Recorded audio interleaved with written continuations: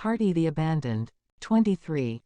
Concerning the leaden pellet, making a canoe, hunting, in the top of a kauri, nothing to indicate the presence of man, the turtle on its back, the turtle disappears, Smith's explanation. It was exactly 7 months since the passengers in the balloon had been thrown upon Lincoln Island. In all this time no human being had been seen. No smoke had betrayed the presence of man upon the island. No work of man's hands, either ancient or modern, had attested his passage. Not only did it seem uninhabited at present, but it appeared to have been so always. And now all the framework of deductions fell before a little bit of metal found in the body of a pig. It was certainly a bullet from a gun, and what but a human being would be so provided? When Pencroff had placed it upon the table, his companions looked at it with profound astonishment. The possibilities suggested by this seemingly trivial incident flashed before them. The sudden appearance of a supernatural being could not have impressed them more. Smith instantly began to reason upon the theories which this incident, as surprising as it was unexpected, suggested. Taking the bit of lead between his fingers he turned it round and about for some time before he spoke. "You are sure, Pencroff," he asked, at length, "that the peccary was hardly 3 months old?" "I'm sure, sir," answered the sailor. "It was sucking its mother when I found it in the ditch." "Well, then, that proves that within 3 months a gun has been fired upon Lincoln Island. And that the bullet has wounded, though not mortally, this little animal," added Spilett. "Undoubtedly," replied Smith, "and now let us see what conclusions are to be drawn from this incident. Either the island was inhabited before our arrival, or men have landed here within 3 months. How these men arrived, whether voluntarily or involuntarily, whether by landing or by shipwreck, cannot be settled at present. Neither have we any means of determining whether they are Europeans or Malays, friends or enemies, nor do we know whether they are living here at present or whether they have gone. But these questions are too important to be allowed to remain undecided." "No," cried the sailor springing from the table. "There can be no men besides ourselves on Lincoln Island. Why, the island is not large, and if it had been inhabited, we must have met someone of its people before this." "It would, indeed, be astonishing if we had not," said Herbert. "But it would be much more astonishing, I think," remarked the reporter, "if this little beast had been born with a bullet in his body." "Unless," suggested Neb, seriously, "Pencroff had had it." "How's that, Neb?" interrupted the sailor. "I, to have had a bullet in my jaw for 5 or 6 months, without knowing it. Where would it have been?" he added, opening his mouth and displaying the 32 splendid teeth that ornamented it. "Look, Neb, and if you can find one broken one in the whole set you may pull out half a dozen." "Neb's theory is inadmissible," said Smith, who, in spite of the gravity of his thoughts, could not restrain a smile. "It is certain that a gun has been discharged on the island within 3 months. But I am bound to believe that the persons on this island have been here but a short time, or else simply landed in passing, as, had the island had inhabitants when we made the ascent of Mount Franklin, we must have seen them or been seen. It is more probable, that within the past few weeks some people have been shipwrecked somewhere upon the coast. The thing, therefore, to do is to discover this point." "I think we should act cautiously," said the reporter. "I think so, too," replied Smith, "as I fear that they must be Malay pirates." "How would it do, Mr. Smith," said the sailor, "to build a canoe so that we could go up this river, or, if need be, round the coast? It won't do to be taken unawares." "It's a good idea," answered the engineer, "but we have not the time now. It would take at least a month to build a canoe." "A regular one, yes," rejoined the sailor, "but we don't want it to stand the sea. I will guarantee to make one in less than 5 days that will do to use on the Mercy." "Build a boat in 5 days," cried Neb. "Yes, Neb, one of Indian fashion." "Of wood?" demanded the negro, still incredulous. "Of wood, or what is better, of bark," answered Pencroff. "Indeed, Mr. Smith, it could be done in 5 days." "Be it so, then," answered the engineer. "In 5 days. But we must look out for ourselves in the meantime," said Herbert. "With the utmost caution, my friends," answered Smith. "And be very careful to confine your hunting expeditions to the neighborhood of Granite House." The dinner was finished in lower spirits than Pencroff had expected. The incident of the bullet proved beyond doubt that the island had been, or was now, inhabited by others, and such a discovery awakened the liveliest anxiety in the breasts of the colonists. Smith and Spilett, before retiring, had a long talk about these things. They questioned if by chance this incident had a connection with the unexplained rescue of the engineer, and other strange events which they had encountered in so many ways. Smith, after having discussed the pros and cons of the question, ended by saying, "In short, Spilett, do you want to know my opinion?" "Yes, Cyrus." "Well, this is it. No matter how minutely we examine the island, we will find nothing." Pencroff began his work the next day. He did not mean to build a boat with ribs and planks, but simply a flat-bottomed float, which would do admirably in the Mersey, especially in the shallow water and its sources. Strips of bark fastened together would be sufficient for their purpose, and in places where a portage would be necessary the affair would be neither heavy nor cumbersome. The sailor's idea was to fasten the strips of bark together with clinched nails, and thus to make the craft staunch. The first thing was to select trees furnishing a supple and tough bark. Now, it had happened that the last storm had blown down a number of Douglas pines, which were perfectly adapted to this purpose. Some of these lay prone upon the earth, and all the colonists had to do was to strip them of their bark, though this indeed was somewhat difficult, on account of the awkwardness of their tools. While the sailor, assisted by the engineer, was thus occupied, Herbert and Spilett, who had been made purveyors to the colony, were not idle. The reporter could not help admiring the young lad, who had acquired a remarkable proficiency in the use of the bow and arrows, and who exhibited, withal, considerable hardiness and coolness.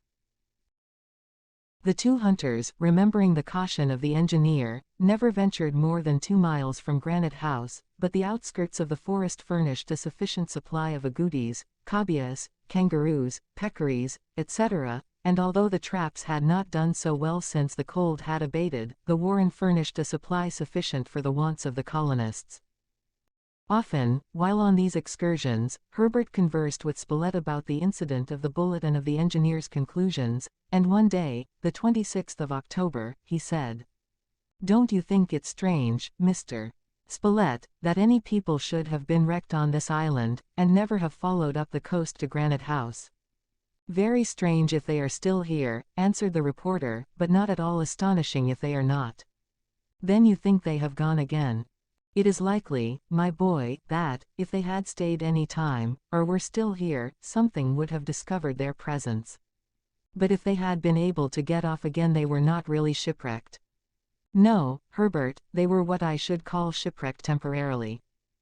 That is, it is possible that they were driven by stress of weather upon the island, without having to abandon their vessel, and when the wind moderated they set out again." "One thing is certain," said Herbert, "and that is, that Mr. Smith has always seemed to dread, rather than to desire, the presence of human beings on our island. The reason is, that he knows that only Malays frequent these seas, and these gentlemen are a kind of rascals that had better be avoided. Is it not possible, sir, that sometime we will discover traces of their landing and, perhaps, be able to settle this point?" "It is not unlikely, my boy. An abandoned camp or the remains of a fire, we would certainly notice, and these are what we will look for on our exploration." The hunters, talking in this way, found themselves in a portion of the forest near the Mersey, remarkable for its splendid trees. Among others, were those magnificent conifera, called by the New Zealanders kauris, rising more than 200 feet in height. "I have an idea, Mr. Spilett," said Herbert, "supposing I climbed to the top of one of these kauris, I could see, perhaps, for a good ways." "It's a good idea," answered the other, "but can you climb one of these giants?" "I am going to try, anyhow," exclaimed the boy, springing upon the lower branches of one, which grew in such a manner as to make the tree easy to mount. In a few minutes he was in its top, high above all the surrounding leafage of the forest. From this height, the eye could take in all the southern portion of the island between Claw Cape on the southeast and Reptile Promontory on the southwest. To the northwest rose Mount Franklin, shutting out more than 1/4 of the horizon. But Herbert, from his perch, could overlook the very portion of the island which was giving, or had given, refuge to the strangers whose presence they suspected. The lad looked about him with great attention, first towards the sea, where not a sail was visible, although it was possible that a ship, and especially one dismasted, lying close into shore, would be concealed from view by the trees which hid the coast. In the woods of the far west nothing could be seen. The forest formed a vast impenetrable dome many miles in extent, without an opening or glade. Even the course of the Mersey could not be seen, and it might be that there were other streams flowing westward, which were equally invisible. But, other signs failing, could not the lad catch in the air some smoke that would indicate the presence of man? The atmosphere was pure, and the slightest vapor was sharply outlined against the sky. For an instant Herbert thought he saw a thin film rising in the west, but a more careful observation convinced him that he was mistaken. He looked again, however, with all care, and his sight was excellent. No, certainly, it was nothing. Herbert climbed down the tree, and he and the reporter returned to Granite House. There Smith listened to the lad's report without comment. It was plain he would not commit himself until after the island had been explored. 2 days later, the 28th of October, another unaccountable incident happened. In strolling along the beach, 2 miles from Granite House, Herbert and Neb had been lucky enough to capture a splendid specimen of the Chelonia midas green turtle whose carapace shone with emerald reflections. Herbert had caught sight of it moving among the rocks towards the sea. "Stop him, Neb, stop him!" he cried. Neb ran to it. "It's a fine animal," said Neb, "but how are we going to keep it?" "That's easy enough, Neb. All we have to do is to turn it on its back, and then it cannot get away. Take your spear and do as I do." The reptile had shut itself in its shell, so that neither its head nor eyes were visible, and remained motionless as a rock. The lad and the negro placed their spears underneath it, and, after some difficulty, succeeded in turning it over. It measured 3 feet in length, and must have weighed at least 400 pounds. "There, that will please Pencroff," cried Neb. Indeed, the sailor could not fail to be pleased, as the flesh of these turtles, which feed upon eelgrass, is very savory. "And now what can we do with our game?" asked Neb. "We can't carry it to Granite House." "Leave it here, since it cannot turn back again," answered Herbert, "and we will come for it with the cart." Neb agreed, and Herbert, as an extra precaution, which the negro thought useless, propped up the reptile with large stones. Then the two returned to Granite House, following the beach, on which the tide was down. Herbert, wishing to surprise Pencroff, did not tell him of the prize which was lying on its back upon the sand, but 2 hours later Neb and he returned with the cart to where they had left it, and the splendid specimen of Chelonia midas was not there. The two looked about them. Certainly, this was where they had left it. Here were the stones he had used, and, therefore, the lad could not be mistaken. "Did the beast turn over, after all?" asked Neb. "It seems so," replied Herbert, puzzled, and examining the stones scattered over the sand. "Pencroff will be disappointed, and Mr. Smith will be troubled to explain this," thought Herbert. "Well," said Neb, who wished to conceal their misadventure, "we won't say anything about it." "Indeed, we will tell the whole story," answered Herbert. And taking with them the useless cart, they returned to Granite House. At the shipyard they found the engineer and the sailor working together. Herbert related all that happened. "You foolish fellows," cried the sailor, "to let at least 50 pounds of soup escape." "But, Pencroff," exclaimed Neb, "it was not our fault that the reptile got away. Haven't I told you we turned it on its back?" "Then you didn't turn it enough," calmly asserted the stubborn sailor. "Not enough," cried Herbert, and he told how he had taken care to prop the turtle up with stones. "Then it was a miracle," exclaimed Pencroff. "Mr. Smith," asked Herbert, "I thought that turtles once placed on their backs could not get over again, especially the very large ones." "That is the fact," answered Smith. "Then how did it? How far off from the sea did you leave this turtle?" asked the engineer, who had stopped working and was turning this incident over in his mind. "About 15 feet, answered Herbert. "And it was low water?" "Yes, sir." "Well," responded the engineer, "what the turtle could not do on land, he could do in water. When the tide rose over him he turned over, and, tranquilly paddled off.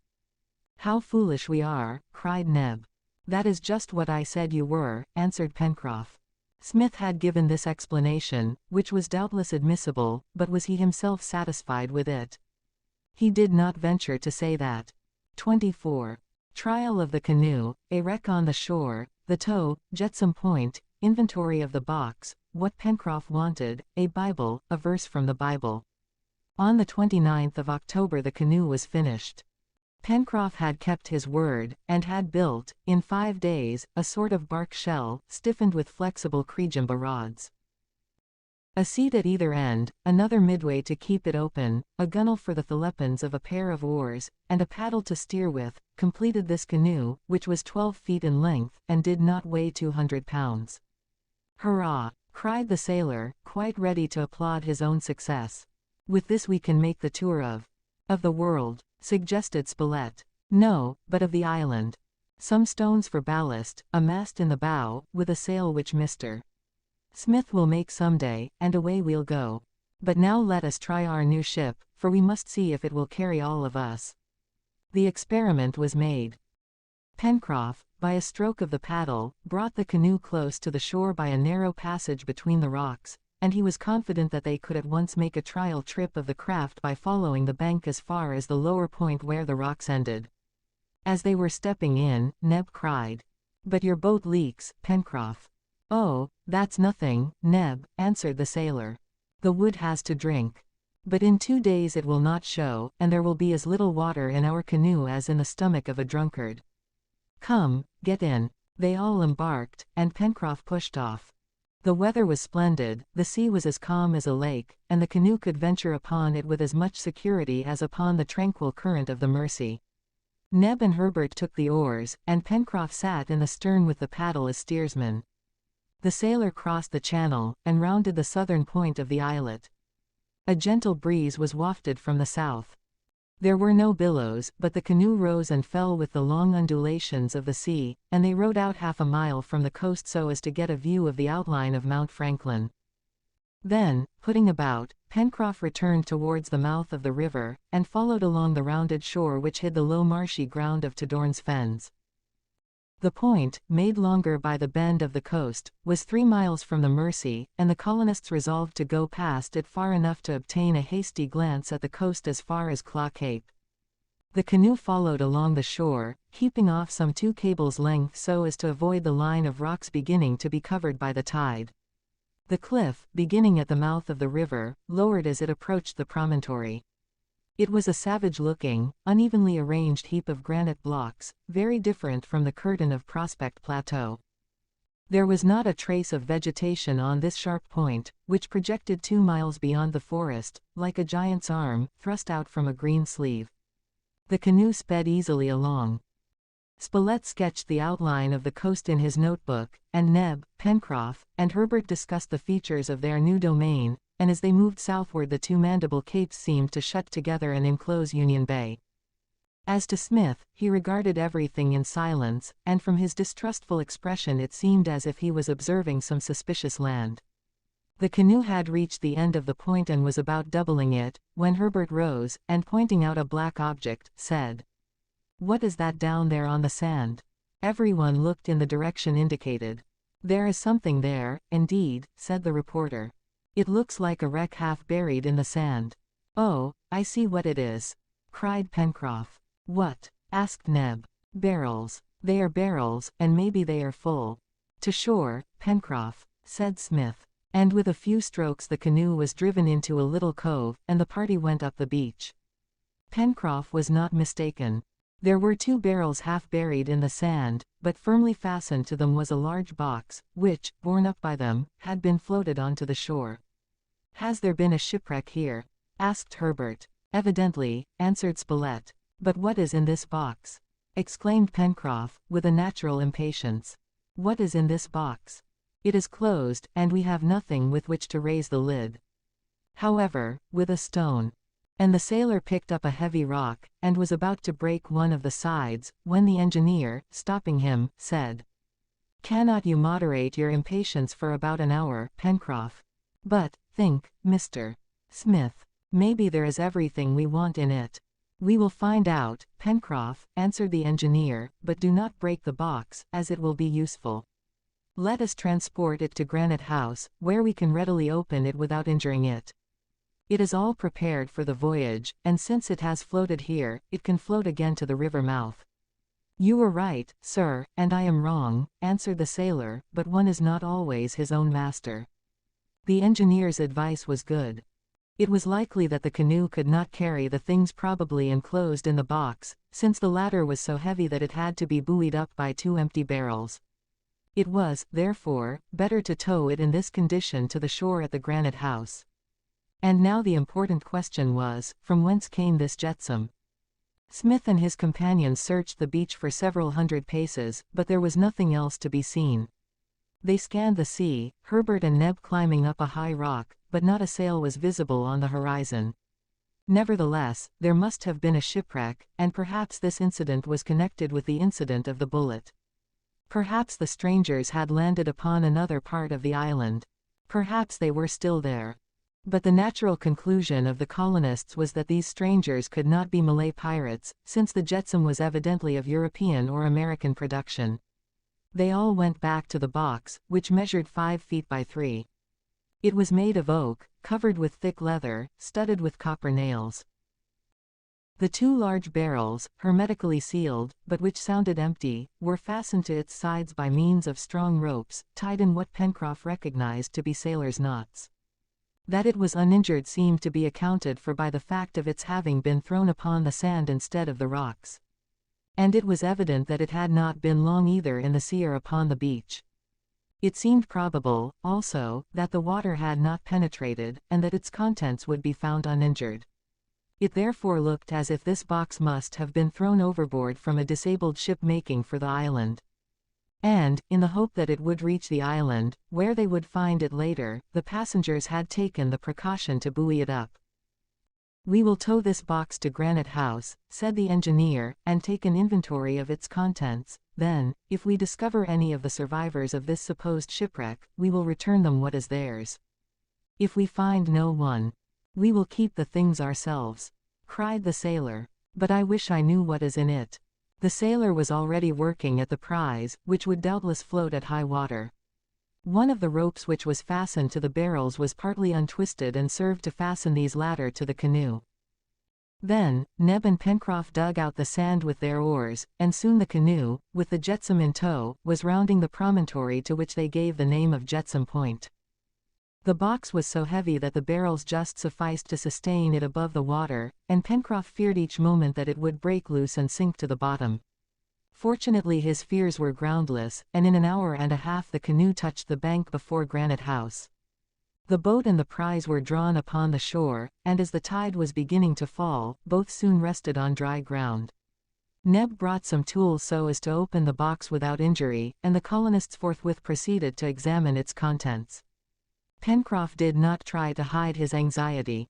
He began by unfastening the barrels, which would be useful in the future, then the fastenings were forced with pincers and the cover taken off. A second envelope, of zinc, was enclosed within the case, in such a manner that its contents were impervious to moisture. "Oh," cried Pencroff, "they must be preserves which are inside." "I hope for something better than that," answered the reporter. "If it should turn out that there was," muttered the sailor. "What?" asked Neb. "Nothing." The zinc cover was split, lengthwise and turned back, and, little by little, many different objects were lifted out on the sand. At each new discovery Pencroff cheered, Herbert clapped his hands, and Neb danced. There were books which made the lad crazy with pleasure, and cooking implements which Neb covered with kisses. In truth the colonists had reason to be satisfied, as the following inventory, copied from Spilett's notebook, will show. Tools, 3. Pocket knives, with several blades, 2 wood chopper's hatchets, 2 carpenter's hatchets, 3 planes, 2 adzes, 1 axe, 6 cold chisels, 2 files, 3 hammers, 3 gimlets, 2 augers, 10 bags of nails and screws, 3 saws of different sizes, 2 boxes of needles. Arms, 2. flintlock guns, 2 percussion guns, 2 central fire carbines, 5 cutlasses, 4 boarding sabers, 2 barrels of powder, holding 15 pounds each, 12 boxes of caps. Instruments: 1 sextant, 1 opera glass, 1 spyglass, 1 box compass, 1 pocket compass, 1 Fahrenheit thermometer, 1 aneroid barometer, 1 box containing a photographic apparatus, together with glasses, chemicals, etc. Clothing: 2 dozen shirts of a peculiar material resembling wool, though evidently a vegetable substance, 3 dozen stockings of the same material. Utensils: 1 iron pot, 6 tinned copper stewpans, 3 iron plates, 10 aluminium knives and forks, 2 kettles, 1 small portable stove, 5 table knives. Books: 1 Bible, 1 atlas, 1 dictionary of Polynesian languages, 1 dictionary of the natural sciences, 3 reams of blank paper, 2 blank books. Unquestionably, said the reporter, after the inventory had been taken, the owner of this box was a practical man. Tools, arms, instruments, clothing, utensils, books, nothing is wanting.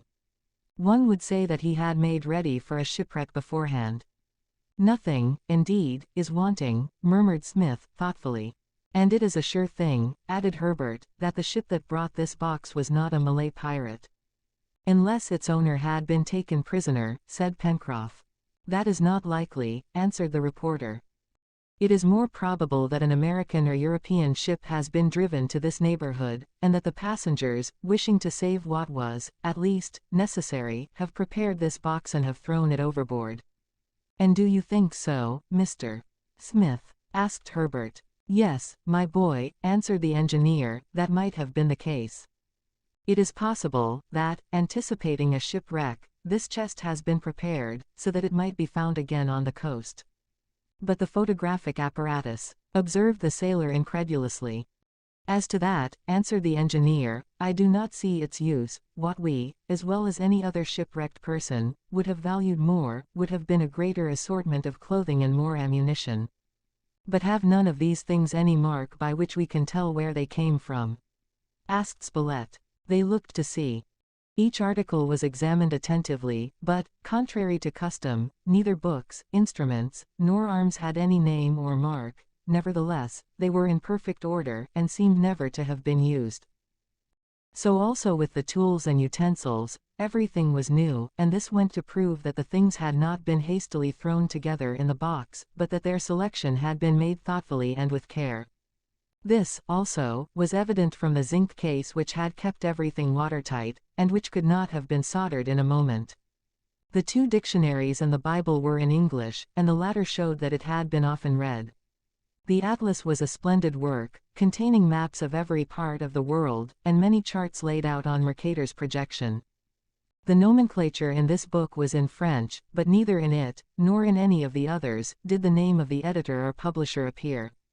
The colonists, therefore, were unable to even conjecture the nationality of the ship that had so recently passed near them. But no matter where it came from, this box enriched the party on Lincoln Island. Until now, in transforming the products of nature, they had created everything for themselves, and had succeeded by their own intelligence. Did it not now seem as if Providence had intended to reward them by placing these divers products of human industry in their hands? Therefore, with one accord, they all rendered thanks to heaven. Nevertheless, Pencroff was not entirely satisfied. It appeared that the box did not contain something to which he attached an immense importance, and as its contents lessened, his cheers had become less hearty, and when the inventory was closed, he murmured, "That's all very fine, but you see there is nothing for me here." "Why, what did you expect, Pencroff?" exclaimed Neb. "A half-pound of tobacco," answered the sailor, "and then I would have been perfectly happy." The discovery of this jetsam made the thorough exploration of the island more necessary than ever. It was, therefore, agreed that they should set out early the next morning, proceeding to the western coast via the Mersey. If anyone had been shipwrecked on that part of the island, they were doubtless without resources, and help must be given them at once. During the day the contents of the box were carried to Granite House and arranged in order in the Great Hall. And that evening, the 29th of October, Herbert before retiring asked Mr. Smith to read some passages from the Bible. Gladly, answered the engineer, taking the sacred book in his hands, when Pencroff, checking him, said, "Mr. Smith, I am superstitious. Open the book at random and read the first verse which you meet with. We will see if it applies to our situation."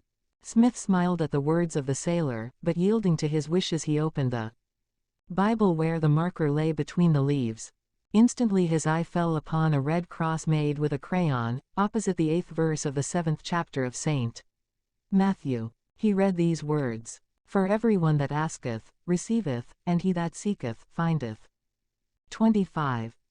The departure, the rising tide, elms and other trees, different plants, the kingfisher, appearance of the forest, the gigantic eucalypti, why they are called fever trees, monkeys, the waterfall, encampment for the night. The next day, the 30th of October, everything was prepared for the proposed exploration, which these last events had made so necessary. Indeed, as things had turned out, the colonists could well imagine themselves in a condition to give, rather than to receive, help. It was agreed that they ascend the Mersey as far as practicable. They would thus be able to transport their arms and provisions a good part of the way without fatigue. It was also necessary to think, not only of what they now carried, but of what they might perhaps bring back to Granite House. If, as all thought, there had been a shipwreck on the coast, they would find many things they wanted on the shore, and the cart would doubtless have proved more convenient than the canoe. But the cart was so heavy and unwieldy that it would have been too hard work to drag it, which fact made Pencroff regret that the box had not only held his half-pound of tobacco, but also a pair of stout New Jersey horses, which would have been so useful to the colony.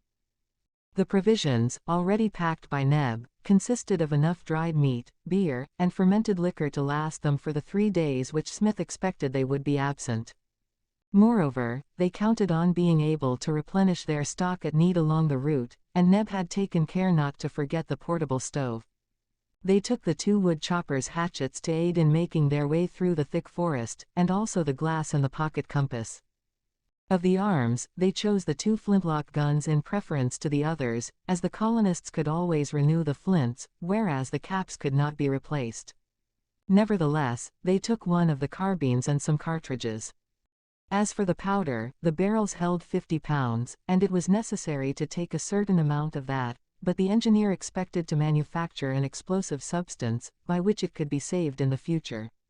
To the firearms they added the 5 cutlasses, in leather scabbards. And thus equipped, the party could venture into the forest with some chance of success. Armed in this manner, Pencroff, Herbert, and Neb had all they could desire, although Smith made them promise not to fire a shot unnecessarily. At 6 o'clock the party, accompanied by Top, started for the mouth of the Mersey. The tide had been rising half an hour, and there were therefore some hours yet of the flood which they could make use of. The current was strong, and they did not need to row to pass rapidly up between the high banks and the river. In a few minutes the explorers had reached the turn where, 7 months before, Pencroff had made his first raft. Having passed this elbow, the river, flowing from the southwest, widened out under the shadow of the grand evergreen conifers, and Smith and his companions could not but admire the beautiful scenery. As they advanced the species of forest trees changed. On the right bank rose splendid specimens of ulmaceae, those valuable elms so much sought after by builders, which have the property of remaining sound for a long time in water. There was, also, numerous groups belonging to the same family, among them the mycoculiaes, the root of which produces a useful oil. Herbert discovered some Lardizabalaceae, whose flexible branches, soaked in water, furnish excellent ropes, and 2 or 3 trunks of ebony of a beautiful black color, curiously veined. From time to time, where a landing was easy, the canoe stopped, and Spilett, Herbert, and Pencroff, accompanied by Top, explored the bank.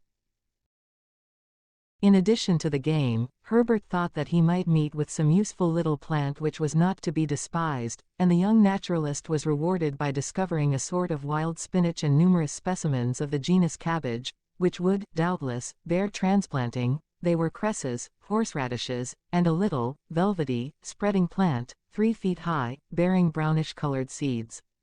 "Do you know what this is?" asked Herbert of the sailor. "Tobacco," cried Pencroff, who had evidently never seen the plant which he fancied so much. No, Pencroff, answered Herbert, it is not tobacco, it is mustard. Only mustard, exclaimed the other. Well, if you happen to come across a tobacco plant, my boy, do not pass it by. We will find it some day, said Spilett. All right, cried Pencroff, and then I will be able to say that the island lacks nothing. These plants were taken up carefully and carried back to the canoe, where Cyrus Smith had remained absorbed in his own thoughts. The reporter, Herbert, and Pencroff made many of these excursions, sometimes on the right bank of the Mersey and sometimes upon the left. The latter was less abrupt, but more wooded. The engineer found, by reference to the pocket compass, that the general direction of the river from its bend was southwest, and that it was nearly straight for about 3 miles. But it was probable that the direction would change further up, and that it would flow from the spurs of Mount Franklin, which fed its waters in the northwest. During one of these excursions Spilett caught a couple of birds with long, slim beaks, slender necks, short wings, and no tails, which Herbert called tinamous, and which they resolved should be the first occupants of the future poultry yard. But the first report of a gun that echoed through the forests of the far west was provoked by the sight of a beautiful bird, resembling a kingfisher. I know it, cried Pencroff. What do you know? Asked the reporter. That bird. It is the bird which escaped on our first exploration, the one after which we named this part of the forest. A jacamar, exclaimed Herbert. It was, indeed, one of those beautiful birds, whose harsh plumage is covered with a metallic luster. Some small shot dropped it to the earth, and Top brought it, and also some torricularies, climbing birds the size of pigeons, to the canoe. The honor of this first shot belonged to the lad, who was pleased enough with the result. The torricularies were better game than the jacamar, the flesh of the latter being tough, but it would have been hard to persuade Pencroff that they had not killed the most delicious of birds. It was 10 o'clock when the canoe reached the second bend of the river, some 5 miles from the mouth. Here they stopped half an hour, under the shadow of the trees, for breakfast.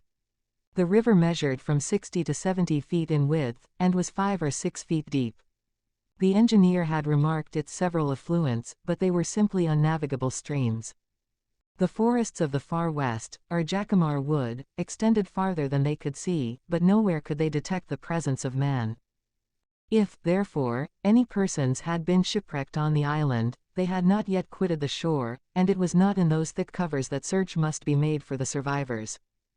The engineer began to manifest some anxiety to get to the western coast of the island, distant, as he calculated, about 5 miles or less.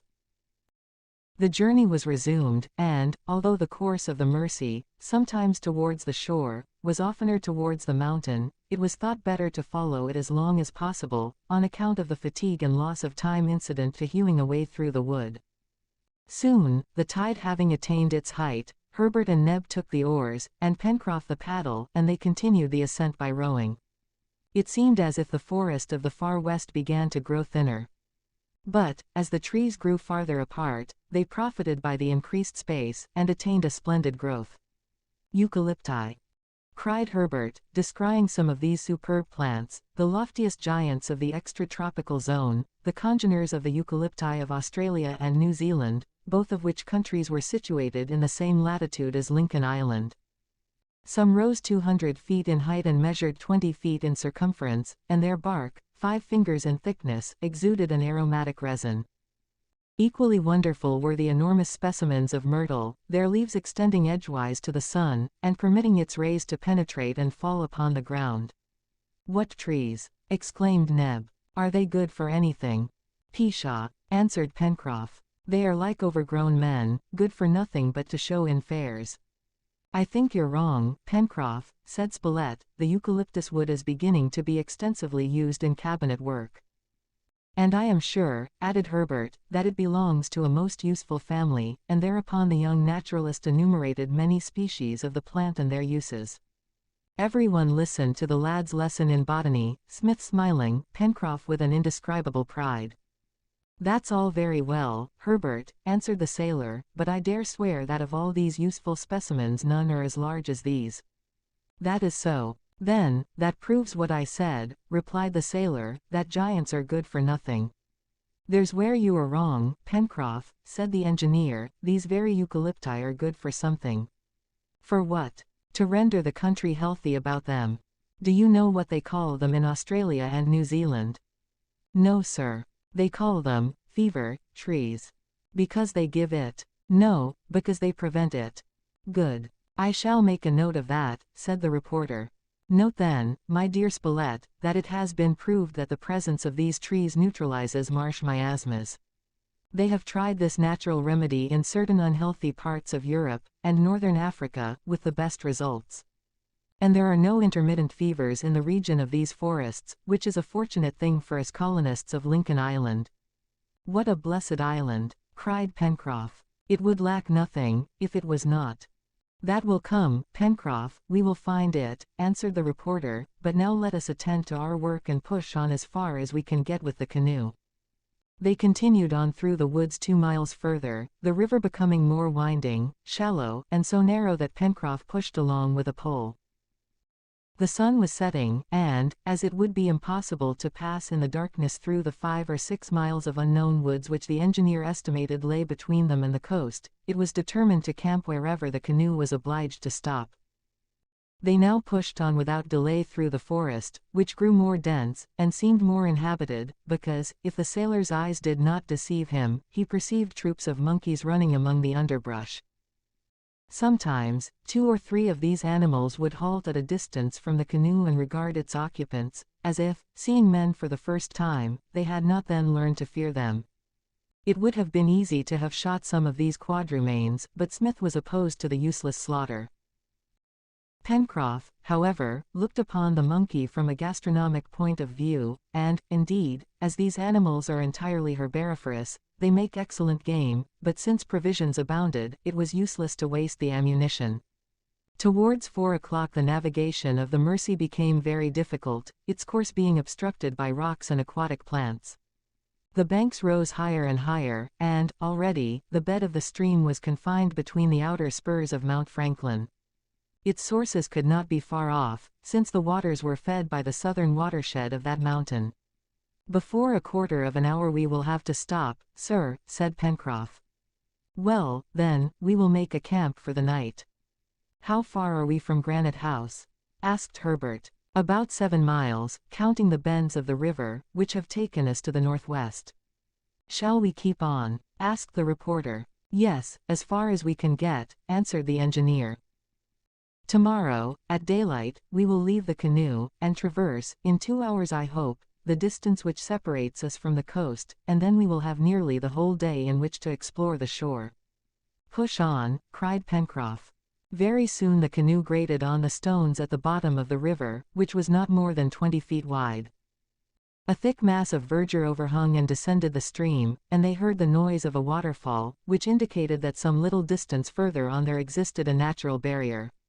And, indeed, at the last turn in the river, they saw the cascade shining through the trees. The canoe scraped over the bottom and then grounded on a rock near the right bank. It was 5 o'clock, and the level rays of the setting sun illuminated the little fall. Above, the Mercy, supplied from a secret source, was hidden by the bushes. The various streams together had made it a river, but here it was but a shallow, limpid brook.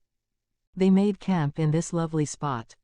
Having disembarked, a fire was lighted under a group of myco-couliers, in whose branches Smith and his companions could, if need be, find a refuge for the night.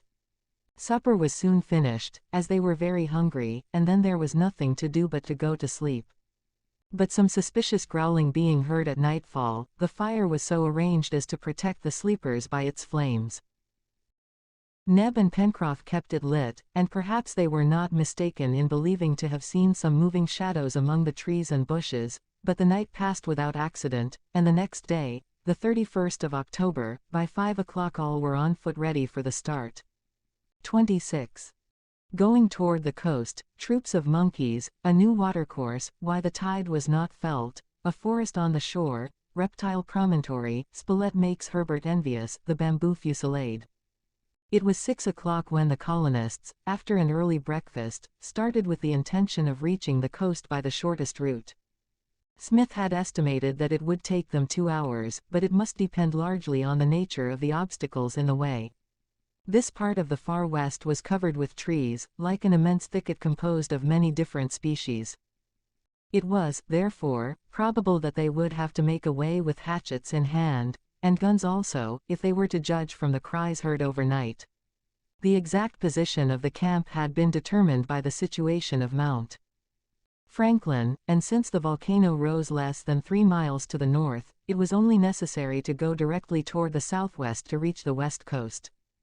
After having seen to the mooring of the canoe, the party started, Neb and Pencroff carrying sufficient provisions to last the little troop for 2 days at least. They were no longer hunting, and the engineer recommended his companions to refrain from unnecessary firing, so as not to give warning of their presence on the coast. The first blows of the hatchet were given in the bushes just above the cascade, while Smith, compass in hand, indicated the route. The forest was, for the most part, composed of such trees as had already been recognized about the lake and on Prospect Plateau. The colonists could advance but slowly, and the engineer believed that in time their route would join with that of Red Creek. Since their departure, the party had descended the low declivities which constituted the orography of the island, over a very dry district, although the luxuriant vegetation suggested either a hydrographic network permeating the ground beneath, or the proximity to some stream. Nevertheless, Smith did not remember having seen, during the excursion to the crater, any other water courses than Bed Creek and the Mercy. During the first few hours of the march, they saw troops of monkeys, who manifested the greatest astonishment at the sight of human beings. Spilett laughingly asked if these robust quadrumanes did not look upon their party as degenerate brethren, and, in truth, the simple pedestrians, impeded at each step by the bushes, entangled in the lianas, stopped by tree trunks, did not compare favorably with these nimble animals, which bounded from branch to branch, moving about without hindrance. These monkeys were very numerous, but, fortunately, they did not manifest any hostile disposition. They saw, also, some wild boars, some agoutis, kangaroos, and other rodents, and 2 or 3 koalas, which latter Pencroff would have been glad to shoot. "But," said he, "the hunt has not begun. Play now, my friends, and we will talk to you when we come back." At 9:30, the route, which bore directly southwest, was suddenly interrupted by a rapid stream, rushing over rocks, and pent in between banks but 30 or 40 feet apart. It was deep and clear, but absolutely unnavigable. "We are stopped," cried Neb. "No," replied Herbert, "we can swim such a brook as this." "Why should we do that?" answered Smith. "It is certain that this creek empties into the sea. Let us keep to this bank and I will be astonished if it does not soon bring us to the coast." "Come on." "1 minute," said the reporter. "The name of this creek, my friends. We must not leave our geography incomplete." "True enough," said Pencroff. "You name it, my boy," said the engineer, addressing Herbert. "Will not it be better to wait till we have discovered its mouth?" asked Herbert. "Right," replied Smith, "let us push on." "Another minute," exclaimed Pencroff. "What more?" demanded the reporter. "If hunting is forbidden, fishing is allowed, I suppose," said the sailor. "We haven't the time to waste," answered the engineer.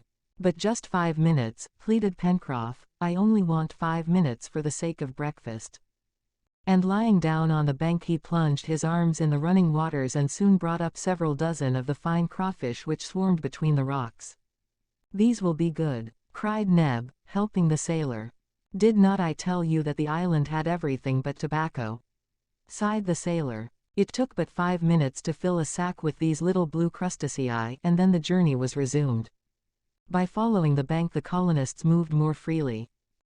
Now and then they found traces of large animals which came to the stream for water, but they found no sign of human beings, and they were not yet in that part of the far west where the peccary had received the leaden pellet which cost Pencroff a tooth. Smith and his companions judged, from the fact that the current rushed towards the sea with such rapidity, that they must be much farther from the coast than they imagined, because at this time the tide was rising, and its effect would have been visible near the mouth of the creek. The engineer was greatly astonished, and often consulted his compass to be sure that the stream was not returning towards the depths of the forest. Meantime, its waters, gradually widening, became less tumultuous. The growth of trees on the right bank was much denser than on the left, and it was impossible to see through this thicket, but these woods were certainly not inhabited, or Top would have discovered it. At 10:30, to the extreme surprise of Smith, Herbert, who was walking some paces ahead, suddenly stopped, exclaiming, "The sea!" And a few minutes later the colonists, standing upon the border of the forest, saw the western coast of the island spread before them. But what a contrast was this coast to the one on which chance had thrown them! No granite wall, no reef in the offing, not even a beach. The forest formed the shore, and its furthermost trees, washed by the waves, leaned over the waters. It was in no sense such a beach as is usually met with, composed of vast reaches of sand or heaps of rocks, but a fine border of beautiful trees. The bank was raised above the highest tides, and upon this rich soil, supported by a granite base, the splendid monarchs of the forest seemed to be as firmly set as were those which stood in the interior of the island.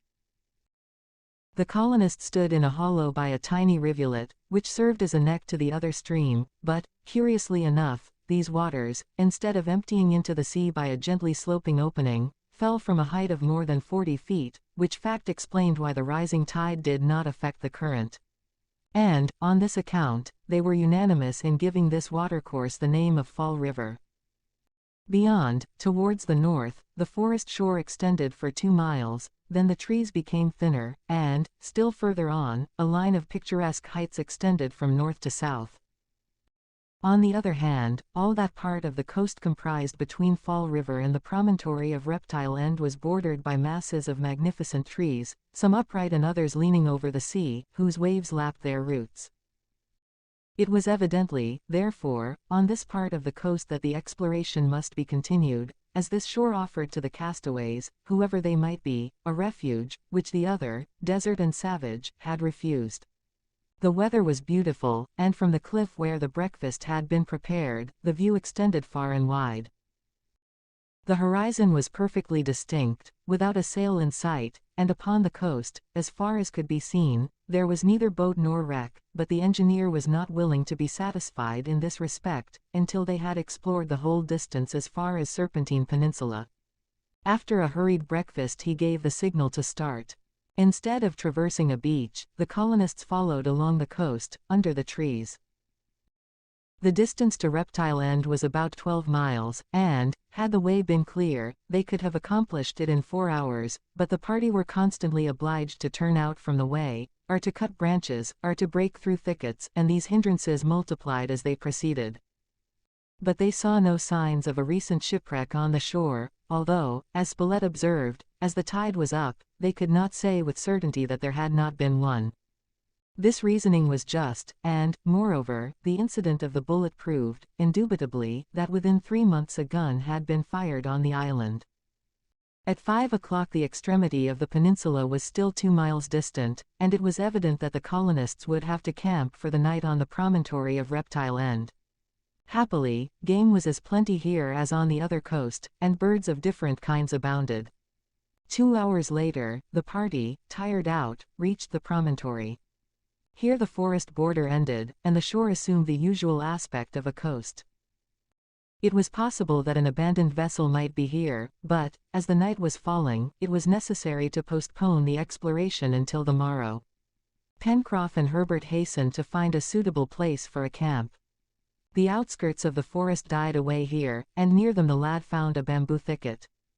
"Good," said he, "this is a valuable discovery." "Valuable?" asked Pencroff.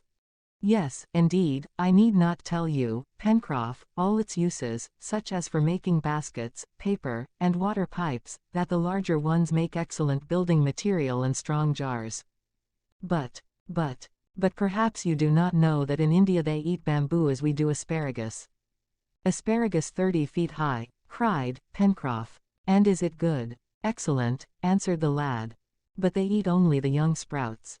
"Delicious," cried Pencroff. "And I am sure that the pith of young plants preserved in vinegar makes an excellent condiment." "Better and better. And, lastly, they exude a sweet liquor which makes a pleasant drink." "Is that all?" demanded the sailor. "That's all. Isn't it good to smoke?" "No, my poor Pencroff, you cannot smoke it." They did not have to search far for a good place for the camp. The rocks, much worn by the action of the sea, had many hollows that would afford shelter from the wind. But just as they were about to enter one of these cavities they were arrested by formidable growlings. "Get back," cried Pencroff, "we have only small shot in our guns, and these beasts would mind it no more than salt." And the sailor, seizing Herbert, dragged him behind some rocks, just as a huge jaguar appeared at the mouth of the cavern. Its skin was yellow, striped with black, and softened off with white under its belly. The beast advanced, and looked about. Its hair was bristling, and its eyes sparkling as if it was not scenting man for the first time. Just then Spilett appeared, coming round the high rocks, and Herbert, thinking he had not seen the jaguar, was about rushing towards him, when the reporter, motioning with his hand, continued his approach. It was not his first tiger. Advancing within 10 paces of the animal, he rested motionless, his gun at his shoulder, not a muscle quivering. The jaguar, crouching back, made a bound towards the hunter, but as it sprung a bullet struck it between the eyes, dropping it dead. Herbert and Pencroff rushed to it, and Smith and Neb coming up at the moment, all stopped to look at the splendid animal lying at length upon the sand. "Oh, Mr. Spilett, how I envy you!" cried Herbert, in an excess of natural enthusiasm. "Well, my boy, you would have done as well," answered the reporter. "I have been as cool as that. Only imagine, Herbert, that a jaguar is a hare, and you will shoot him as unconcernedly as anything in the world. And now," continued the reporter, "since the jaguar has left his retreat I don't see, my friends, why we should not occupy the place during the night." "But some others may return," said Pencroff. "We will only have to light a fire at the entrance of the cavern," said the reporter, "and they will not dare to cross the threshold." "To the jaguar house, then," cried the sailor, dragging the body of the animal after him. The colonists went to the abandoned cave, and, while Neb was occupied in skinning the carcass, the others busied themselves with piling a great quantity of dry wood around the threshold. This done they installed themselves in the cave, whose floor was strewn with bones, the arms were loaded for an emergency, and, having eaten supper, as soon as the time for sleep was come, the fire at the entrance was lit. Immediately a tremendous fusillade ensued. It was the bamboo which, in burning, exploded like fireworks. The noise, in itself, would have been sufficient to frighten off the bravest beasts. 27. Proposal to return by the south coast, its configuration, search for the shipwrecked, a waif in the air, discovery of a small natural harbor, midnight on the Mersey, a drifting canoe. Smith and his companions slept like mice in the cavern which the jaguar had so politely vacated, and, by sunrise, all were on the extremity of the promontory, and scrutinizing the horizon visible on either hand. No ship or wreck was to be seen, and not even with the spyglass could any suspicious object be discerned. It was the same along the shore, at least on all that portion, 3 miles in length, which formed the south side of the promontory, as, beyond that, a slope of the land concealed the rest of the coast, and even from the extremity of Serpentine Peninsula, Claw Cape was hidden by high rocks. The southern bank of the island remained to be explored. Had they not better attempt this at once, and give up this day to it? This procedure had not entered into their first calculations, as, when the canoe was left at the sources of the Mersey, the colonists thought that, having explored the west coast, they would return by the river, Smith having then believed that this coast sheltered either a wreck or a passing ship. But as soon as this shore disclosed no landing place, it became necessary to search the south side of the island for those whom they had failed to discover on the west. It was Spilett who proposed continuing the exploration so as to settle definitely the question of the supposed shipwreck, and he inquired how far it would be to Claw Cape. "About 30 miles, answered the engineer, if we allow for the regularity of the shore." 30 miles, exclaimed Spilett, that would be a long walk. "Nevertheless, I think we should return to Granite House by the south coast." "But," observed Herbert, "from Claw Cape to Granite House is at least 10 miles further." "Call it 40 miles altogether," answered the reporter, "and do not let us hesitate to do it. At least we will have seen this unknown shore, and will not have it to explore over again." "That is so," said Pencroff. "But how about the canoe?" "The canoe can stay where it is for a day or two," replied Spilett. "We can hardly say that the island is infested with thieves. Nevertheless, when I remember that affair of the turtle, I am not so confident." "The turtle! The turtle!" cried the reporter. "Don't you know that the sea turned it over?" "Who can say?" murmured the engineer. "But," began Neb, who, it was evident, wished to say something. "What is it, Neb?" questioned the engineer. "If we do return by the shore to Claw Cape, after having gone round it, we will be stopped." "By the Mercy!" cried Herbert. "And we have no bridge or boat." "Oh," answered Pencroff, "we can cross it readily enough with some logs." "Nevertheless," said Spilett, "it would be well to build a bridge sometime if we wish to have ready access to the Far West." "A bridge!" cried Pencroff. "Well, isn't Mr. Smith state engineer? If we shall need a bridge we will have one. As to carrying you over the Mercy tonight without getting wet, I will look out for that. We still have a day's provision, which is all that is necessary, and, besides, the game may not give out today as it did yesterday. So let us go." The proposal of the reporter, strongly seconded by the sailor, obtained general approval, as everyone wished to end their doubts, and by returning by Claw Cape the exploration would be complete. But no time was to be lost, for the tramp was long, and they counted on reaching Granite House that night. So by 6 o'clock the little party was on its way, the guns loaded with ball in case of an encounter, and Top, who went ahead, ordered to search the edge of the forest. The first 5 miles of the distance was rapidly traversed, and not the slightest sign of any human being was seen. When the colonists arrived at the point where the curvature of the promontory ended, and Washington Bay began, they were able to take in at one view the whole extent of the southern coast. 25 miles distant the shore was terminated by Claw Cape, which was faintly visible through the morning mists, and reproduced as a mirage in midair. Between the place occupied by the colonists and the upper end of the Great Bay the shore began with a flat and continuous beach, bordered in the background by tall trees. Following this, it became very irregular, and thrust sharp points into the sea, and finally a heap of black rocks, thrown together in picturesque disorder, completed the distance to Claw Cape. "A ship would surely be lost on these sands and shoals and reefs," said Pencroff. "It is poor quarters. But at least a portion of her would be left," observed the reporter. "Some bits of wood would remain on the reefs, nothing on the sands," answered the sailor. "How is that?" "Because the sands are even more dangerous than the rocks, and swallow up everything that is thrown upon them. A few days suffice to bury out of sight the hull of a ship of many tons measurement." Then, Pencroff questioned the engineer, if a vessel had been lost on these banks, it would not be surprising if there was no trace left. "No, sir, that is after a time or after a tempest. Nevertheless, it would be surprising, as now, that no spars or timbers were thrown upon the shore beyond the reach of the sea." "Let us continue our search," replied Smith. By 1 o'clock the party had accomplished 20 miles, having reached the upper end of Washington Bay, and they stopped to lunch. Here began an irregular shore, oddly cut into by a long line of rocks, succeeding the sand banks, and just beginning to show themselves by long streaks of foam, above the undulations of the receding waves. From this point to Claw Cape the beach was narrow and confined between the reef of rocks and the forest, and the march would therefore be more difficult. The granite wall sunk more and more, and above it the tops of the trees, undisturbed by a breath of air, appeared in the background. After half an hour's rest the colonists took up the march again, on the lookout for any sign of a wreck, but without success. They found out, however, that edible mussels were plenty on this beach, although they would not gather them until means of transport between the two banks of the river should have been perfected. Towards 3 o'clock, Smith and his companions reached a narrow inlet, unfed by any watercourse. It formed a veritable little natural harbor, invisible from without, and approached by a narrow passage guarded by the reefs.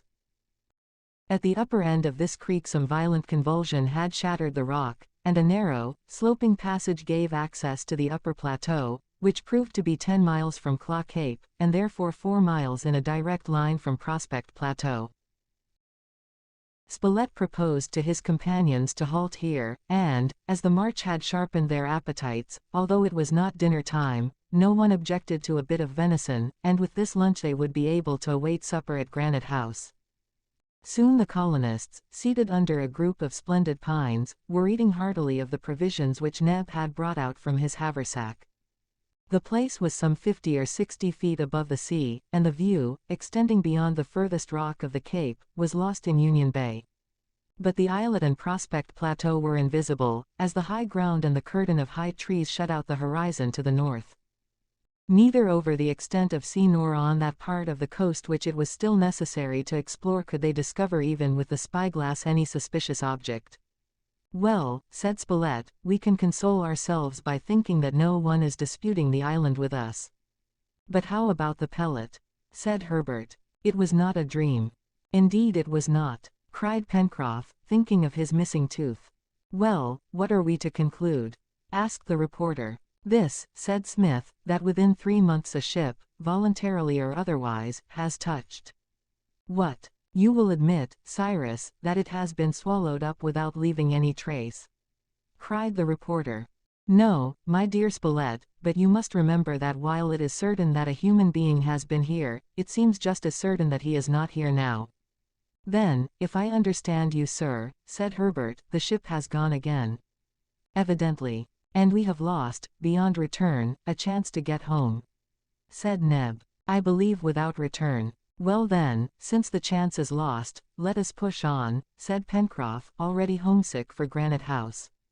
But, just as they were rising, Top's barking was heard, and the dog burst from the forest, holding in his mouth a soiled rag. Neb took it from him. It was a bit of strong cloth. Top, still barking, seemed by his motions to invite his master to follow into the wood. "Here is something which will explain my bullet," cried Pencroff. "A shipwrecked person," answered Herbert. "Wounded, perhaps," exclaimed Neb. "Are dead," responded the reporter. And all holding their arms in readiness, hurried after the dog through the outskirts of the forests. They advanced some distance into the wood, but, to their disappointment, they saw no tracks. The underbrush and lianas were uninjured and had to be cut away with the hatchet, as in the depths of the forest. It was hard to imagine that any human creature had passed there, and yet Top's action showed no uncertainty, but was more like that of a human being having a fixed purpose. In a few minutes the dog stopped. The colonists, who had arrived at a sort of glade surrounded by high trees, looked all about them, but neither in the underbrush or between the tree trunks could they discover a thing. "What is it, Top?" said Smith. Top, barking louder, ran to the foot of a gigantic pine. Suddenly Pencroff exclaimed, "This is capital." "What's that?" asked Spilett. "We've been hunting for some waif on the sea or land. Well, and here it is in the air." And the sailor pointed out a mass of faded cloth caught on the summit of the pine, a piece of which Top had found on the ground. "But that is no waif," exclaimed Spilett. "Indeed it is," answered Pencroff. "How is it?" "It is all that is left of our balloon, of our ship which is stranded on the top of this tree." Pencroff was not mistaken, and he added, with a shout, "And there is good stuff in it which will keep us in linen for years. It will make us handkerchiefs and shirts." "Aha, Mr. Spilett, what do you say of an island where shirts grow on the trees?" It was, indeed, a fortunate thing for the colonists that the aerostat, after having made its last bound into the air, had fallen again on the island. They could either keep the envelope in its present shape, in case they might desire to attempt a new flight through the air, or, after having taken off the varnish, they could make use of its hundreds of ells of good cotton cloth. At these thoughts all shared Pencroff's joy. It was no easy task to take down this envelope from the tree top. But Neb, Herbert, and the sailor climbed up to it, and after 2 hours of hard work not only the envelope, with its valve, springs, and leather mountings, but the net, equivalent to a large quantity of cordage and ropes, together with the iron ring and the anchor, lay upon the ground. The envelope, excepting the rent, was in good order, and only its lower end had been torn away. It was a gift from heaven. "Nevertheless, Mr. Smith," said the sailor, "if we ever do decide to leave the island it won't be in a balloon, I hope. These airships don't always go the way you want them to, as we have found out. If you will let me have my way, we will build a ship of 20 tons, and you will allow me to cut from this cloth a foresail and jib." The rest of it will do for clothes. We will see about it, Pencroff, answered Smith. And meanwhile it must all be put away carefully, said Neb. In truth, they could not think of carrying all this weight of material to Granite House, and while waiting for a proper means of removing it, it was important not to leave it exposed to the weather. The colonists, uniting their efforts, succeeded in dragging it to the shore, where they discovered a cave so situated that neither wind, rain, nor sea could get at it. It is a wardrobe, said Pencroff, but since it does not kick, it will be prudent to hide the opening, not, perhaps from 2-footed, but from 4-footed thieves.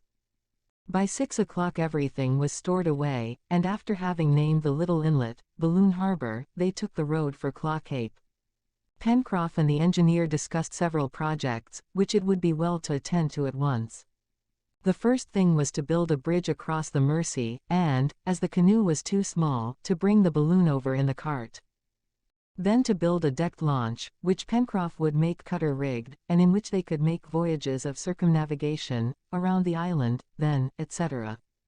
In the meantime the night approached, and it was already dark, when the colonists reached Jetsam Point, where they had discovered the precious box.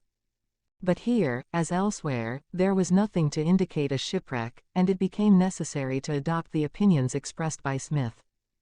The 4 miles from Jetsam Point to Granite House were quickly traversed, but it was midnight when the colonists arrived at the first bend above the mouth of the Mersey. There the river was 80 feet wide, and Pencroff, who had undertaken to overcome the difficulty of crossing it, set to work. It must be admitted that the colonists were fatigued. The tramp had been long, and the incident of the balloon had not rested their arms or legs. They were therefore anxious to get back to Granite House to supper and bed, and if they had only had the bridge, in a quarter of an hour they could have been at home. The night was very dark. Pencroff and Neb, armed with the hatchets, chose 2 trees near the bank, and began cutting them down, in order to make a raft. Smith and Spilett, seated on the ground, waited to assist their companions, and Herbert sauntered about, doing nothing. All at once the lad, who had gone up the stream, returned hurriedly, and, pointing back, exclaimed, "What is that drifting there?" Pencroff stopped work and perceived an object resting motionless in the gloom. "A canoe," he exclaimed. All came up and saw, to their astonishment, a boat following the current. "Canoe, ahoy!" shouted Pencroff from force of habit, forgetting that it might be better to keep quiet. There was no answer. The boat continued to drift, and it was not more than a dozen paces off, when the sailor exclaimed, "Why, it's our canoe. She has broken away and drifted down with the current. Well, we must admit that she comes in the nick of time."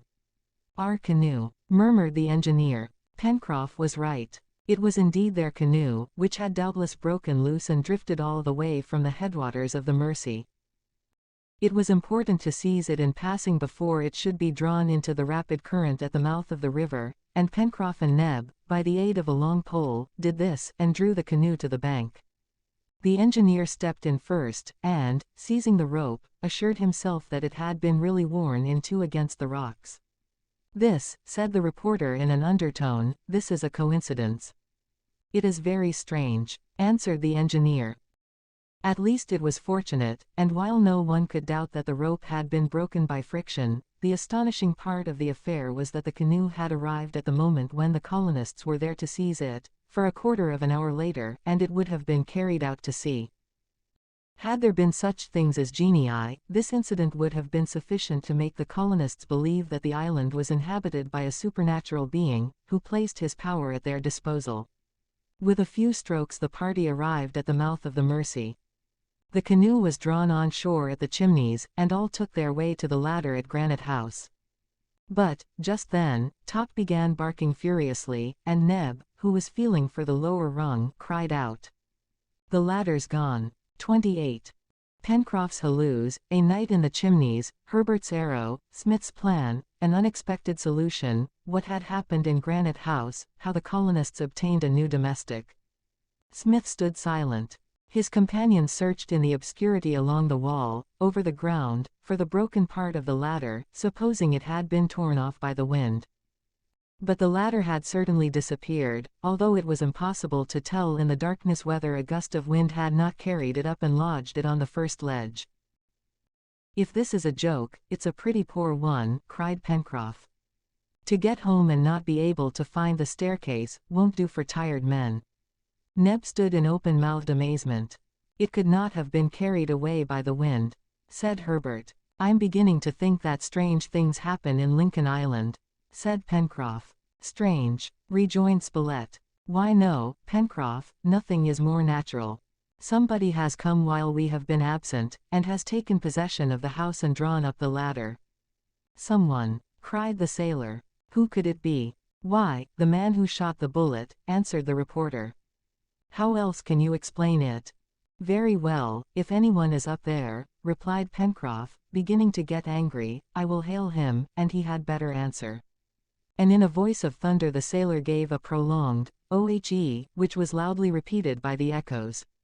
The colonists listened, and thought that they heard a sort of chuckling proceed from Granite House. But there was no answering voice to the sailor, who repeated his appeal in vain. Here was an event that would have astonished people the most indifferent, and from their situation the colonists could not be that. To them, the slightest incident was of moment, and certainly during their 7 months' residence nothing equal to this had happened. They stood there at the foot of Granite House not knowing what to do or to say. Neb was disconsolate at not being able to get back to the kitchen, especially as the provisions taken for the journey had all been eaten, and they had no present means of renewing them. "There is but one thing to do, my friends," said Smith, "to wait until daylight, and then to be governed by circumstances. Meanwhile let us go to the Chimneys, where we will be sheltered, and, even if we cannot eat, we can sleep." "But who is the ill-mannered fellow that has played us this trick?" asked Pencroff again, who thought it no joke. Whoever he was, there was nothing to do but to follow the engineer's advice. Top, having been ordered to lie down under the windows of Granite House, took his place without complaint. The brave dog remained at the foot of the wall, while his master and his companions took shelter among the rocks. The colonists, tired as they were, slept but little. Not only were their beds uncomfortable, but it was certain that their house was occupied at present, and they were unable to get into it. Now Granite House was not only their dwelling, it was their storehouse. Everything they possessed was stored there. It would be a serious thing if this should be pillaged and they should have again to begin at the beginning. In their anxiety, one or the other went out often to see if the dog remained on watch. Smith, alone, waited with his accustomed patience, although he was exasperated at finding himself confronted by something utterly inexplicable, and his reason shrank from the thought that around him, over him, perhaps, was exercising an influence to which he could give no name. Spilett sharing his thoughts, they conversed together in an undertone of those unaccountable events which defied all their knowledge and experience. Certainly, there was a mystery about this island, but how discover it? Even Herbert did not know what to think, and often questioned Smith. As to Neb, he said that this was his master's business and not his, and if he had not feared offending his companions, the brave fellow would have slept this night as soundly as if he had been in his bed in Granite House. Pencroff, however, was very much put out. "It's a joke," he said. "It's a joke that is played on us.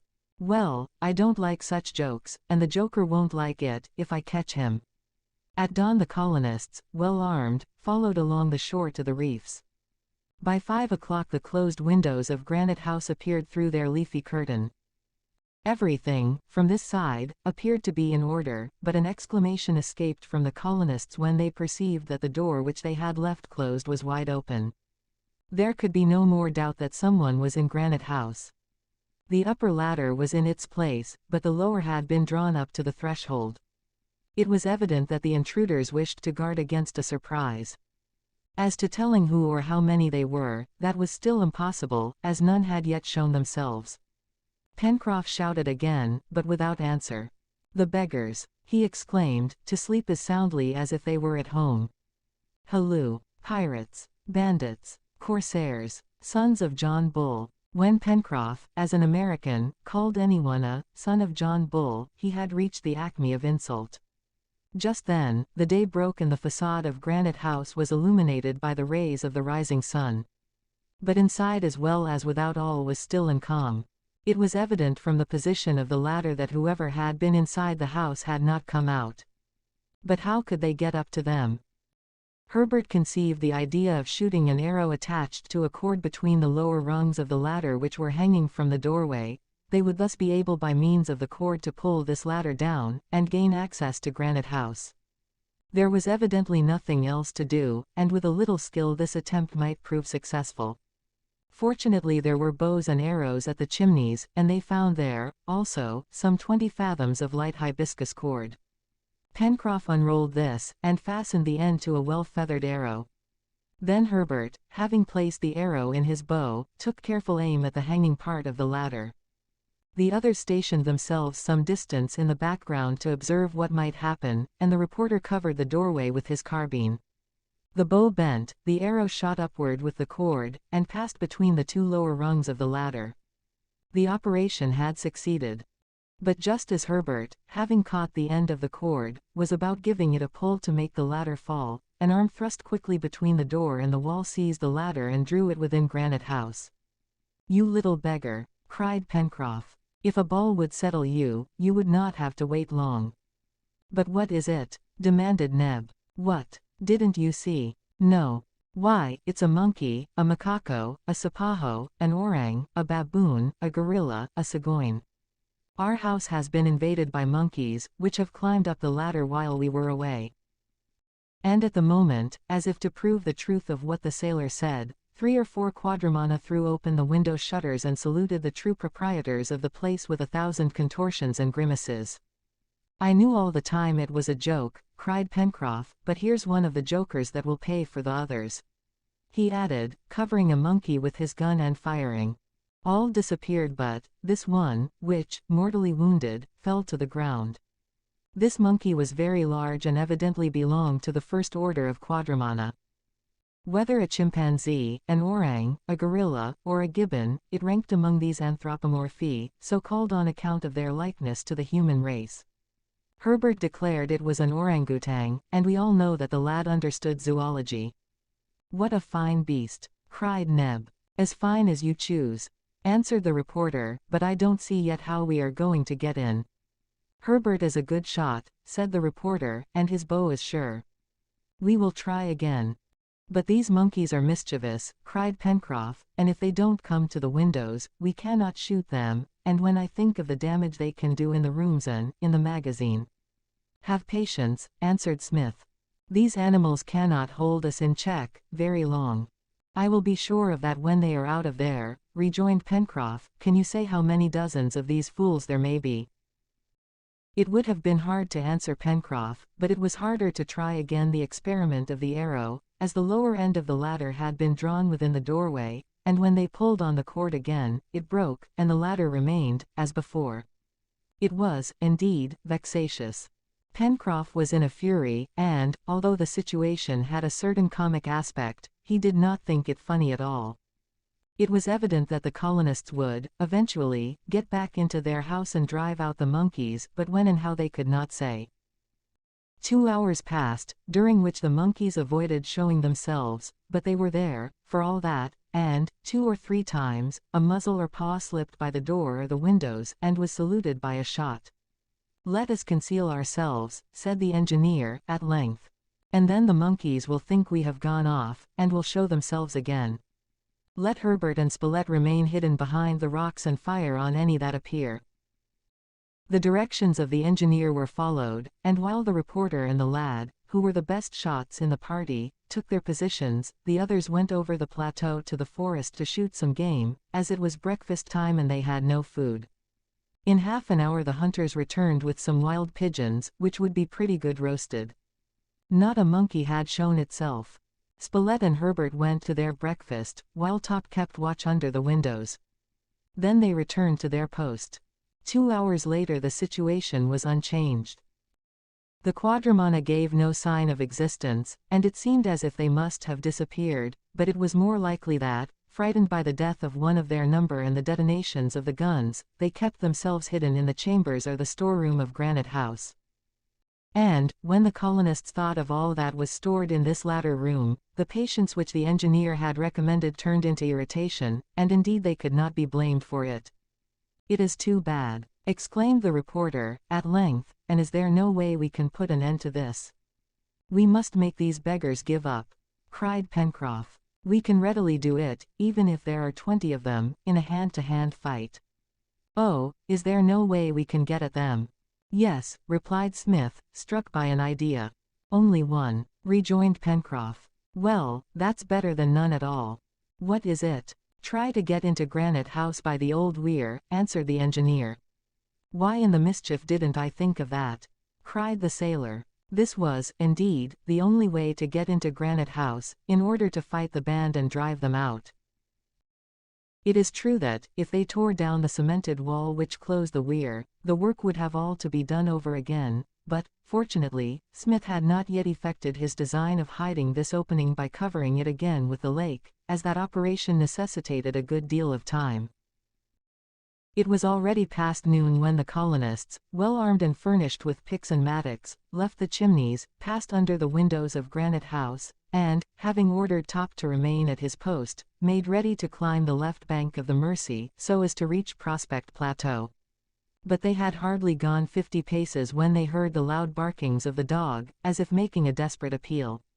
All halted. "Let us run back," cried Pencroff. And all did as proposed as fast as possible. Arrived at the turn, the whole situation was changed. The monkeys, seized with a sudden fright, startled by some unknown cause, were trying to escape. 2 or 3 were running and springing from window to window, with the agility of clowns. In their fright they seemed to have forgotten to replace the ladder, by which they could easily have descended. In a moment half a dozen were in such a position that they could be shot, and the colonists, taking aim, fired. Some fell, wounded or killed, within the chambers, uttering sharp cries. Others, falling to the ground without, were crushed by the fall, and a few moments afterwards it seemed as if there was not one living quadrumana in Granite House. "Hurrah!" said Pencroff, "hurrah, hurrah!" "Don't cheer yet," said Spilett. "Why not?" asked Pencroff. "Ain't they all killed?" "Doubtless, but that does not give us the means of getting in." "Let us go the weir," exclaimed Pencroff. "We will have to," said the engineer. Nevertheless it would have been preferable. And at the instant, as if in answer to the observation of the engineer, they saw the ladder slide over the doorsill and roll over to the ground. "By the 1,000 pipes, but that is lucky," cried Pencroff, looking at Smith. "Too lucky," muttered Smith, springing up the ladder. "Take care, Mr. Smith," exclaimed Pencroff, "if there should be any sojourners." "We will soon see," responded the other. All his companions followed him and in a moment were within the doorway. They searched everywhere. No one was in the chambers or in the storeroom, which remained undisturbed by the quadrumana. "And the ladder," said Pencroff, "where is the gentleman who pushed it down to us?" But just then a cry was heard, and a huge monkey, that had taken refuge in the corridor, sprang into the great hall, followed by Neb. "Ah, the thief!" cried Pencroff, about to spring with his hatchet at the head of the animal, when Smith stopped him. "Spare it, Pencroff." "What, spare this black ape?" "Yes, it is he that has thrown us the ladder," said the engineer, in a voice so strange, that it was hard to say whether he was in earnest or not. Nevertheless, all threw themselves on the monkey, which, after a brave resistance, was thrown down and tied. "Ah!" exclaimed Pencroff, "and now what will we do with it?" "Make a servant of it," answered Herbert, half in earnest, as the lad knew how great was the intelligence of this race of quadrumana. The colonists gathered round the monkey and examined it attentively. It appeared to belong to that species of anthropomorphy in which the facial angle is not visibly inferior to that of the Australians or Hottentots. He was an orang of the kind which has neither the ferocity of the baboon nor the macaco, nor the thoughtlessness of the sagoin, nor the impatience of the maggot, nor the bad instincts of the cynocephalus. It was of a family of anthropomorphy which has traits indicating a half-human intelligence. Employed in houses, they can wait on the table, do chamber work, brush clothes, black boots, clean the knives and forks, and empty the bottles, as well as the best trained flunkey. Buffon possessed one of these monkeys, which served him a long time as a zealous and faithful servant. The one at present tied in the hall of Granite House was a big fellow, 6 feet high, deep-chested, and finely built, a medium-sized head, with a sharp facial angle, a well-rounded skull, and a prominent nose, and a skin covered with smooth hair, soft and shining, in short, a finished type of anthropomorphy. Its eyes, somewhat smaller than those of a human being, sparkled with intelligence, its teeth glistened beneath its mustache, and it wore a small nut-brown beard. "He is a fine chap," said Pencroff. "If we only understood his language, one might talk with him." "Then," said Neb, "are they in earnest, my master? Will we take it as a domestic?" "Yes, Neb," said the engineer, smiling. "But you need not be jealous. And I hope it will make an excellent servant. As it is young, its education will be easy, and we will not have to use force to make it mind, nor to pull out its teeth as is sometimes done. It cannot fail to become attached to masters who only treat it well." "And we will do that," said Pencroff, who, having forgotten his recent wrath against the jokers, approached the orang and accosted him with, "Hello, my boy, how goes it?" The orang responded with a little grunt, which seemed to denote a not bad temper. "You want to join the colony, do you? Would you like to enter the service of Mr. Smith?" The monkey gave another affirmative grunt. "And you'll be satisfied with your board as wages?" A third affirmative grunt. "His conversation is a little monotonous," observed Spilett. "Well," replied Pencroff, "the best domestics are those that speak least. And then, no wages. Do you hear, my boy? At first we give you no wages, but we will double them later, if you suit us." Thus the colonists added to their number one who had already done them a service. As to a name, the sailor asked that he should be called, in remembrance of another monkey, Jupiter, or by abbreviation, Jup. And thus, without more ado, Master Jup was installed in Granite House. 29. Projects to be carried out: a bridge over the Mersey, to make an island of Prospect Plateau, the drawbridge, the corn harvest, the stream, the causeway, the poultry yard, the pigeon house, the 2 wild asses, harnessed to the wagon, excursion to Balloon Harbor. The colonists had now reconquered their domicile without having been obliged to follow the weir. It was, indeed, fortunate, that at the moment they decided to destroy their masonry, the band of monkeys, struck by a terror not less sudden than inexplicable, had rushed from Granite House. Had these animals a presentiment that a dangerous attack was about to be made on them from another direction?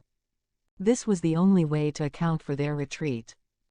The rest of the day was occupied in carrying the dead monkeys to the wood and burying them there, and in repairing the disorder made by the intruders, disorder and not damage, as, though they had upset the furniture in the rooms, they had broken nothing. Neb rekindled the range, and the supply in the pantry furnished a substantial repast that was duly honored. Jup was not forgotten, and he ate with avidity the pistachio nuts and the roots of the sumac, with which he saw himself abundantly provided. Pencroff had unfastened his arms, although he thought it best to keep the monkey's legs bound until they could be sure he had surrendered. Seated at the table, before going to bed, Smith and his companions discussed 3 projects, the execution of which was urgent. The most important and the most pressing was the establishment of a bridge across the Mersey, then the building of a corral, designed for the accommodation of mouflons or other woolly animals which they had agreed to capture. These 2 plans tended to solve the question of clothing, which was then the most serious question. It was Smith's intention to establish this corral at the sources of Red Creek, where there was abundant pasturage. Already the path between there and Prospect Plateau was partially cleared, and with a better constructed cart, carriage would be easy, especially if they should capture some animal that could draw it. But while it would not be inconvenient to have the corral some distance from Granite House, it was different with the poultry yard, to which Neb called attention. It was necessary that the chickens should be at the hand of the cook, and no place seemed more favorable for an establishment of this kind than that portion of the lake shore bordering on the former weir. The aquatic birds also would thrive there, and the pair of tinamons, taken in the last excursion, would serve as a beginning. The next day, the 3rd of November, work was begun on the bridge, and all hands were required on the important undertaking. Laden with tools, the colonists descended to the shore. Here Pencroff reflected as follows: "Supposing while we are away Master Jup takes the notion of hauling up the ladder, which he so gallantly unrolled for us yesterday. We would be dependent on his tail," answered Spilett. The ladder was therefore made fast to 2 stakes driven firmly into the ground. The colonists ascended the river, and soon arrived at its narrow bend, where they halted to examine whether the bridge could not be thrown across at this place. The situation was suitable, as from this point to Balloon Harbor the distance was 3.5 miles, and a wagon road connecting Granite House with the southern part of the island could easily be constructed. Then Smith communicated to his companions a project which he had had in view for some time.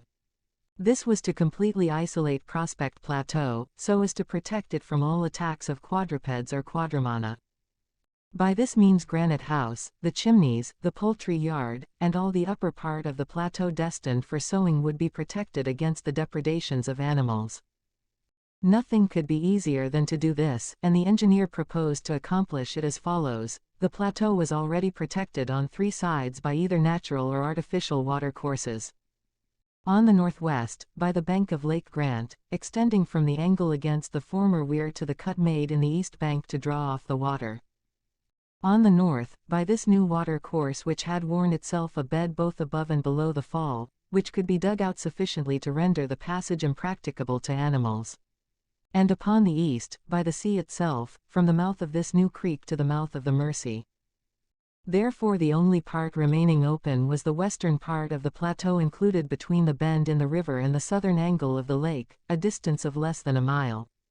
But nothing could be easier than to dig a ditch, wide and deep, which would be filled from the lake, and flow into the Mersey. Doubtless the level of the lake would be lowered somewhat by this new drain on its resources, but Smith had assured himself that the flow of Red Creek was sufficient for his purpose.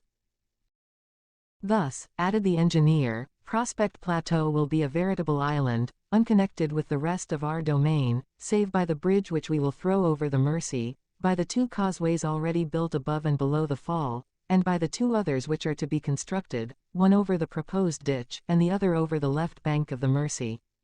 Now if this bridge and the causeways can be raised at will, Prospect Plateau will be secured from surprise. Smith, in order to make his companions comprehend clearly his plans, had made a plot of the plateau, and his project was rendered perfectly plain. It met with unanimous approval, and Pencroff, brandishing his hatchet, exclaimed, "And first, for the bridge." This work was the most urgent. Trees were selected, felled, lopped, and cut into beams, planks, and boards. The bridge was to be stationary on the right bank of the Mersey, but on the left it was to be so constructed as to raise by means of counterweights, as in some drawbridges. It will be seen that this work, even if it could be easily accomplished, would take considerable time, as the Mersey was 80 feet wide at this point. It was first necessary to drive piles in the bed of the river, to sustain the flooring of the bridge, and to set up a pile driver to drive the piles, so as to form 2 arches capable of supporting heavy weights. Fortunately they lacked neither the necessary tools for preparing the timber, nor the iron work, to bind it together, nor the ingenuity of a man who was an adept at this sort of work, nor, finally, the zeal of his companions who in these 7 months had necessarily acquired considerable manual skill. And it should be added that Spilett began to do nearly as well as the sailor himself, who would never have expected so much from a newspaper man. It took 3 weeks of steady work to build this bridge.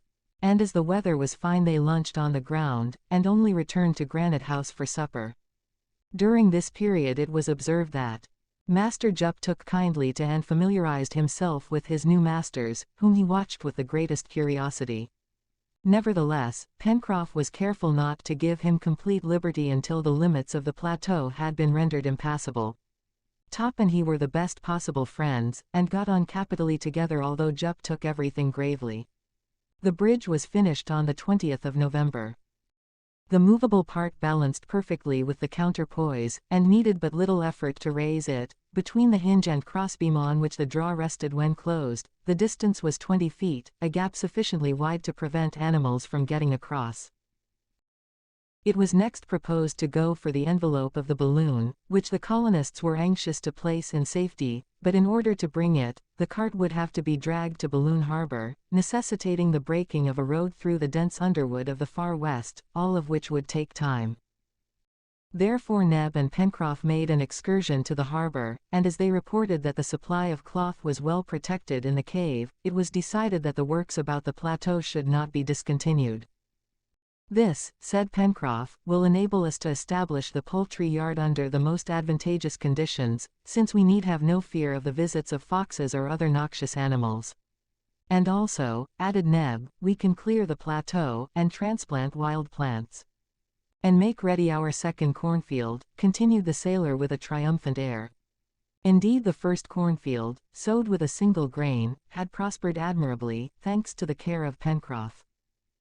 It had produced the 10 years foretold by the engineer, and as each year had 80 grains, the colonists found themselves possessed of 800 grains, in 6 months, which promised them a double harvest each year. These 800 grains, excepting 50 which it was prudent to reserve, were now about to be sowed in a new field with as much care as the first solitary specimen. The field was prepared, and enclosed with high, sharp-pointed palisades, which quadrupeds would have found very difficult to surmount.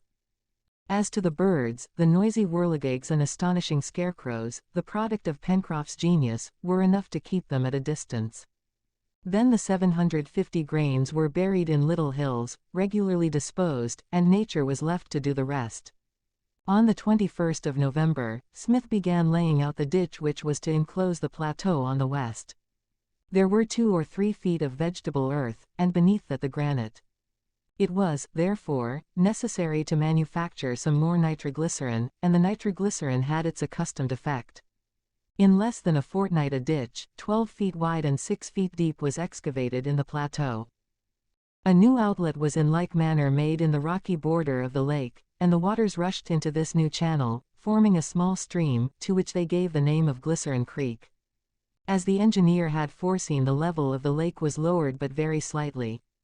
Finally, for completing the enclosure, the bed of the stream across the beach was considerably enlarged, and the sand was kept up by a double palisade. By the middle of December all these works were completed, and Prospect Plateau, shaped something like an irregular pentagon, having a perimeter of about 4 miles, was encircled with a liquid belt, making it absolutely safe from all aggression. During this month the heat was very great. Nevertheless, the colonists, not wishing to cease work, proceeded to construct the poultry yard. Jup, who since the enclosing of the plateau had been given his liberty, never quitted his masters nor manifested the least desire to escape. He was a gentle beast, though possessing immense strength and wonderful agility. No one could go up the ladder to Granite House as he could. Already he was given employment. He was instructed to fetch wood and carry off the stones which had been taken from the bed of Glycerin Creek. "Although he's not yet a mason, he is already a monkey," said Herbert, making a joking allusion to the nickname masons give their apprentices. And if ever a name was well applied, it was so in this instance. The poultry yard occupied an area of 200 square yards on the southeast bank of the lake. It was enclosed with a palisade, and within were separate divisions for the proposed inhabitants, and huts of branches divided into compartments awaiting their occupants. The first was the pair of Tinamons, who were not long in breeding numerous little ones. They had for companions half a dozen ducks, who were always by the waterside. Some of these belonged to that Chinese variety whose wings open like a fan, and whose plumage rivals in brilliance that of the golden pheasant. Some days later, Herbert caught a pair of magnificent curassows, birds of the Gallinaceae family, with long rounding tails. These soon bred others, and as to the pelicans, the kingfishers, the moorhens, they came of themselves to the poultry yard. And soon, all this little world, after some disputing, cooing, scolding, clucking, ended by agreeing and multiplying at a rate sufficient for the future wants of the colony. Smith, in order to complete his work, established a pigeon house in the corner of the poultry yard, and placed therein a dozen wild pigeons. These birds readily habituated themselves to their new abode, and returned there each evening, showing a greater propensity to domestication than the wood pigeons, their congeners, which do not breed except in a savage state. And now the time was come to make use of the envelope in the manufacture of clothing, for to keep it intact in order to attempt to leave the island by risking themselves in a balloon filled with heated air over a sea, which might be called limitless, was only to be thought of by men deprived of all other resources, and Smith, being eminently practical, did not dream of such a thing. It was necessary to bring the envelope to Granite House, and the colonists busied themselves in making their heavy cart less unwieldy and lighter. But though the vehicle was provided, the motor was still to be found. Did not there exist in the island some ruminant of indigenous species which could replace the horse, ass, ox, or cow? That was the question. Indeed, said Pencroff, a draft animal would be very useful to us, while we are waiting until Mr. Smith is ready to build a steam wagon or a locomotive, though doubtless, some day we will have a railway to Balloon Harbor, with a branch road up Mount Franklin. And the honest sailor, in talking thus, believed what he said.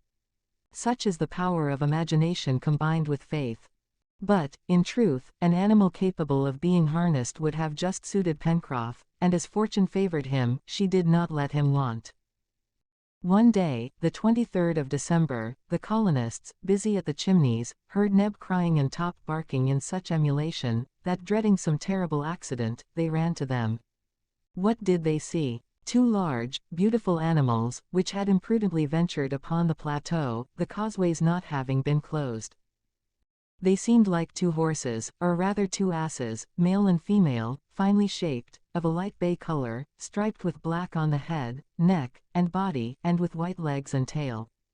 They advanced tranquilly, without showing any fear, and looked calmly on these men in whom they had not yet recognized their masters. "They are onagers," cried Herbert. "Quadrupeds of a kind between the zebra and the quagga." "Why aren't they asses?" asked Neb.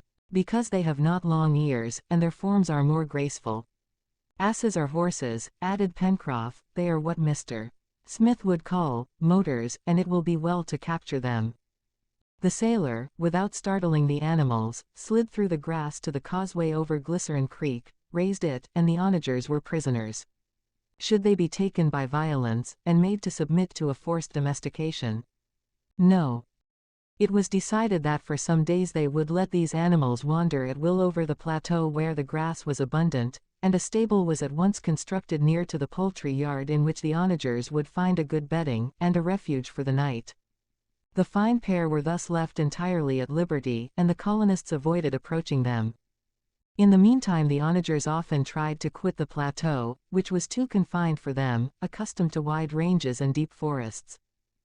The colonists saw them following around the belt of water impossible to cross, whinnying and galloping over the grass, and then resting quietly for hours regarding the deep woods from which they were shut off. In the meantime, harness had been made from vegetable fibers, and some days after the capture of the onagers, not only was the cart ready, but a road, or rather a cut, had been made through the forest all the way from the bend in the Mersey to Balloon Harbor. They could therefore get to this latter place with the cart, and towards the end of the month the onagers were tried for the first time. Pencroff had already coaxed these animals so that they ate from his hand, and he could approach them without difficulty, but, once harnessed, they reared and kicked, and were with difficulty kept from breaking loose, although it was not long before they submitted to this new service.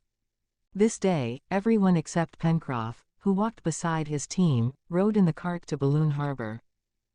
They were jolted about a little over this rough road, but the cart did not break down, and they were able to load it, the same day, with the envelope and the appurtenances to the balloon.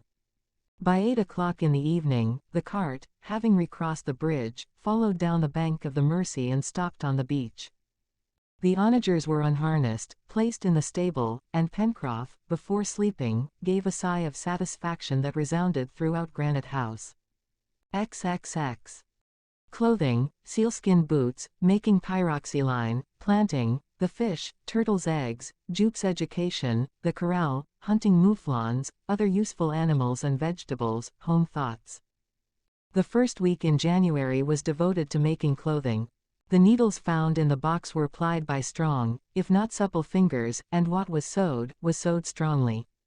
Thread was plenty, as Smith had thought of using again that with which the strips of the balloon had been fastened together.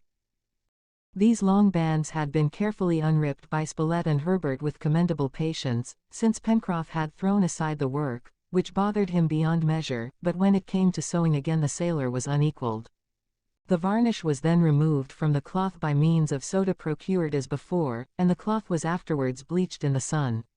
Some dozens of shirts and socks, the latter, of course, not knitted, but made of sewed strips, were thus made. How happy it made the colonists to be clothed again in white linen, linen coarse enough, it is true, but they did not mind that, and to lie between sheets, which transformed the banks of Granite House into real beds. About this time they also made boots from seal leather, which were a timely substitute for those brought from America. They were long and wide enough, and never pinched the feet of the pedestrians. In the beginning of the year 1866 the hot weather was incessant, but the hunting in the woods, which fairly swarmed with birds and beasts, continued, and Spilett and Herbert were too good shots to waste powder. Smith had recommended them to save their ammunition, and that they might keep it for future use. The engineer took measures to replace it by substances easily renewable. How could he tell what the future might have in store for them in case they left the island? It behooved them, therefore, to prepare for all emergencies. As Smith had not discovered any lead in the island, he substituted iron shot, which were easily made.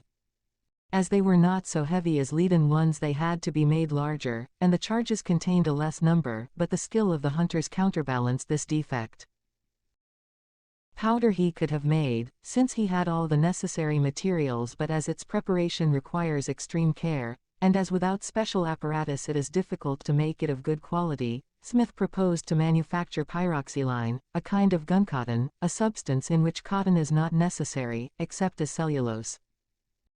Now cellulose is simply the elementary tissue of vegetables, and is found in almost a pure state not only in cotton, but also in the textile fibers of hemp and flax, in paper and old rags, the pith of the elder, etc. And it happened that elder trees abounded in the island towards the mouth of Red Creek. The colonists had already used its shoots and berries in place of coffee. Thus they had the cellulose at hand, and the only other substance necessary for the manufacture of pyroxylene was nitric acid, which Smith could easily produce as before. The engineer, therefore, resolved to make and use this combustible, although he was aware that it had certain serious inconveniences, such as inflaming at 170 degrees instead of 240 degrees, and a too instantaneous deflagration for firearms. On the other hand, pyroxylene had these advantages: it was not affected by dampness, it did not foul the gun barrels, and its explosive force was 4 times greater than that of gunpowder. In order to make the pyroxylene, Smith made a mixture of 3 parts of nitric acid with 5 of concentrated sulfuric acid, and steeped the cellulose in this mixture for a quarter of an hour. Afterwards it was washed in fresh water and left to dry.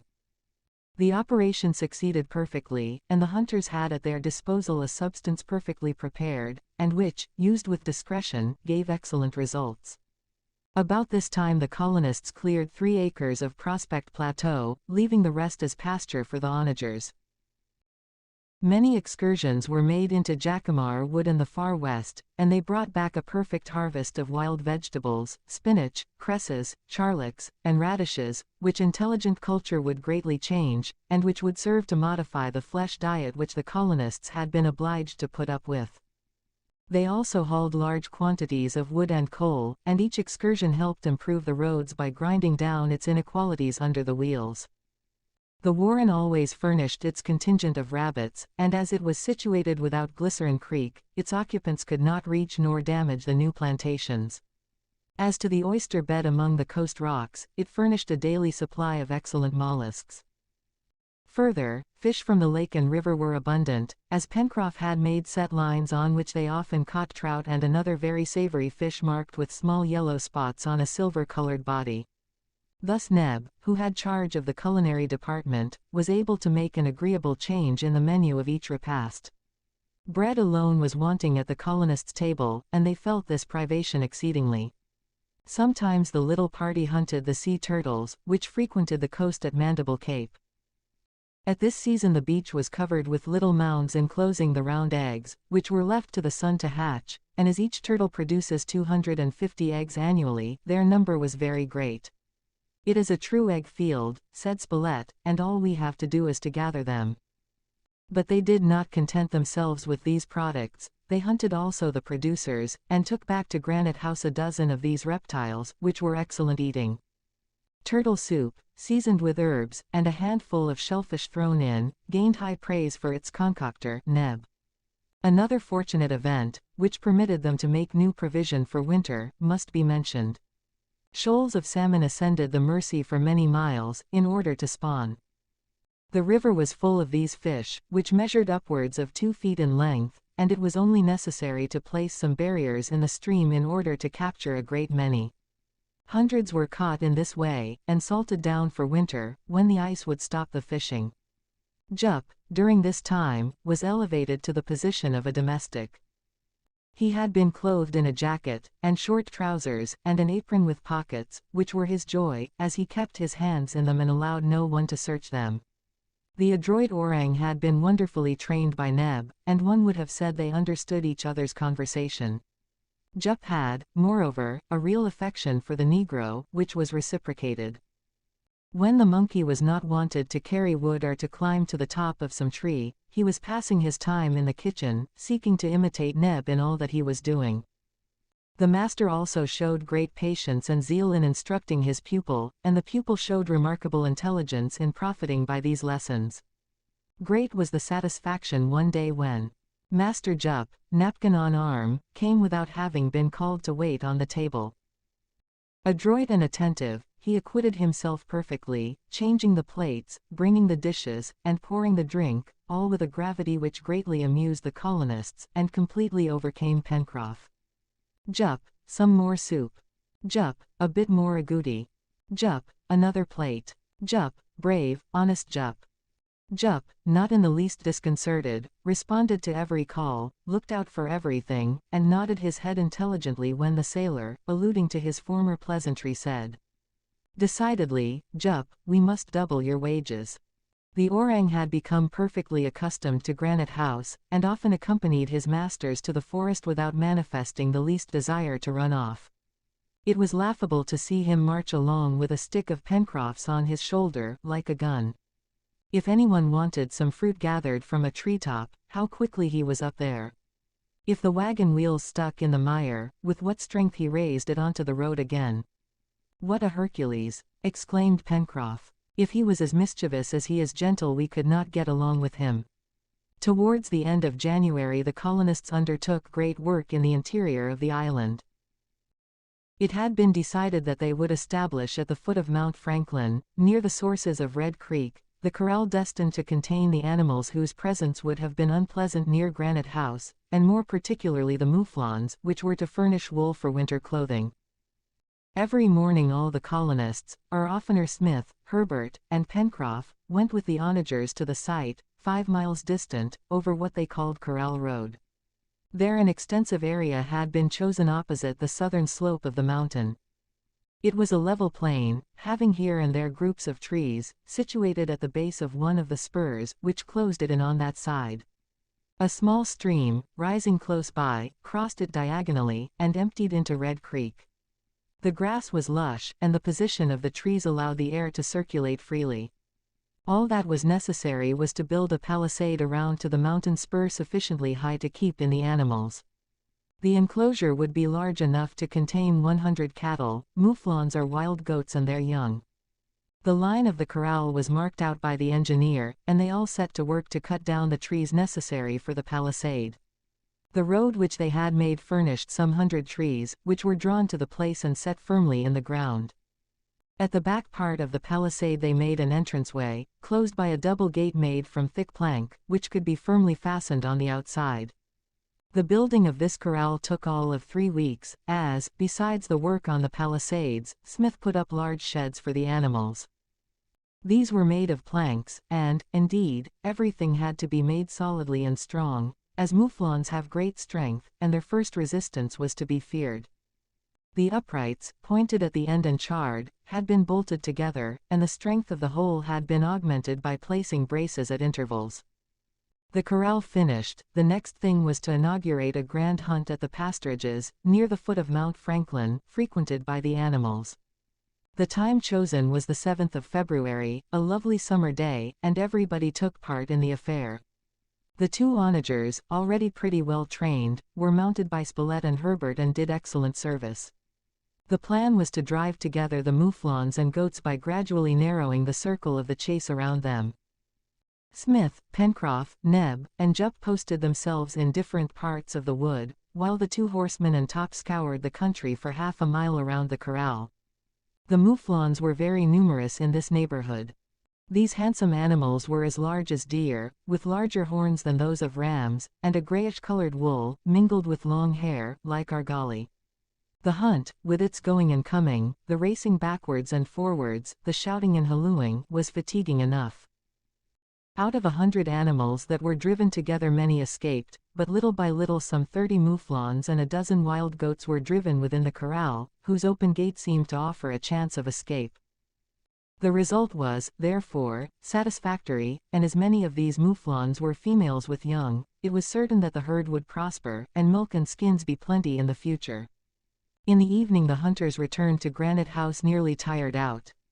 Nevertheless, the next day they went back to look at the corral. The prisoners had tried hard to break down the palisade, but, not succeeding, they had soon become quiet. Nothing of any importance happened during February.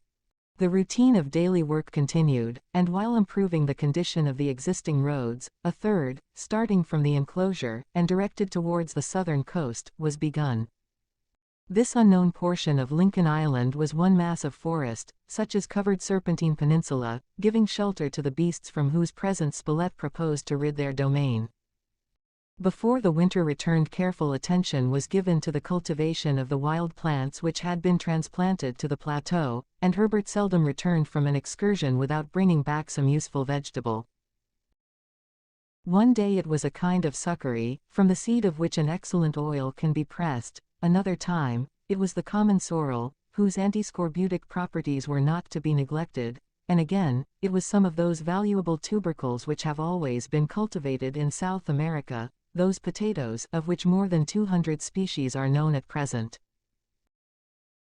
The kitchen garden, already well enclosed, well watered, and well defended against the birds, was divided into small beds of lettuce, sorrel, radish, charlock, and other crucifers, and as the soil upon the plateau was of wonderful richness, abundant crops might be anticipated.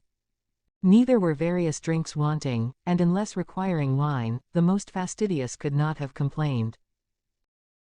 To the Oswego tea, made from the mountain mint, and the fermented liquor made from the roots of the dragon tree, Smith added a genuine beer. This was made from the young shoots of the Abies nigra, which, after having been boiled and fermented, yielded that agreeable and particularly healthful drink, known to Americans as spring beer, that is, spruce beer. Toward the close of summer the poultry yard received a fine pair of bustards belonging to the species Hubara, remarkable for a sort of short cloak of feathers and a membranous pouch extending on either side of the upper mandible, also some fine cocks, with black skin, comb, and wattles, like those of Mozambique, which strutted about the lake shore. Thus the zeal of these intelligent and brave men made everything prosper. Providence, doubtless, assisted them, but, faithful to the precept, they first helped themselves, and heaven helped them accordingly.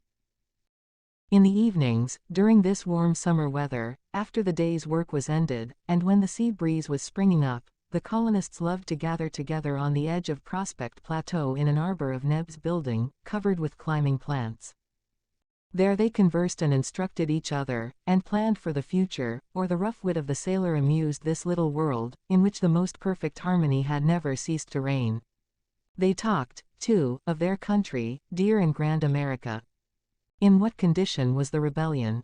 It certainly could not have continued. Richmond had, doubtless, soon fallen into General Grant's hands.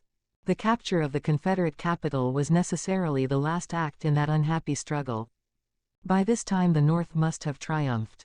How a newspaper would have been welcomed by the colonists of Lincoln Island. It was 11 months since all communication between them and the rest of the world had been interrupted, and pretty soon, the 24th of March, the anniversary of the day when the balloon had thrown them on this unknown coast, would have arrived. Then they were castaways, struggling with the elements for life.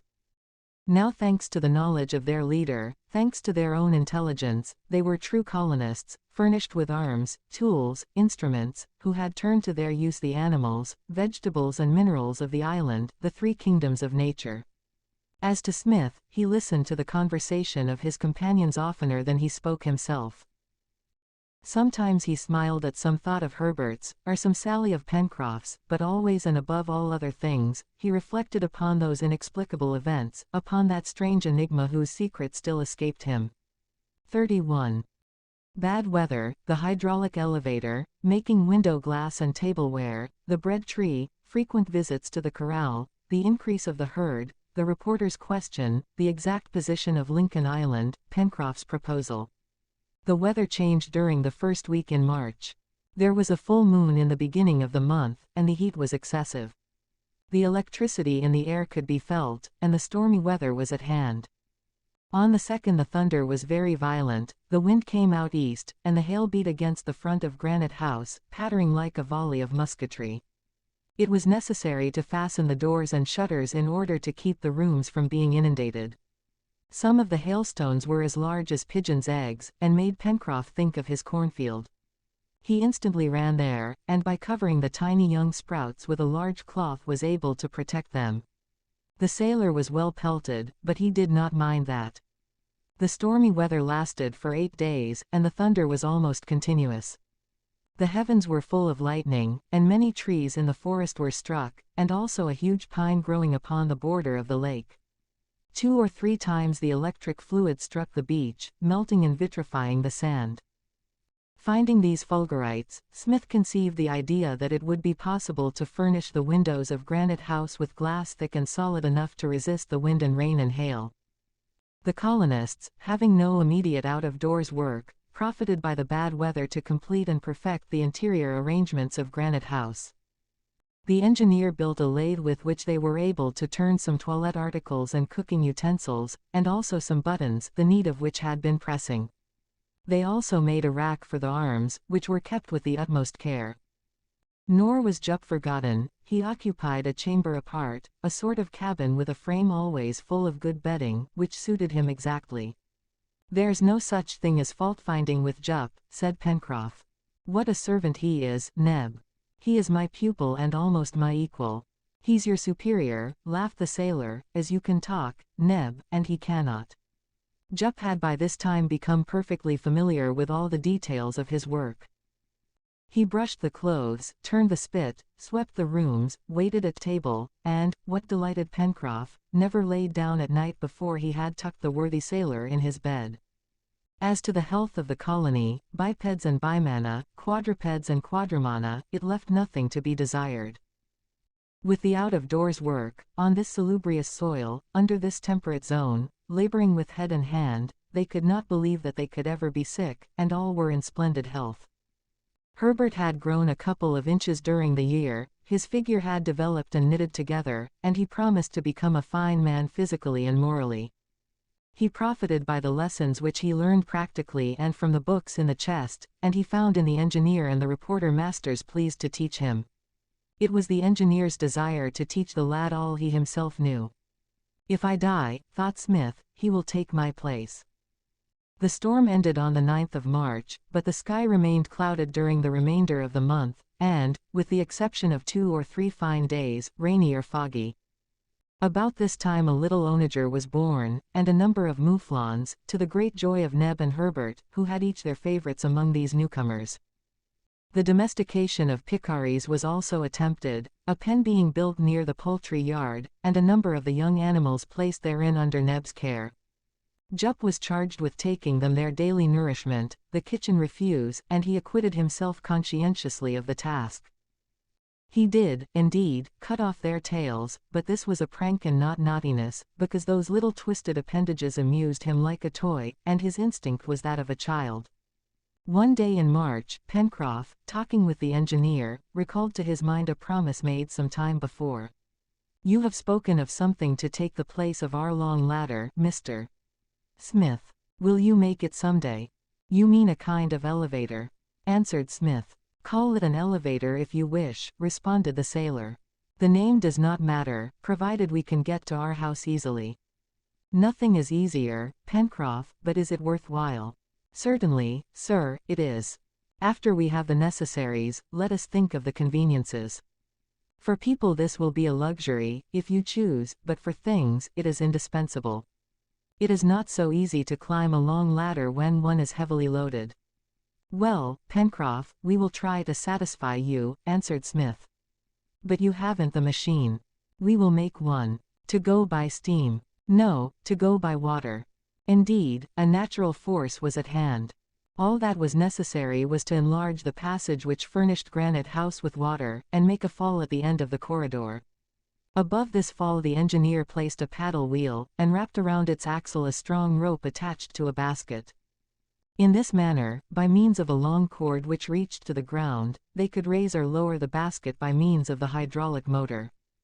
On the 17th of March the elevator was used for the first time, and after that everything was hoisted into Granite House by its means.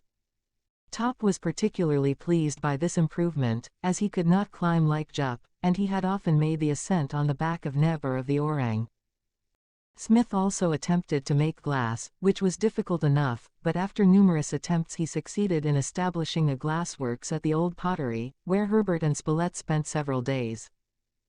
The substances entering into the composition of glass, sand, chalk, and soda, the engineer had at hand, but the cane of the glassmaker, an iron tube 5 or 6 feet long, was wanting. This Pencroff, however, succeeded in making, and on the 28th of March the furnace was heated. 100 parts of sand, 35 of chalk, 40 of sulfate of soda, mixed with 2 or 3 parts of powdered charcoal, composed the substance which was placed in earthen vessels and melted to a liquid, or rather to the consistency of paste.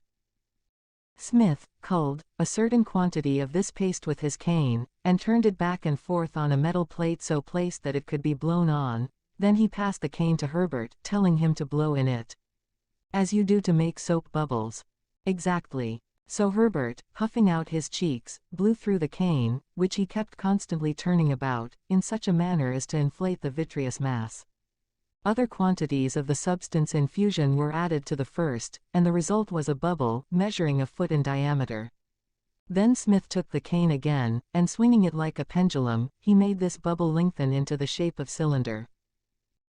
This cylinder was terminated at either end by 2 hemispherical caps, which were easily cut off by means of a sharp iron dipped in cold water. In the same way the cylinder was cut lengthwise, and after having been heated a second time it was spread on the plate and smoothed with a wooden roller. Thus the first glass was made, and by repeating the operation 50 times they had as many glasses, and the windows of Granite House were soon garnished with transparent panes, not very clear, perhaps, but clear enough.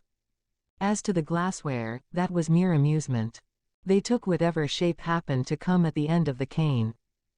Pencroff had asked to be allowed to blow in his turn and he enjoyed it, but he blew so hard that his products took the most diverting forms, which pleased him amazingly.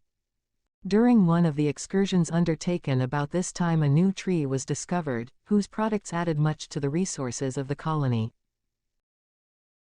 Smith and Herbert, being out hunting one day, went into the forests of the far west, and as usual the lad asked the engineer 1,000 questions, and as Smith was no sportsman, and Herbert was deep in physics and chemistry, the game did not suffer, and so it fell out that the day was nearly ended, and the 2 hunters were likely to have made a useless excursion, when Herbert, stopping suddenly, exclaimed joyfully, "Oh, Mr. Smith, do you see that tree?"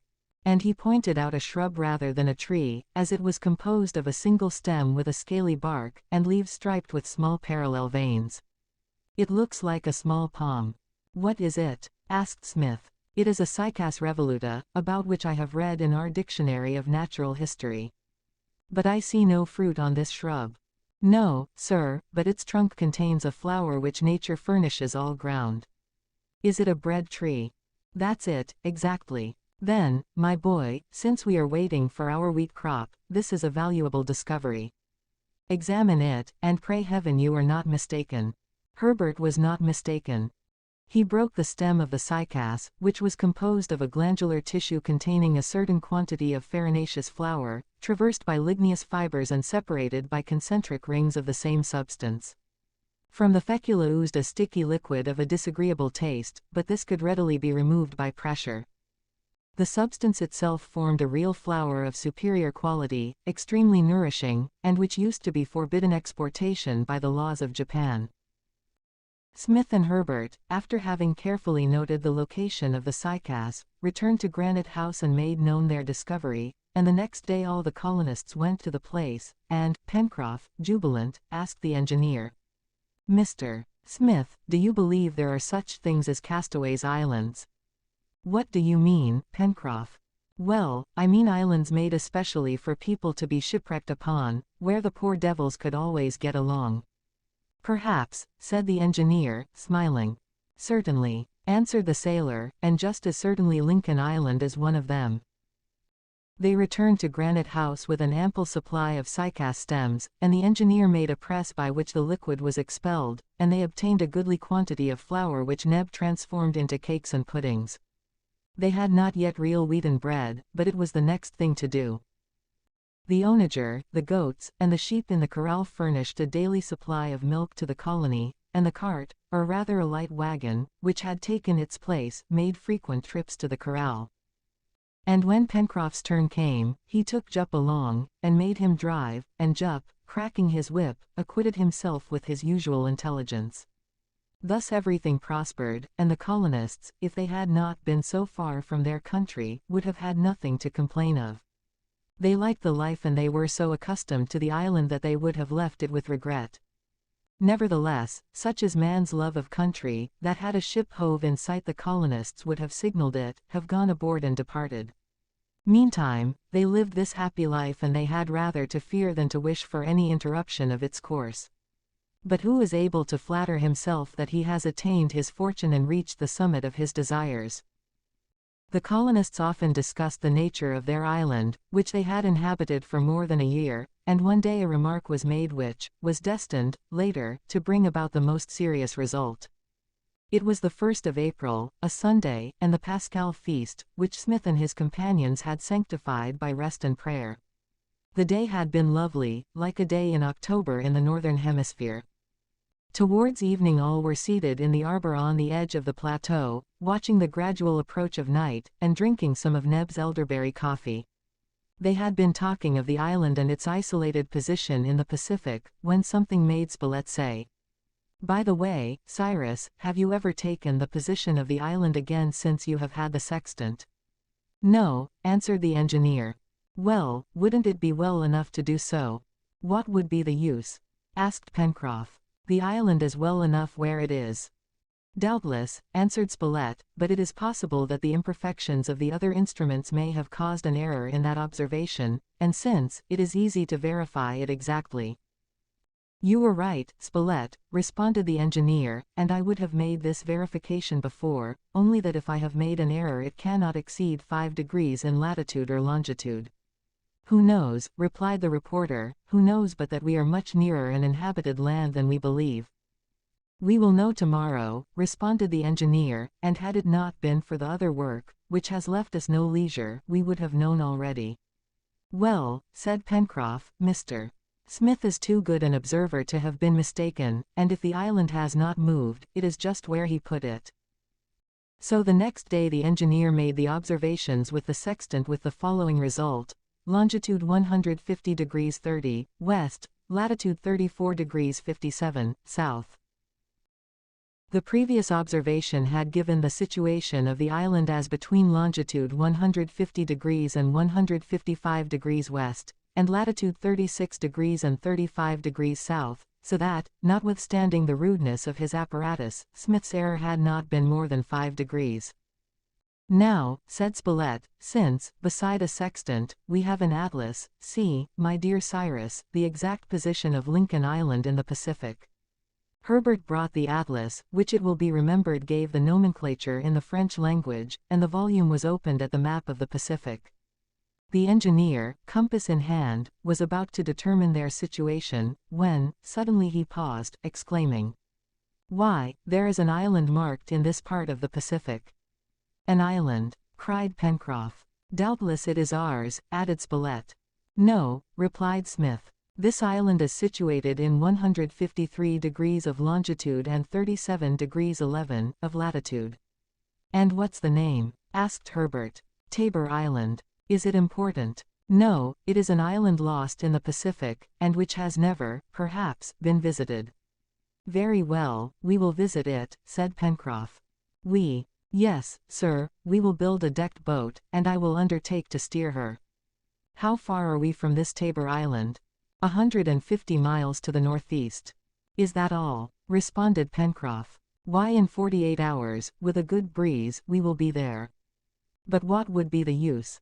Asked the reporter. We cannot tell till we see it. And upon this response it was decided that a boat should be built so that it might be launched by about the next October, on the return of good weather. 32. Shipbuilding, the second harvest, hunting, a new plant, a whale, the harpoon from the vineyard, cutting up this cetacea, use of the whalebone, the end of May, Pencroff is content. When Pencroff was possessed of an idea, he would not rest till it was executed. Now, he wanted to visit Tabor Island, and as a boat of some size was necessary, therefore the boat must be built.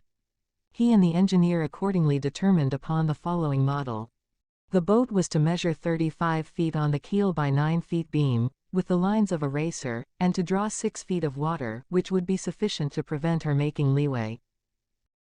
She was to be flush-decked, with the 2 hatchways into 2 holds separated by a partition, and sloop-rigged with mainsail, topsail, jib, storm jib and brigantine, a rig easily handled, manageable in a squall, and excellent for lying close in the wind. Her hull was to be constructed of planks, edge to edge, that is, not overlapping, and her timbers would be bent by steam after the planking had been adjusted to a false frame. On the question of wood, whether to use elm or deal, they decided on the latter as being easier to work, and supporting immersion in water the better. These details having been arranged, it was decided that, as the fine weather would not return before 6 months, Smith and Pencroff should do this work alone.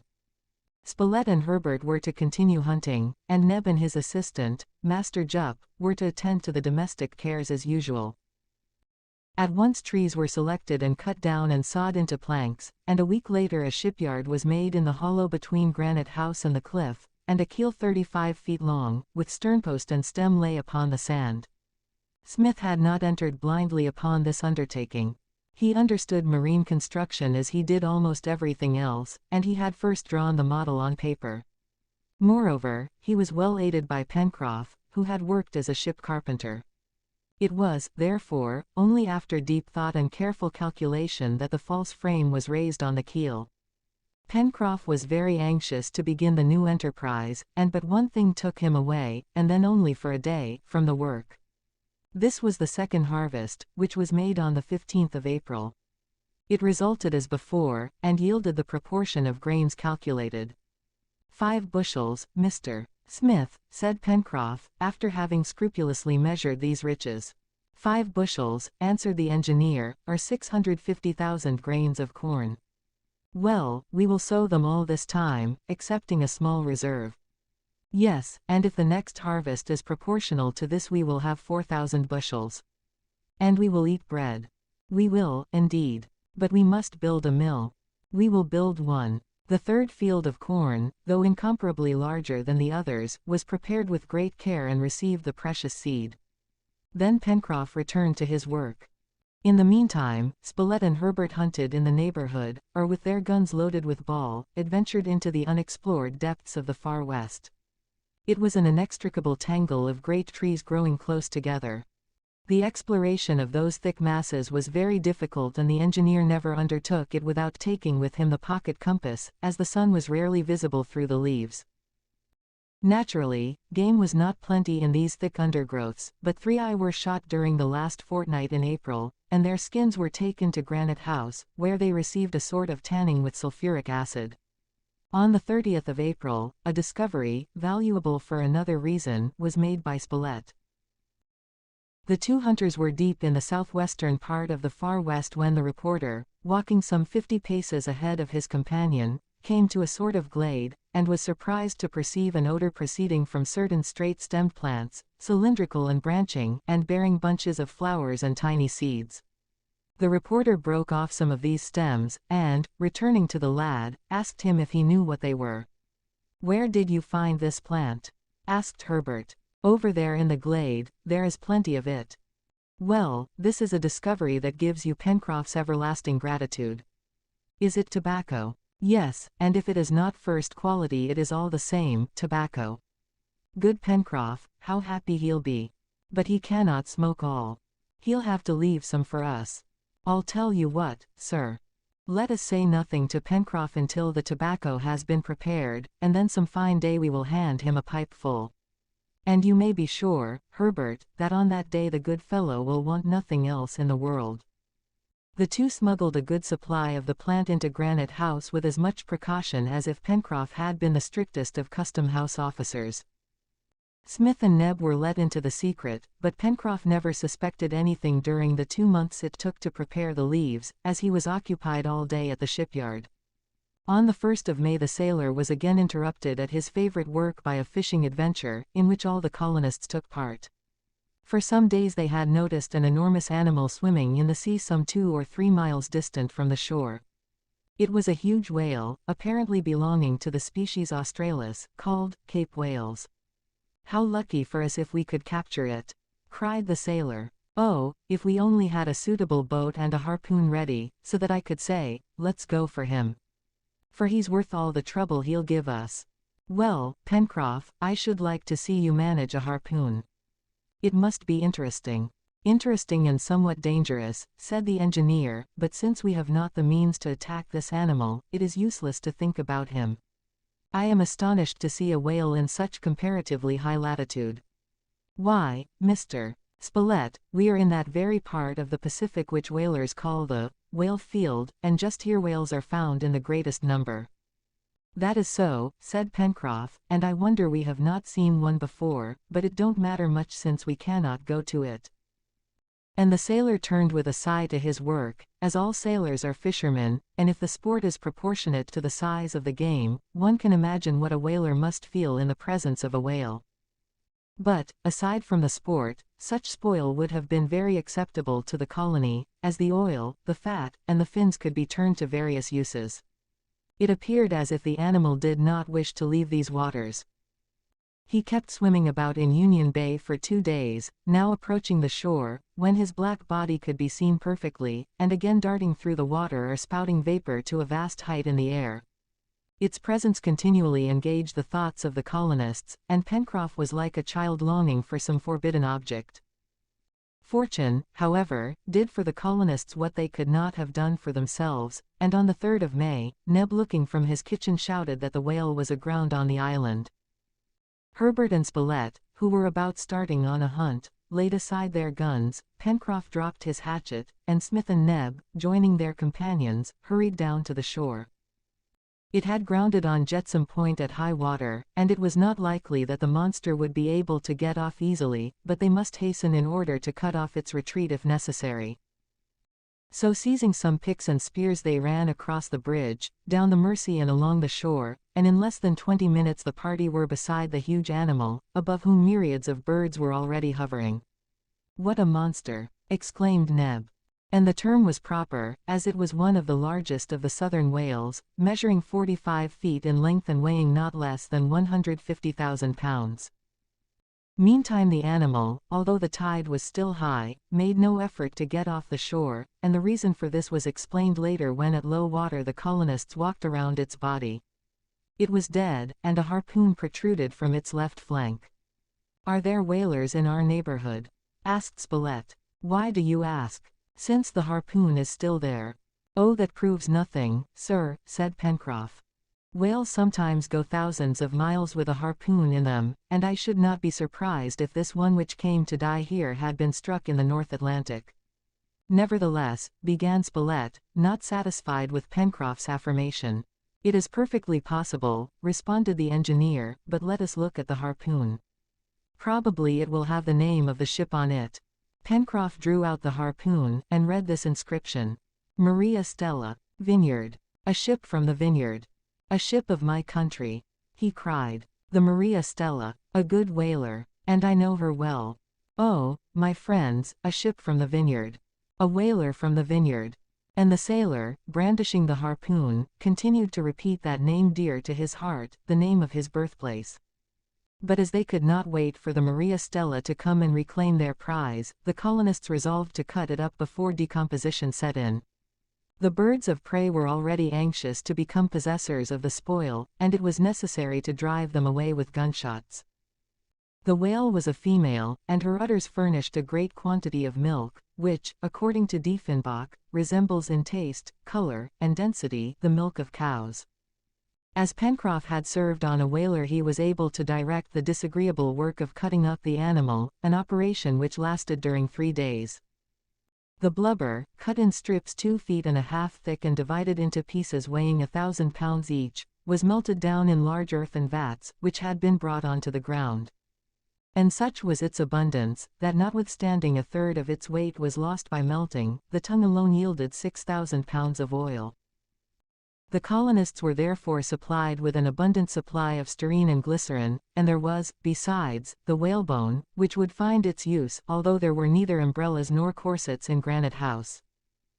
The operation ended, to the great satisfaction of the colonists, the rest of the animal was left to the birds, who made away with it to the last vestiges, and the daily routine of work was resumed.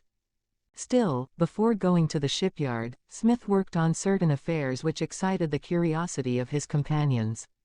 He took 12 of the plates of baleen, the solid whalebone, which he cut into 6 equal lengths, sharpened at the ends. "And what is that for?" asked Herbert, when they were finished. "To kill foxes, wolves, and jaguars," answered the engineer. "Now, no, but this winter, when we have the ice." "I don't understand," answered Herbert. "You shall understand, my lad," answered the engineer.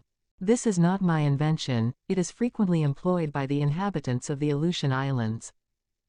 These whalebones which you see, when the weather is freezing I will bend round and freeze in that position with a coating of ice, then having covered them with a bit of fat, I will place them in the snow.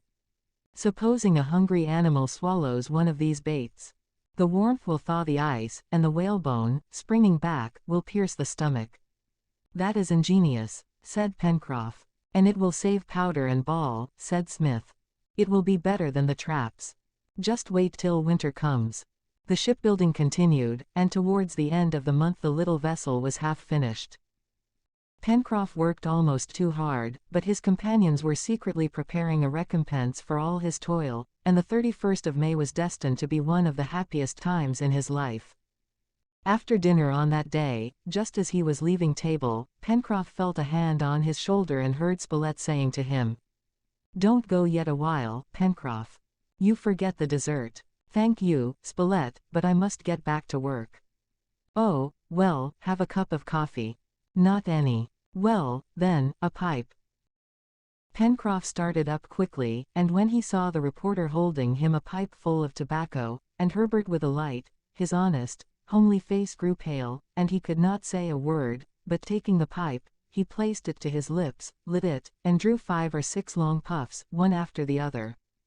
A fragrant, bluish-colored smoke filled the air, and from the depths of this cloud came a voice, delirious with joy, repeating, "Tobacco, real tobacco." "Yes, Pencroff," answered Smith, "and good tobacco at that." "Heaven be praised," ejaculated the sailor. "Nothing now is wanting in our island." And he puffed and puffed and puffed. "Who found it?" he asked, at length. "It was you, Herbert, I suppose." "No, Pencroff, it was Mr. Spilett." "Mr. Spilett," cried the sailor, hugging the reporter, who had never been treated that way before. "Yes, Pencroff, taking advantage of a cessation in the embrace to get his breath, but include in your thanksgiving Herbert, who recognized the plant, Mr. Smith, who prepared it, and Neb, who has found it hard to keep the secret. Well, my friends, I will repay you for this some day. Meanwhile I am eternally grateful. 33. Winter, fulling cloth, the mill, Pencroff's fixed purpose, the whalebones, the use of an albatross, Top and Jup, storms, damage to the poultry yard, an excursion to the marsh, Smith alone, exploration of the pits. Winter came with June, and the principal work was the making of strong warm clothing. The mouflons had been clipped, and the question was how to transform the wool into cloth. Smith, not having any mill machinery, was obliged to proceed in the simplest manner, in order to economize the spinning and weaving. Therefore he proposed to make use of the property possessed by the filaments of wool of binding themselves together under pressure, and making by their mere entanglement the substance known as felt. This felt can be obtained by a simple fulling, an operation which, while it diminishes the suppleness of the stuff, greatly augments its heat-preserving qualities, and as the mouflon's wool was very short it was in good condition for felting. The engineer, assisted by his companions, including Pencroff, who had to leave his ship again, cleansed the wool of the grease and oil by soaking it in warm water and washing it with soda, and, when it was partially dried by pressure it was in a condition to be milled, that is, to produce a solid stuff, too coarse to be of any value in the industrial centers of Europe, but valuable enough in the Lincoln Island market. The engineer's professional knowledge was of great service in constructing the machine destined to mill the wool, as he knew how to make ready use of the power, unemployed up to this time, in the waterfall at the cliff, to move a fulling mill. Its construction was most simple. A tree furnished with cams, which raised and dropped the vertical millers, troughs for the wool, into which the millers fell, a strong wooden building containing and sustaining the contrivance, such was the machine in question. The work, superintended by Smith, resulted admirably. The wool, previously impregnated with a soapy solution, came from the mill in the shape of a thick felt cloth. The striae and roughnesses of the material had caught and blended together so thoroughly that they formed a stuff equally suitable for cloths or coverings. It was not, indeed, one of the stuffs of commerce, but it was Lincoln felt, and the island had one more industry. The colonists, being thus provided with good clothes and warm bed clothing, saw the winter of 1866-67 approach without any dread. The cold really began to be felt on the 20th of June, and, to his great regret, Pencroff was obliged to suspend work on his vessel, although it would certainly be finished by the next spring. The fixed purpose of the sailor was to make a voyage of discovery to Tabor Island, although Smith did not approve of this voyage of simple curiosity, as there was evidently no succor to be obtained from that desert and half-arid rock. A voyage of 150 miles in a boat, comparatively small, in the midst of unknown seas, was cause for considerable anxiety. If the frail craft, once at sea, should be unable to reach Tabor Island, or to return to Lincoln Island, what would become of her in the midst of this ocean so fertile in disasters? Smith often talked of this project with Pencroff, and he found in the sailor a strange obstinacy to make the voyage, an obstinacy for which Pencroff himself could not account. "Well," said the engineer one day, "you must see, Pencroff, after having said every good of Lincoln Island, and expressing the regret you would feel should you have to leave it, that you are the first to want to get away." "Only for a day or two," answered Pencroff. "For a few days, Mr. Smith, just long enough to go and return, and see what this island is. But it cannot compare with ours." "I know that." "Then why go? To find out what's going on there." "But there is nothing, there can be nothing there." "Who knows? And supposing you are caught in a storm?" "That is not likely in that season," replied Pencroff. "But, sir, as it is necessary to foresee everything, I want your permission to take Herbert with me." "Pencroff," said the engineer, laying his hand on the shoulder of the sailor, "if anything should happen to you and this child, whom chance has made our son, do you think that we would ever forgive ourselves?" "Mr. Smith," responded Pencroff with unshaken confidence, "we won't discuss such mishaps. But we will talk again of this voyage when the time comes. Then, I think, when you have seen our boat well rigged, when you have seen how well she behaves at sea, when you have made the tour of the island, as we will, together, I think, I say, that you will not hesitate to let me go. I do not conceal from you that this will be a fine work, your ship." "Say rather, our ship, Pencroff," replied the engineer, momentarily disarmed. And the conversation, to be renewed later, ended without convincing either of the speakers. The first snow fell towards the end of the month. The corral had been well provisioned, and there was no further necessity for daily visits, but it was decided to go there at least once a week. The traps were set again, and the contrivances of Smith were tried, and worked perfectly. The bent whalebones, frozen, and covered with fat, were placed near the edge of the forest, at a place frequented by animals, and some dozen foxes, some wild boars, and a jaguar were found killed by this means, their stomachs perforated by the straightened whalebones. At this time, an experiment, thought of by the reporter, was made. It was the first attempt of the colonists to communicate with their kindred. Spilett had already often thought of throwing a bottle containing a writing into the sea, to be carried by the currents, perhaps, to some inhabited coast, or to make use of the pigeons. But it was pure folly to seriously believe that pigeons or bottles could cross the 1,200 miles separating the island from all lands. But on the 30th of June they captured, not without difficulty, an albatross, which Herbert had slightly wounded in the foot. It was a splendid specimen of its kind, its wings measuring 10 feet from tip to tip, and it could cross seas as vast as the Pacific. Herbert would have liked to have kept the bird and tamed it, but Spilett made him understand that they could not afford to neglect this chance of corresponding by means of this courier with the Pacific coasts. So Herbert gave up the bird, as, if it had come from some inhabited region, it was likely to return there if at liberty. Perhaps, in his heart, Spilett, to whom the journalistic spirit returned sometimes, did not regret giving to the winds an interesting article relating the adventures of the colonists of Lincoln Island. What a triumph for the reporters of the New York Herald, and for the issue containing the Chronicle, if ever the latter should reach his director, the Honorable John Bennett. Spilett, therefore, wrote out a succinct article, which was enclosed in a waterproof cloth bag, with the request to whoever found it to send it to one of the offices of the Herald. This little bag was fastened around the neck of the albatross and the bird given its freedom, and it was not without emotion that the colonists saw this rapid courier of the air disappear in the western clouds. "Where does he go that way?" asked Pencroff. "Towards New Zealand," answered Herbert. "May he have a good voyage," said the sailor, who did not expect much from this method of communication. With the winter, indoor work was resumed, old clothes were repaired, new garments made, and the sails of the sloop made from the inexhaustible envelope of the balloon. During July the cold was intense, but coal and wood were abundant, and Smith had built another chimney in the great hall, where they passed the long evenings. It was a great comfort to the colonists, when, seated in this well-lighted and warm hall, a good dinner finished, coffee steaming in the cups, the pipes emitting a fragrant smoke, they listened to the roar of the tempest without.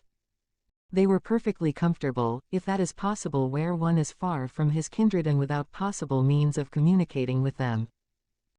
They talked about their country, of their friends at home, of the grandeur of the Republic, whose influence must increase, and Smith, who had had much to do with the affairs of the Union, entertained his hearers with his stories, his perceptions and his prophecies. One evening as they had been sitting talking in this way for some time, they were interrupted by Top, who began barking in that peculiar way which had previously attracted the attention of the engineer, and running around the mouth of the well which opened at the end of the inner corridor. "Why is Top barking that way again?" asked Pencroff. "And Jup growling so," added Herbert. Indeed, both the dog and the orang gave unequivocal signs of agitation, and curiously enough these two animals seemed to be more alarmed than irritated. "It is evident," said Spilett, "that this well communicates directly with the sea, and that some animal comes to breathe in its depths. It must be so, since there is no other explanation to give. Be quiet, Top. And you, Jup, go to your room." The animals turned away, Jup went to his bed, but Top remained in the hall, and continued whining the remainder of the evening. It was not, however, the question of this incident that darkened the countenance of the engineer. During the remainder of the month, rain and snow alternated, and though the temperature was not as low as during the preceding winter, there were more storms and gales. On more than one occasion the chimneys had been threatened by the waves, and it seemed as if an upraising of the sea, caused by some submarine convulsion, raised the monstrous billows and hurled them against Granite House. During these storms it was difficult, even dangerous, to attempt using the roads on the island, as the trees were falling constantly. Nevertheless, the colonists never let a week pass without visiting the corral, and happily this enclosure, protected by the spur of the mountain, did not suffer from the storms. But the poultry yard, from its position, exposed to the blast, suffered considerable damage. Twice the pigeon house was unroofed, and the fence also was demolished, making it necessary to rebuild it more solidly. It was evident that Lincoln Island was situated in the worst part of the Pacific. Indeed, it seemed as if the island formed the central point of vast cyclones which whipped it as if it were a top, only in this case the top was immovable and the whip spun about. During the first week in August the storm abated, and the atmosphere recovered a calm which it seemed never to have lost. With the calm the temperature lowered, and the thermometer of the colonists indicated 8 degrees below zero. On the 3rd of August, an excursion, which had been planned for some time, was made to Tadorn's Fens. The hunters were tempted by the great number of aquatic birds which made these marshes their home, and not only Spilett and Herbert, but Pencroff and Neb took part in the expedition. Smith alone pleaded some excuse for remaining behind at Granite House. The hunters promised to return by evening. Top and Jup accompanied them. And when they had crossed the bridge over the Mersey the engineer left them, and returned with the idea of executing a project in which he wished to be alone. This was to explore minutely the well opening into the corridor. Why did Top run round this place so often? Why did he whine in that strange way? Why did Jup share Top's anxiety? Had this well other branches beside the communication with the sea? Did it ramify towards other portions of the island? This is what Smith wanted to discover, and, moreover, to be alone in his discovery. He had resolved to make this exploration during the absence of his companions, and here was the opportunity. It was easy to descend to the bottom of the well by means of the ladder, which had not been used since the elevator had taken its place. The engineer dragged this ladder to the opening of the well, and, having made fast one end, let it unroll itself into the abyss. Then, having lit a lantern, and placing a revolver and cutlass in his belt, he began to descend the rungs. The sides of the well were smooth, but some projections of rocks appeared at intervals, and by means of these projections an athlete could have raised himself to the mouth of the well. The engineer noticed this, but in throwing the light of the lantern on these points he could discover nothing to indicate that they had ever been used in that way. Smith descended deeper, examining every part of the well, but he saw nothing suspicious. When he had reached the lowermost rung, he was at the surface of the water, which was perfectly calm. Neither there, nor in any other part of the well, was there any lateral opening. The wall, struck by the handle of Smith's cutlass, sounded solid. It was a compact mass, through which no human being could make his way. In order to reach the bottom of the well, and from thence climb to its mouth, it was necessary to traverse the submerged passage under the shore, which connected with the sea, and this was only possible for marine animals. As to knowing whereabouts on the shore, and at what depth under the waves, this passage came out, that was impossible to discover. Smith, having ended his exploration, remounted the ladder, covered over again the mouth of the well, and returned thoughtfully to the great hall of Granite House, saying to himself, "I have seen nothing, and yet, there is something there." 34. Rigging the launch, attacked by foxes, Jup wounded, Jup nursed, Jup cured, completion of the launch, Pencroff's triumph, the good luck, trial trip, to the south of the island, an unexpected document. The same evening the hunters returned, fairly loaded down with game, the 4 men having all they could carry. Top had a circlet of ducks round his neck, and Jup belts of woodcock round his body. "See, my master," cried Neb, "see how we have used our time. Preserves, pies, we will have a good reserve. But someone must help me, and I count upon you, Pencroff." "No, Neb," responded the sailor, "the rigging of the launch occupies my time, and you will have to do without me." "And you, Master Herbert?" "I, Neb, must go tomorrow to the corral." "Then will you help me, Mr. Spilett?" "To oblige you, I will, Neb," answered the reporter, "but I warn you that if you discover your recipes to me I will publish them." "Whenever you choose, sir," responded Neb, "whenever you choose." And so the next day the reporter was installed as Neb's aide in his culinary laboratory. But beforehand the engineer had given him the result of the previous day's exploration, and Spilett agreed with Smith in his opinion that, although he had found out nothing, still there was a secret to be discovered. The cold continued a week longer, and the colonists did not leave Granite House excepting to look after the poultry yard.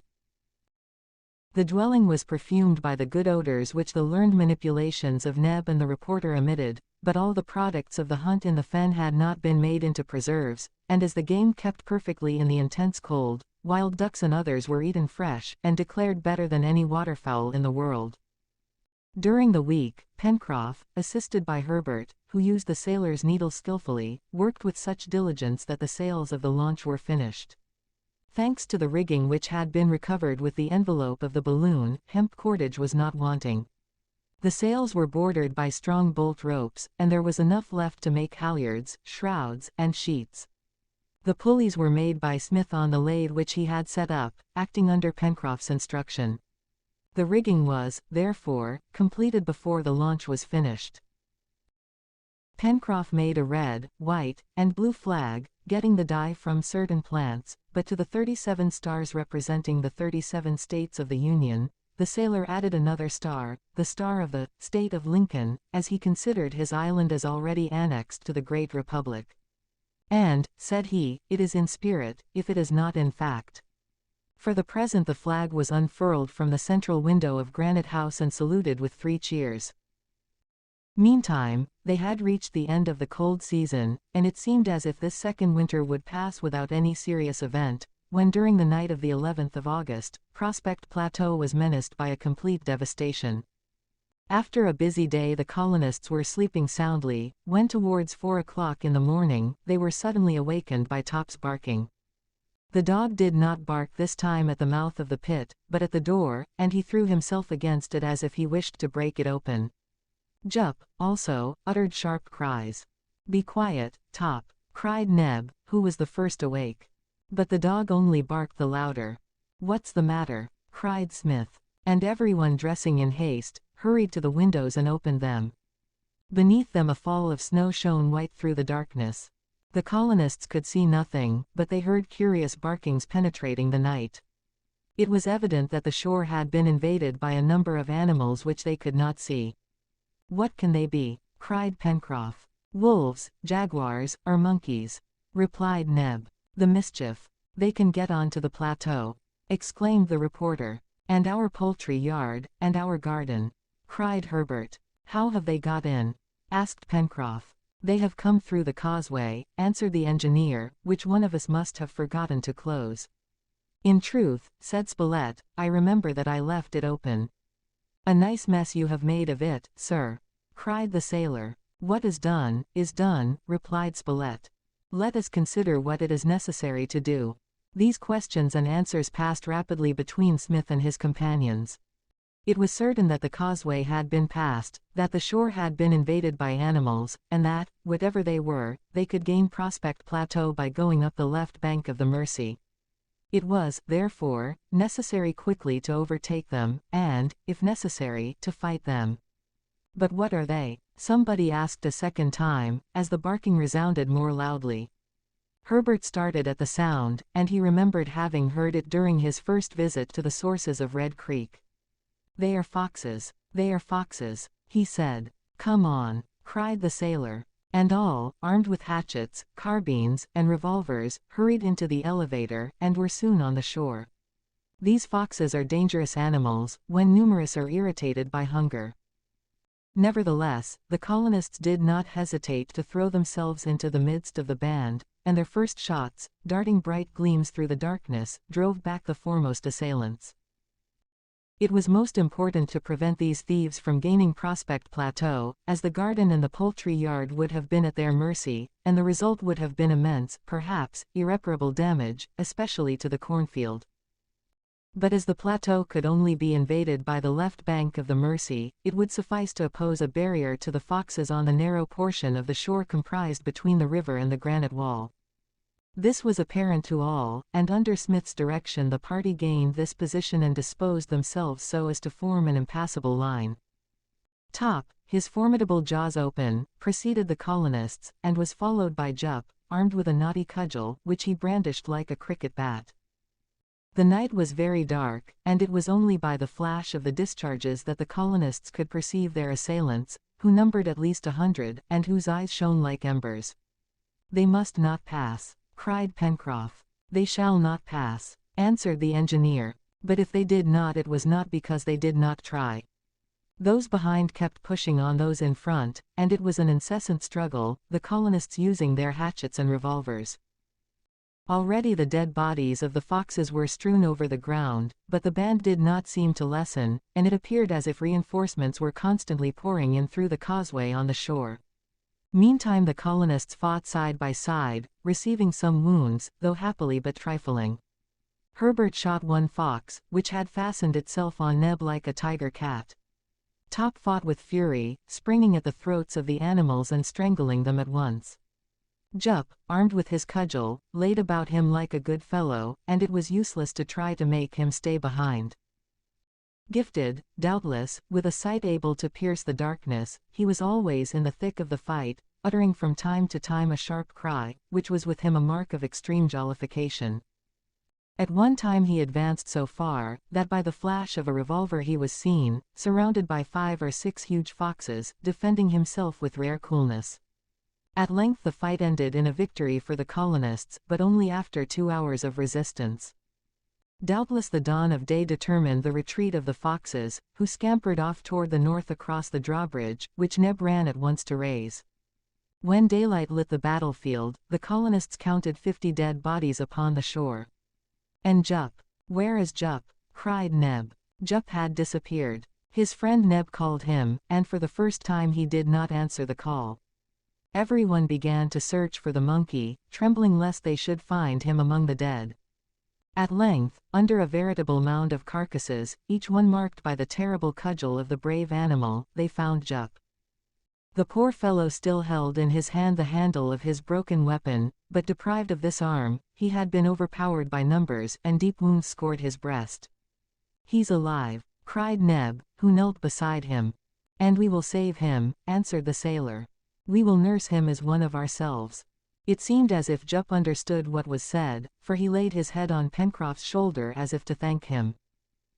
The sailor himself was wounded, but his wounds, like those of his companions, were trifling, as thanks to their firearms, they had always been able to keep the assailants at a distance. Only the orang was seriously hurt.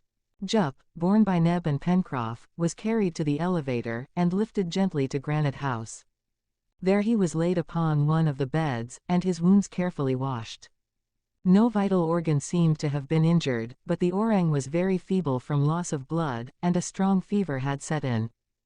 His wounds having been dressed, a strict diet was imposed upon him, just as for a real person, Neb said, and they gave him a refreshing draught made from herbs.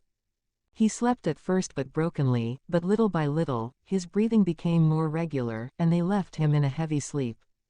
From time to time Top came, on tiptoe, to visit his friend, and seemed to approve of the attentions which had been bestowed upon it. One of Jup's hands hung over the side of the bed, and Top licked it sympathetically. The same morning they disposed of the dead foxes by dragging the bodies to the far west and burying them there. This attack, which might have been attended with very grave results, was a lesson to the colonists, and thenceforth they never slept before having ascertained that all the bridges were raised and that no invasion was possible. Meantime Jup, after having given serious alarm for some days, began to grow better. The fever abated gradually, and Spilett, who was something of a physician, considered him out of danger. On the 16th of August Jup began to eat. Neb made him some nice, sweet dishes, which the invalid swallowed greedily, for if he had a fault, it was that he was a bit of a glutton, and Neb had never done anything to correct this habit. "What would you have?" he said to Spilett, who sometimes rebuked the negro for indulging him. "Poor Jup has no other pleasure than to eat. And I am only too glad to be able to reward his services in this way." By the 21st of August he was about again.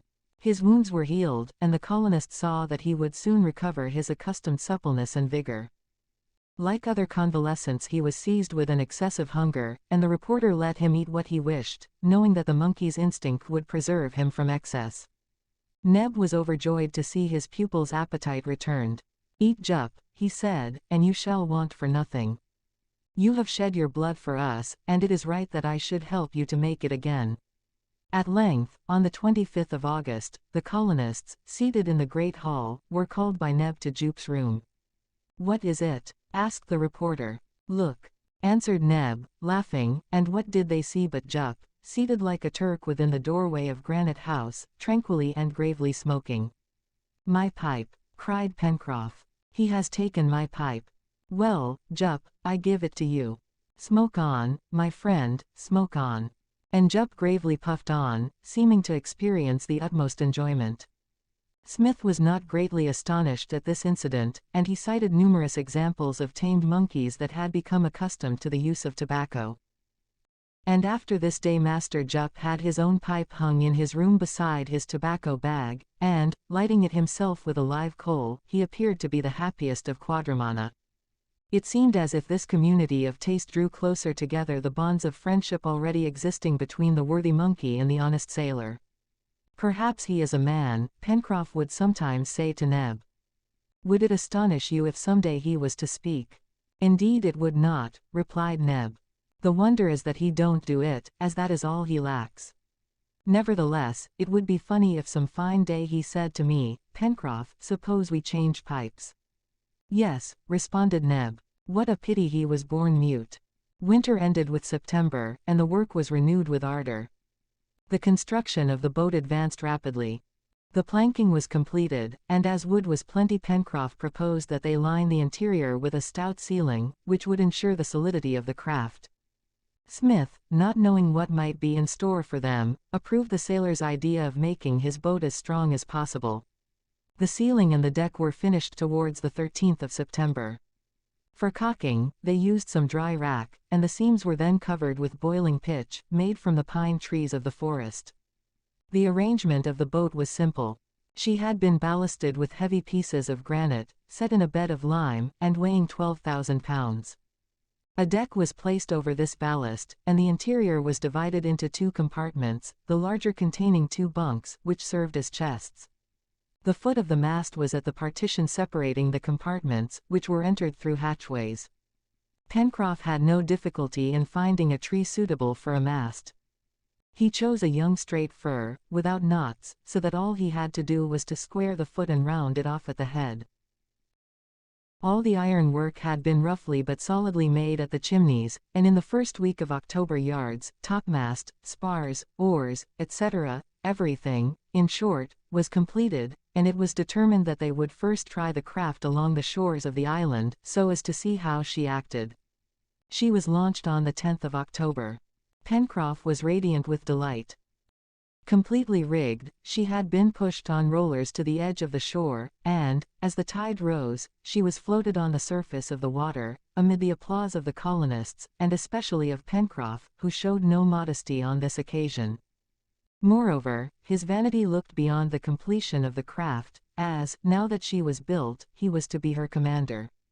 The title of captain was bestowed upon him unanimously. In order to satisfy Captain Pencroff it was necessary at once to name his ship, and after considerable discussion they decided upon Good Luck, the name chosen by the honest sailor. Moreover, as the weather was fine, the breeze fresh, and the sea calm, the trial must be made at once in an excursion along the coast. "Get aboard! Get aboard!" cried Captain Pencroff.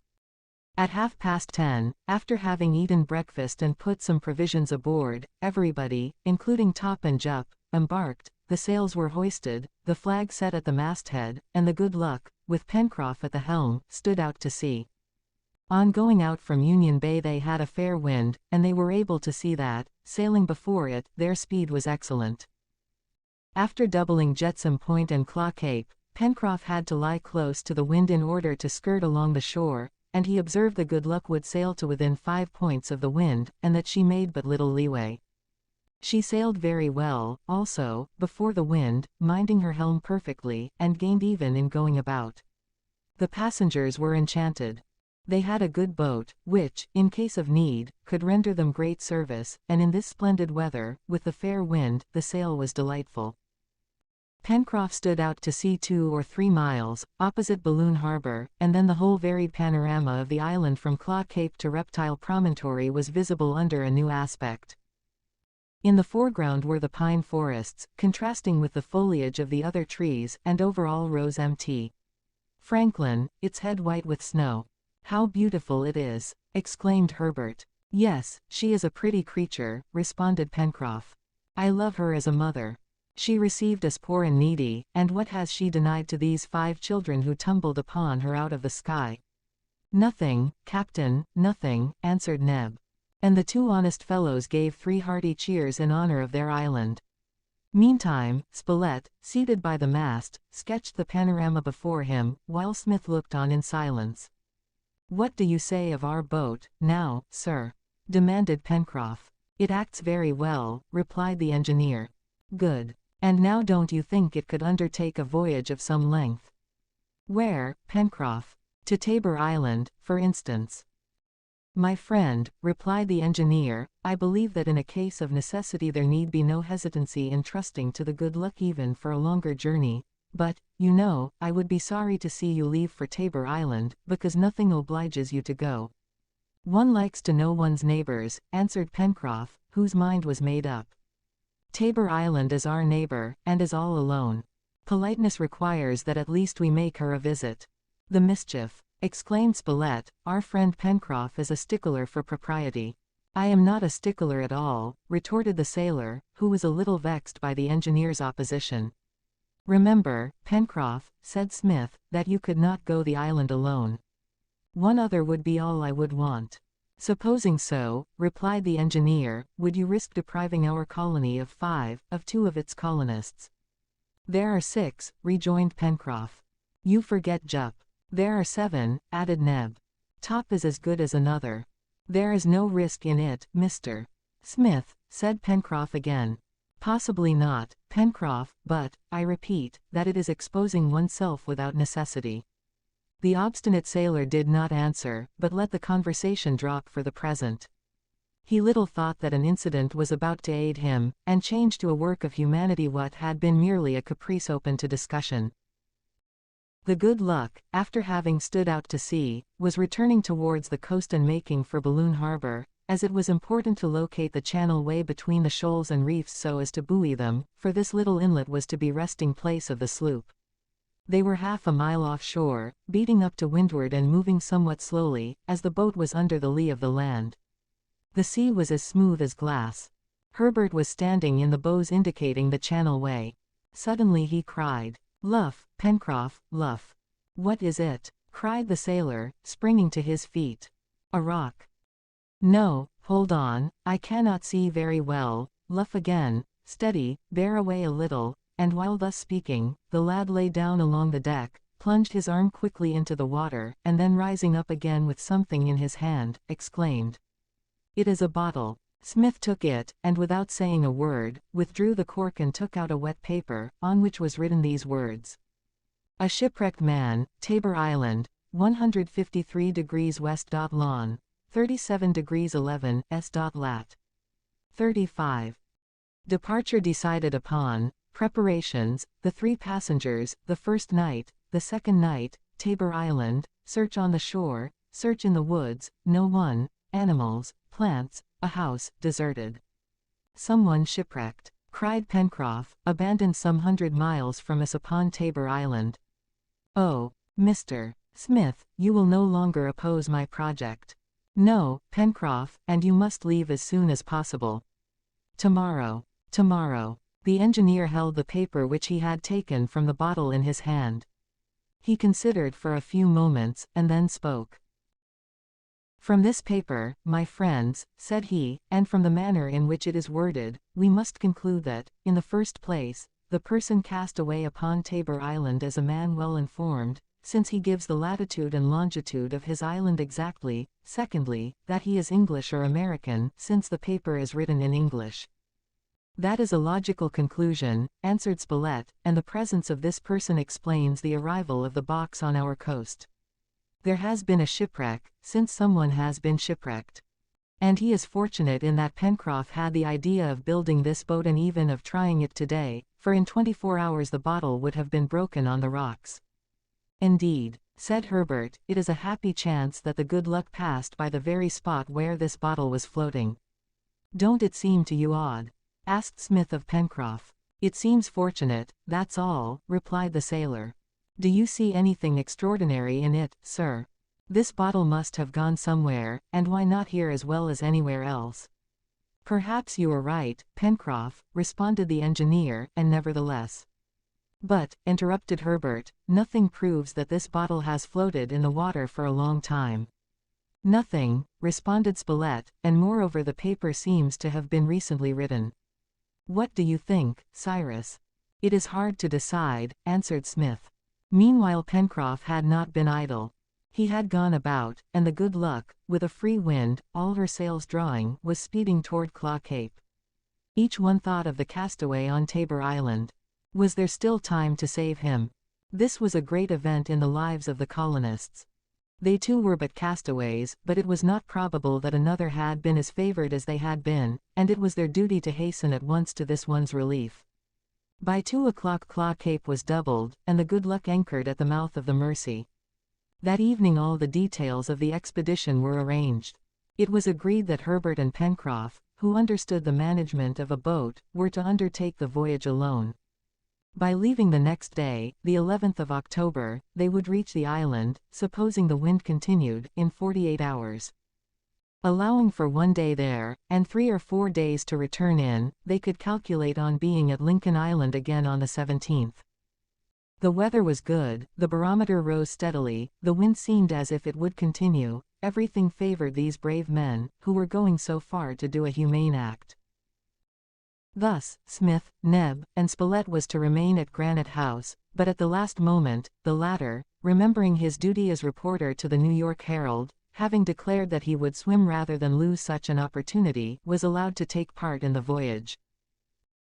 The evening was employed in putting bedding, arms, munitions, provisions, etc., on board, and the next morning, by 5 o'clock, the goodbyes were spoken, and Pencroff, hoisting the sails, headed for Claw Cape, which had to be doubled before taking the route to the southeast.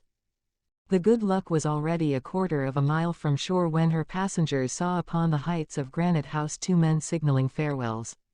They were Smith and Neb, from whom they were separating for the first time in 15 months. Pencroff, Herbert, and the reporter returned the signal, and soon Granite House disappeared behind the rocks of the cape. During the morning, the Good Luck remained in view of the southern coast of the island, which appeared like a green clump of trees, above which rose Mount Franklin. The heights, lessened by distance, gave it an appearance little calculated to attract ships on its coasts. At 1 o'clock Reptile Promontory was past 10 miles distant. It was therefore impossible to distinguish the western coast, which extended to the spurs of the mountain, and 3 hours later, Lincoln Island had disappeared behind the horizon. The Good Luck behaved admirably. She rode lightly over the seas and sailed rapidly. Pencroff had set his topsail, and with a fair wind he followed a straight course by the compass. Occasionally Herbert took the tiller, and the hand of the young lad was so sure, that the sailor had nothing to correct. Spilett chatted with one and the other, and lent a hand when necessary in maneuvering the sloop. Captain Pencroff was perfectly satisfied with his crew, and was constantly promising them an extra allowance of grog. In the evening the slender crescent of the moon glimmered in the twilight. The night came on dark but starlit, with the promise of a fine day on the morrow. Pencroff thought it prudent to take in the topsail, which was perhaps an excess of caution in so still a night, but he was a careful sailor, and was not to be blamed. The reporter slept during half the night, Herbert and Pencroff taking 2-hour turns at the helm. The sailor had as much confidence in his pupil as he had in himself, and his trust was justified by the coolness and judgment of the lad. Pencroff set the course as a captain to his helmsman, and Herbert did not allow the Good Luck to deviate a point from her direction. The night and the next day passed quietly and safely. The Good Luck held her southeast course, and, unless she was drawn aside by some unknown current, she would make Tabor Island exactly. The sea was completely deserted, save that sometimes an albatross or frigate bird passed within gunshot distance. And yet, said Herbert, this is the season when the whalers usually come towards the southern part of the Pacific. I don't believe that there is a sea more deserted than this. It is not altogether deserted, responded Pencroff. What do you mean? Why, we are here. Do you take us for porpoises or our sloop for driftwood? And Pencroff laughed at his pleasantry.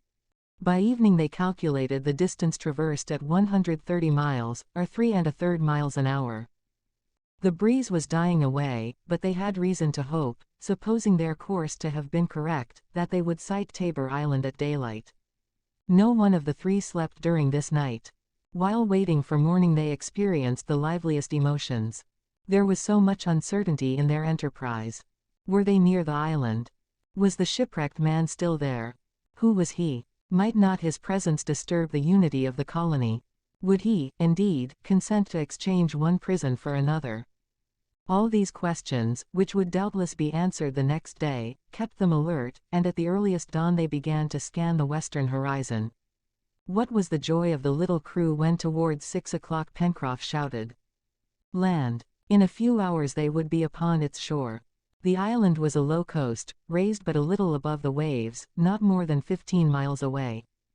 The sloop, which had been heading south of it, was put about, and, as the sun rose, a few elevations became visible here and there. "It is not as large as Lincoln Island," said Herbert, "and probably owes its origin to like submarine convulsions." By 11 o'clock the Good Luck was only 2 miles distant from shore, and Pencroff, while seeking some place to land, sailed with extreme caution through these unknown waters. They could see the whole extent of this island, on which were visible groups of gum and other large trees of the same species as those on Lincoln Island. But, it was astonishing, that no rising smoke indicated that the place was inhabited, nor was any signal visible upon the shore. Nevertheless the paper had been precise. It stated that there was a shipwrecked man here, and he should have been upon the watch. Meanwhile the Good Luck went in through the tortuous passages between the reefs, Herbert steering, and the sailor stationed forward, keeping a sharp lookout, with the halyards in his hand, ready to run down the sail. Spilett, with the spyglass, examined all the shore without perceiving anything. By noon the sloop touched the beach, the anchor was let go, the sails furled, and the crew stepped on shore. There could be no doubt that that was Tabor Island, since the most recent maps gave no other land in all this part of the Pacific. After having securely moored the sloop, Pencroff and his companion, well armed, ascended the coast towards a round hill, some 250 feet high, which was distant about half a mile, from the summit of which they expected to have a good view of the island. The explorers followed the edge of grassy plain which ended at the foot of the hill.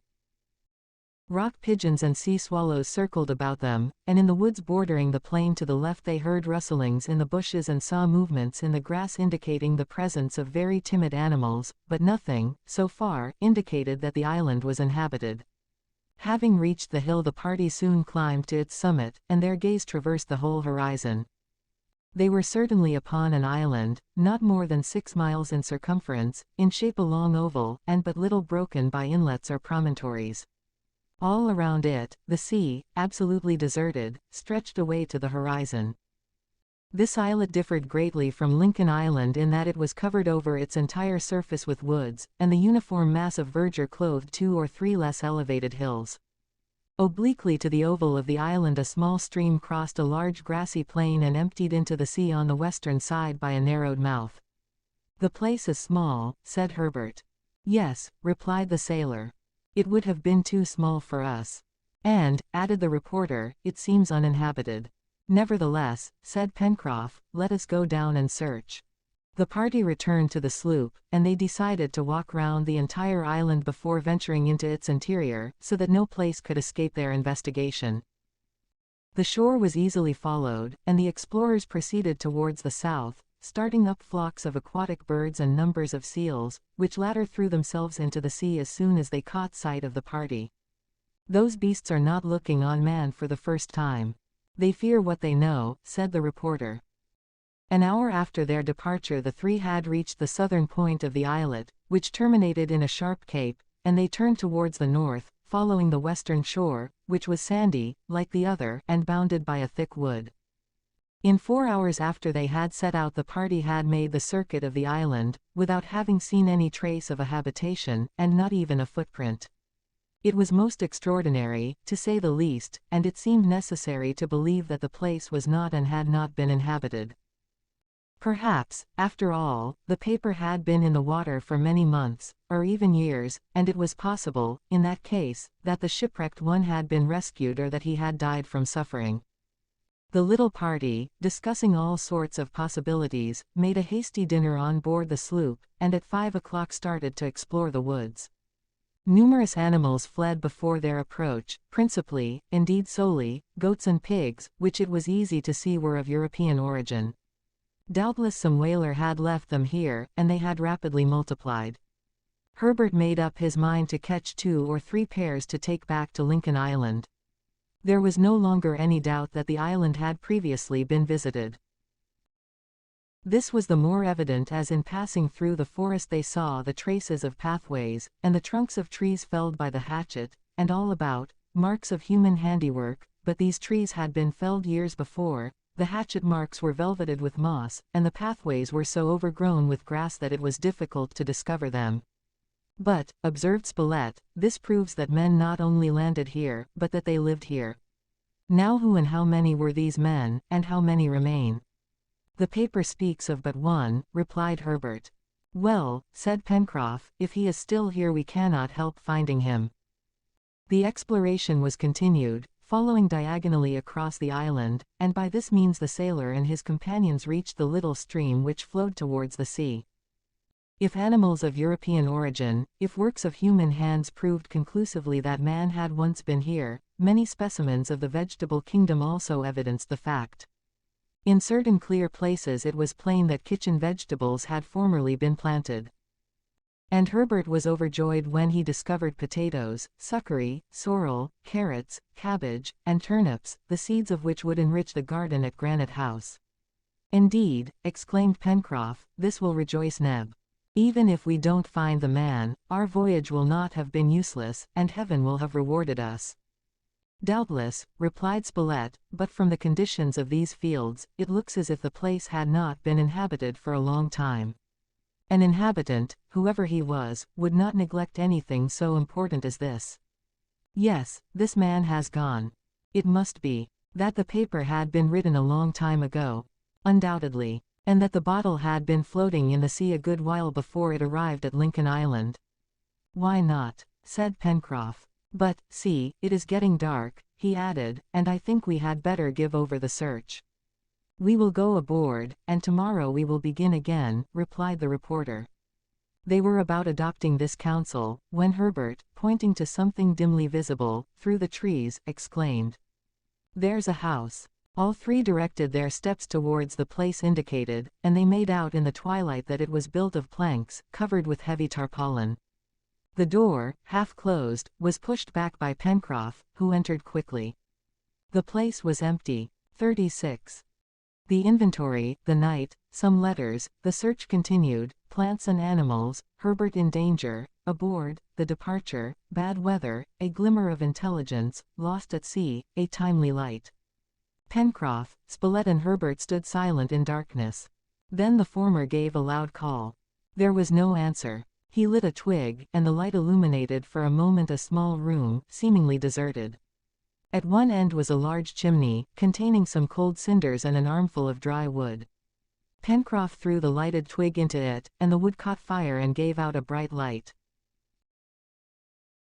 The sailor and his companions thereupon discovered a bed in disorder, its damp and mildewed covers proving that it had been long unused. In the corner of the fireplace were 2 rusty kettles and an overturned pot, a clothes press with some sailor's clothing, partially molded, on the table a tin plate, and a Bible, injured by the dampness, in a corner some tools, a shovel, a mattock, a pick, 2 shotguns, one of which was broken. On a shelf was a barrel full of powder, a barrel of lead, and a number of boxes of caps. All were covered with a thick coating of dust. There is no one here, said the reporter. Not a soul. This room has not been occupied in a long time. Since a very long time. Mr. Spilett, said Pencroff, I think that instead of going on board we had better stay here all night. You were right, Pencroff, and if the proprietor returns he will not be sorry, perhaps, to find the place occupied. He won't come back, though, said the sailor, shaking his head.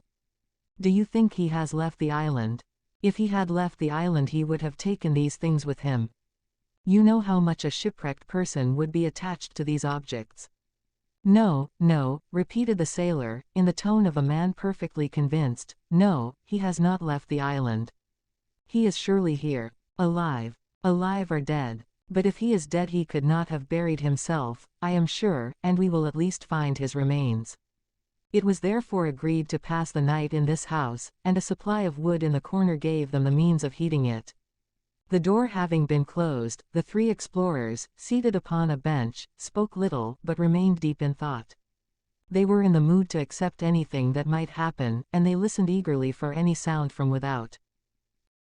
If the door had suddenly opened and a man had stood before them, they would not have been much surprised, in spite of all the evidence of desolation throughout the house, and their hands were ready to clasp the hands of this man, of this shipwrecked one, of this unknown friend whose friends awaited him.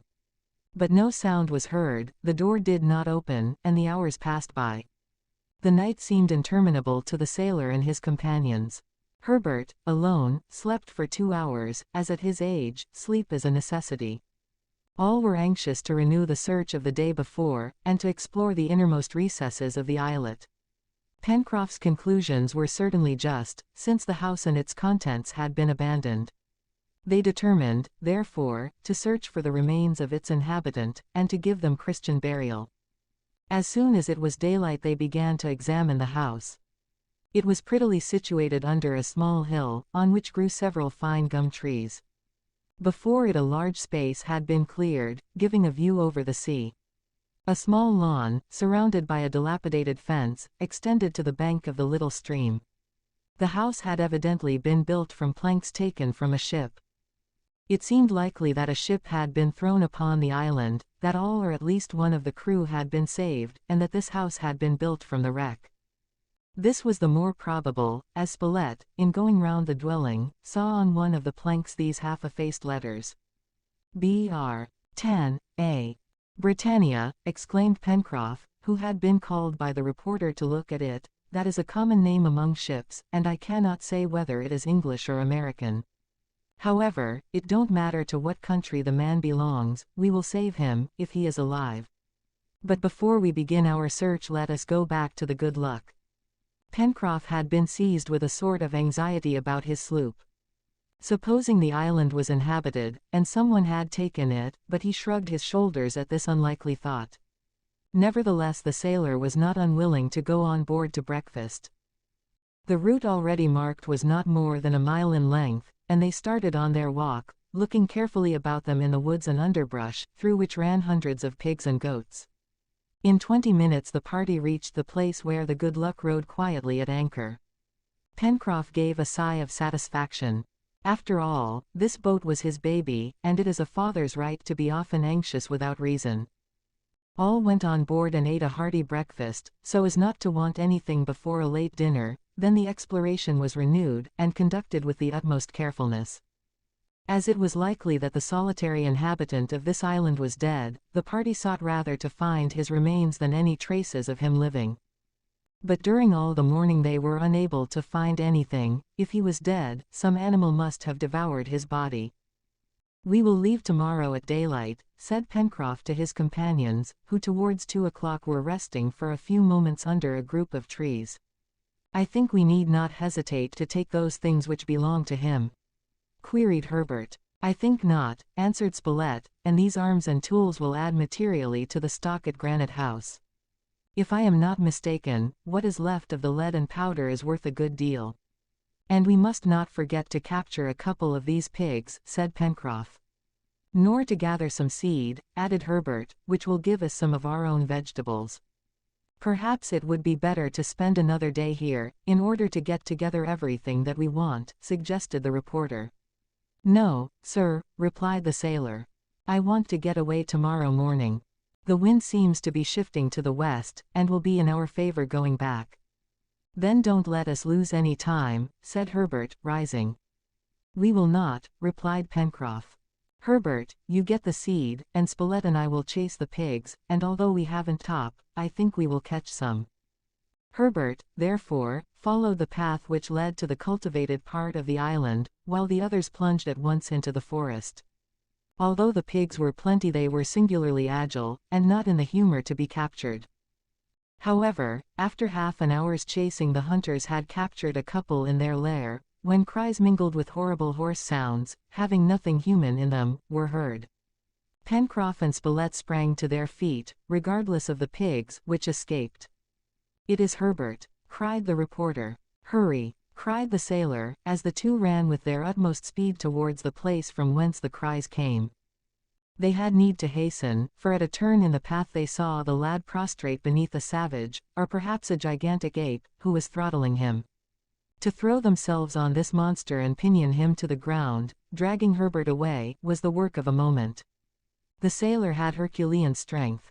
Spilett, too, was muscular, and, in spite of the resistance of the monster, it was bound so that it could not move. "You are not wounded, Herbert?" "No, oh no. Ah, if it had hurt you, this ape." "But he is not an ape," cried Herbert. At these words Pencroff and Spilett looked again at the object lying on the ground. In fact, it was not an ape, but a human being, a man. But what a man! He was a savage, in all the horrible acceptation of the word, and, what was more frightful, he seemed to have fallen to the last degree of brutishness. Matted hair, tangled beard descending to his waist, his body naked, save for a rag about his loins, wild eyes, long nails, mahogany-colored skin, feet as hard as if they had been made of horn, such was the miserable creature which it was, nevertheless, necessary to call a man. But one might well question whether this body still contained a soul, or whether the low, brutish instinct alone survived. "Are you perfectly sure that this is what has been a man?" questioned Pencroff of the reporter.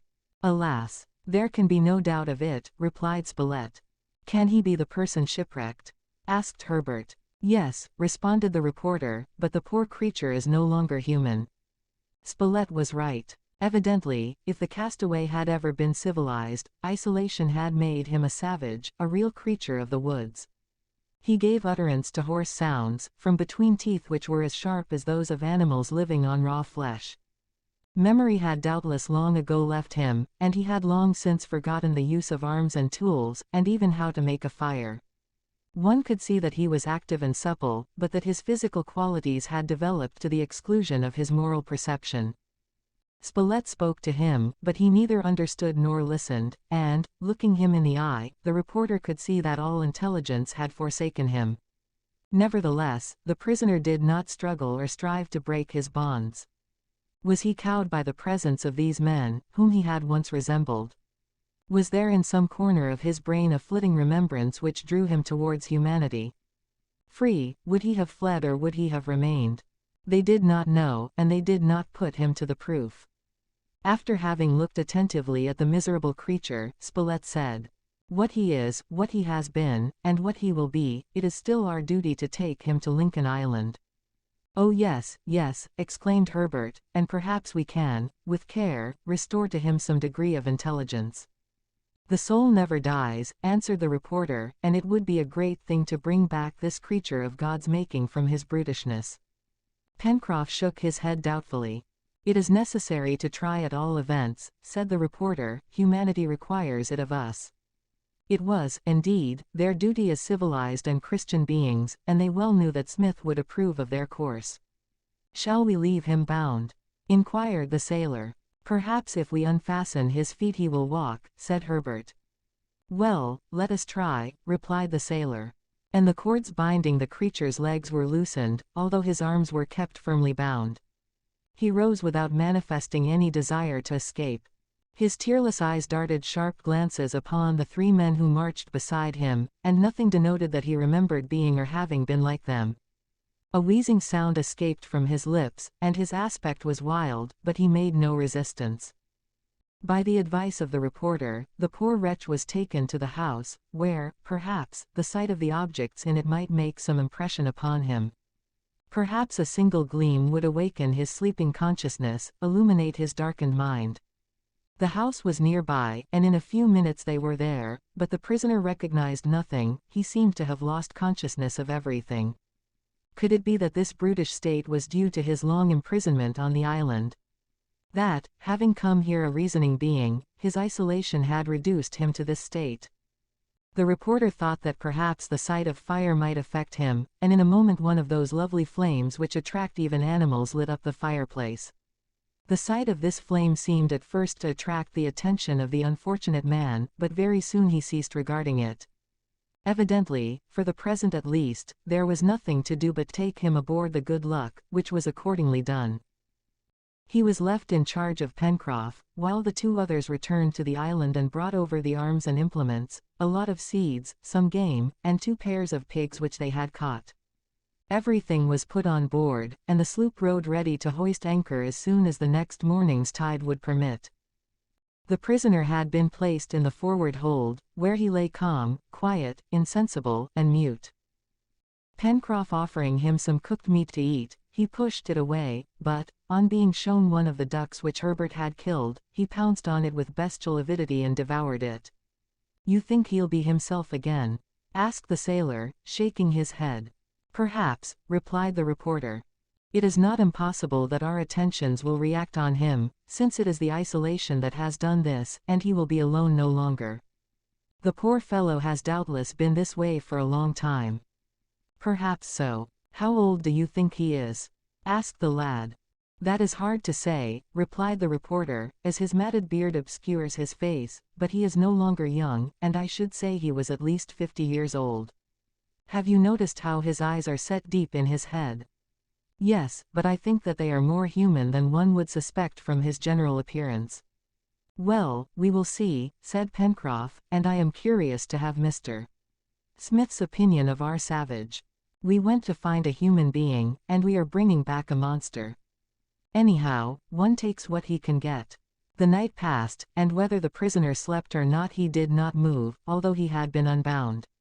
He was like one of those beasts that in the first moments of their capture submit, and to whom the rage returns later. At daybreak the next day, the 17th, the change in the weather was as Pencroff had predicted. The wind hauled round to the northwest and favored the return of the Good Luck, but at the same time it had freshened, so as to make the sailing more difficult.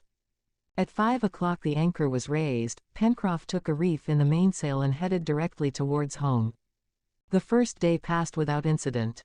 The prisoner rested quietly in the forward cabin, and, as he had once been a sailor, the motion of the sloop produced upon him a sort of salutary reaction. Did it recall to him some remembrance of his former occupation? At least he rested tranquil, more astonished than frightened. On the 16th the wind freshened considerably, coming round more to the north, and therefore in a direction less favorable to the course of the Good Luck, which bounded over the waves. Pencroff was soon obliged to hold her nearer to the wind, and without saying so, he began to be anxious at the lookout ahead.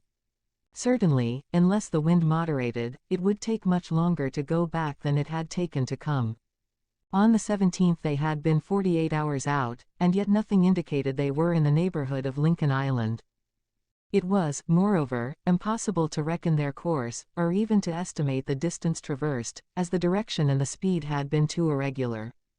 24 hours later there was still no land in view. The wind was dead ahead, and an ugly sea running. On the 18th a huge wave struck the sloop, and had not the crew been lashed to the deck, they would have been swept overboard.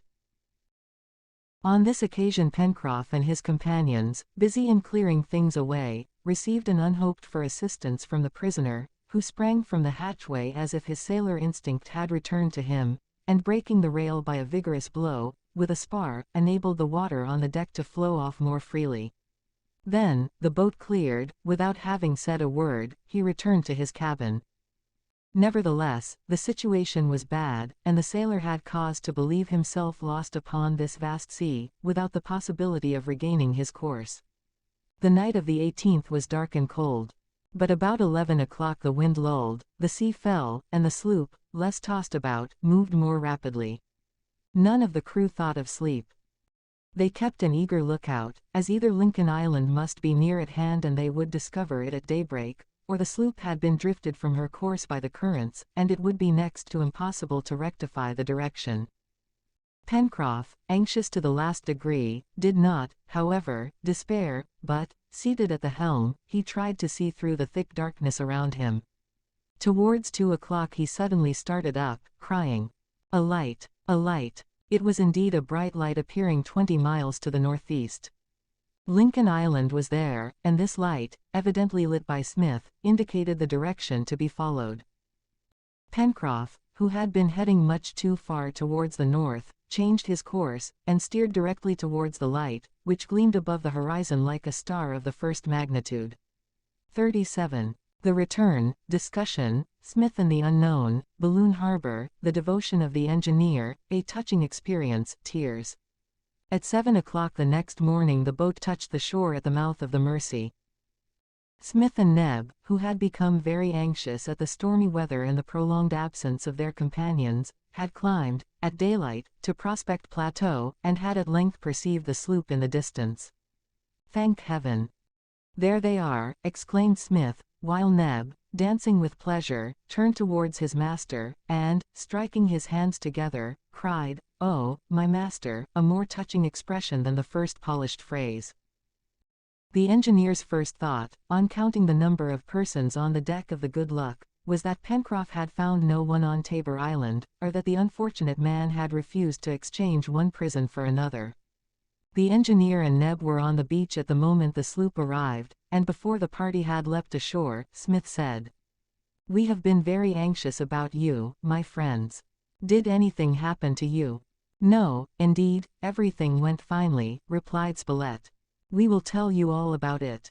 Nevertheless, you have failed in your search, since you are all alone." "But, sir, there are 4 of us," said the sailor. "Have you found this person?" "Yes." "And brought him back?" "Yes." "Living? Where is he, and what is he, then?" "He is, or rather, he was a human being, and that is all, Cyrus, that we can say." The engineer was thereupon informed of everything that had happened, of the search, of the long-abandoned house, of the capture of the scarcely human inhabitant. "And," added Pencroff, "I don't know whether we have done right in bringing him here." "Most certainly you have done right," replied the engineer. "But the poor fellow has no sense at all. Not now, perhaps, in a few months, he will be as much a man as any of us. Who knows what might happen to the last one of us, after living for a long time alone on this island? It is terrible to be all alone, my friends, and it is probable that solitude quickly overthrows reason, since you have found this poor being in such a condition." "But, Mr. Smith," asked Herbert, "what makes you think that the brutishness of this man has come on within a little while?" "Because the paper we found had been recently written, and no one but this shipwrecked man could have written it." "Unless," suggested Spilett, "it had been written by a companion of this man who has since died." "That is impossible, Spilett." "Why so?" "Because, then, the paper would have mentioned 2 persons instead of 1. Herbert briefly related the incident of the sea striking the sloop, and insisted that the prisoner must then have had a glimmer of his sailor instinct.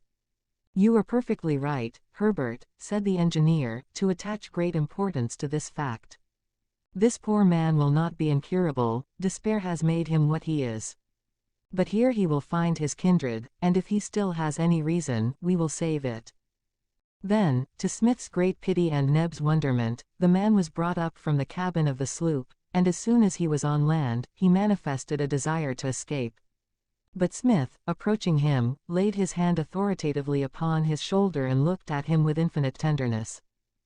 Thereupon the poor wretch, submitting to a sort of instantaneous power, became quiet, his eyes fell, his head dropped forward, and he made no further resistance. "Poor shipwrecked sailor," murmured the reporter. Smith regarded him attentively. To judge from his appearance, this miserable creature had little of the human left in him, but Smith caught in his glance, as the reporter had done, an almost imperceptible gleam of intelligence. It was decided that the unknown, as his new companions called him, should stay in one of the rooms of Granite House, from which he could not escape. He made no resistance to being conducted there, and with good care they might, perhaps, hope that someday he would prove a companion to them. Neb hastened to prepare breakfast, for the voyagers were very hungry, and during the meal Smith made them relate in detail every incident of the cruise. He agreed with them in thinking that the name of the Britannia gave them reason to believe that the unknown was either English or American, and, moreover, under all the growth of hair covering the man's face, the engineer thought he recognized the features characteristic of an Anglo-Saxon. But, by the way, Herbert, said the reporter, you have never told us how you met this savage, and we know nothing, except that he would have strangled you, had we not arrived so opportunely. Indeed, I am not sure that I can tell just what happened, replied Herbert. I was, I think, gathering seeds, when I heard a tremendous noise in a high tree nearby. I had hardly time to turn, when this unhappy creature, who had, doubtless, been hidden crouching in the tree, threw himself upon me, and, unless Mr. Spilett and Pencroff. You were in great danger, indeed, my boy, said Smith, but perhaps, if this had not happened, this poor being would have escaped your search, and we would have been without another companion. You expect, then, to make him a man again? Asked the reporter. Yes, replied Smith. Breakfast ended, all returned to the shore and began unloading the sloop, and the engineer examined the arms and tools, but found nothing to establish the identity of the unknown. The pigs were taken to the stables, to which they would soon become accustomed. The 2 barrels of powder and shot and the caps were a great acquisition, and it was determined to make a small powder magazine in the upper cavern of Granite House, where there would be no danger of an explosion. Meantime, since the pyroxyline answered very well, there was no present need to use this powder. When the sloop was unloaded, Pencroff said, I think, Mr. Smith, that it would be better to put the Good Luck in a safe place. Is it not safe enough at the mouth of the Mercy? No, sir, replied the sailor. Most of the time she is aground on the sand, which strains her. Could not she be moored out in the stream? She could, but the place is unsheltered, and in an easterly wind I am afraid she would suffer from the seas. Very well, where do you want to put her? In Balloon Harbor, replied the sailor. It seems to me that that little inlet, hidden by the rocks, is just the place for her. Isn't it too far off? No, it is only 3 miles from Granite House, and we have a good straight road there. Have your way, Pencroff, replied the engineer.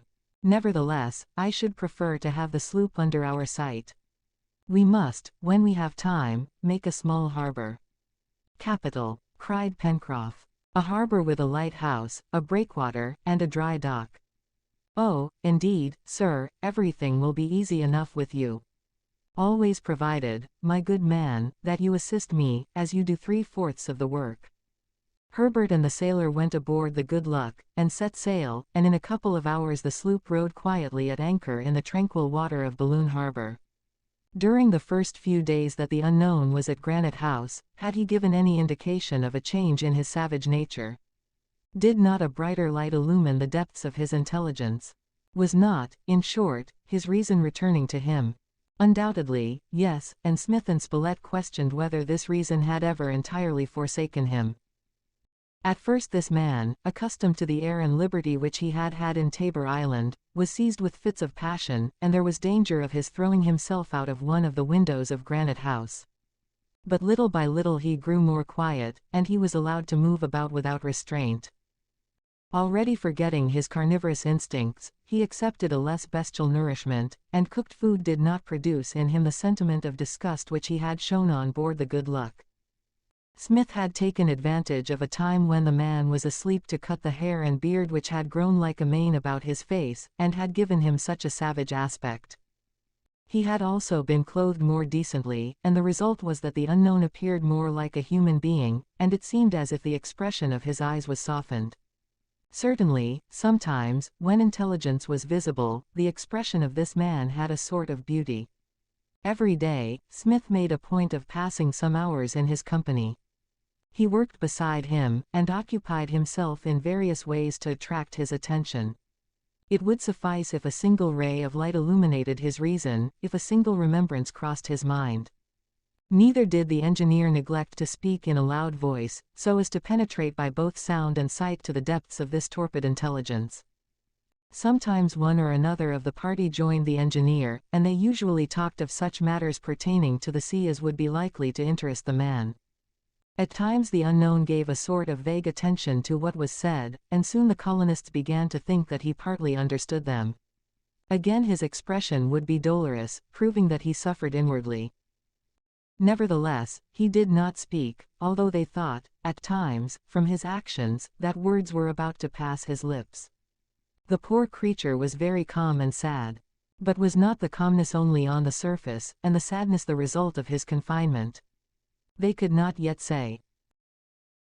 Seeing only certain objects and in a limited space, always with the colonists, to whom he had become accustomed, having no desire to satisfy, better clothed and better fed, it was natural that his physical nature should soften little by little. But was he imbued with the new life, or, to use an expression justly applicable to the case, was he only tamed, as an animal in the presence of its master?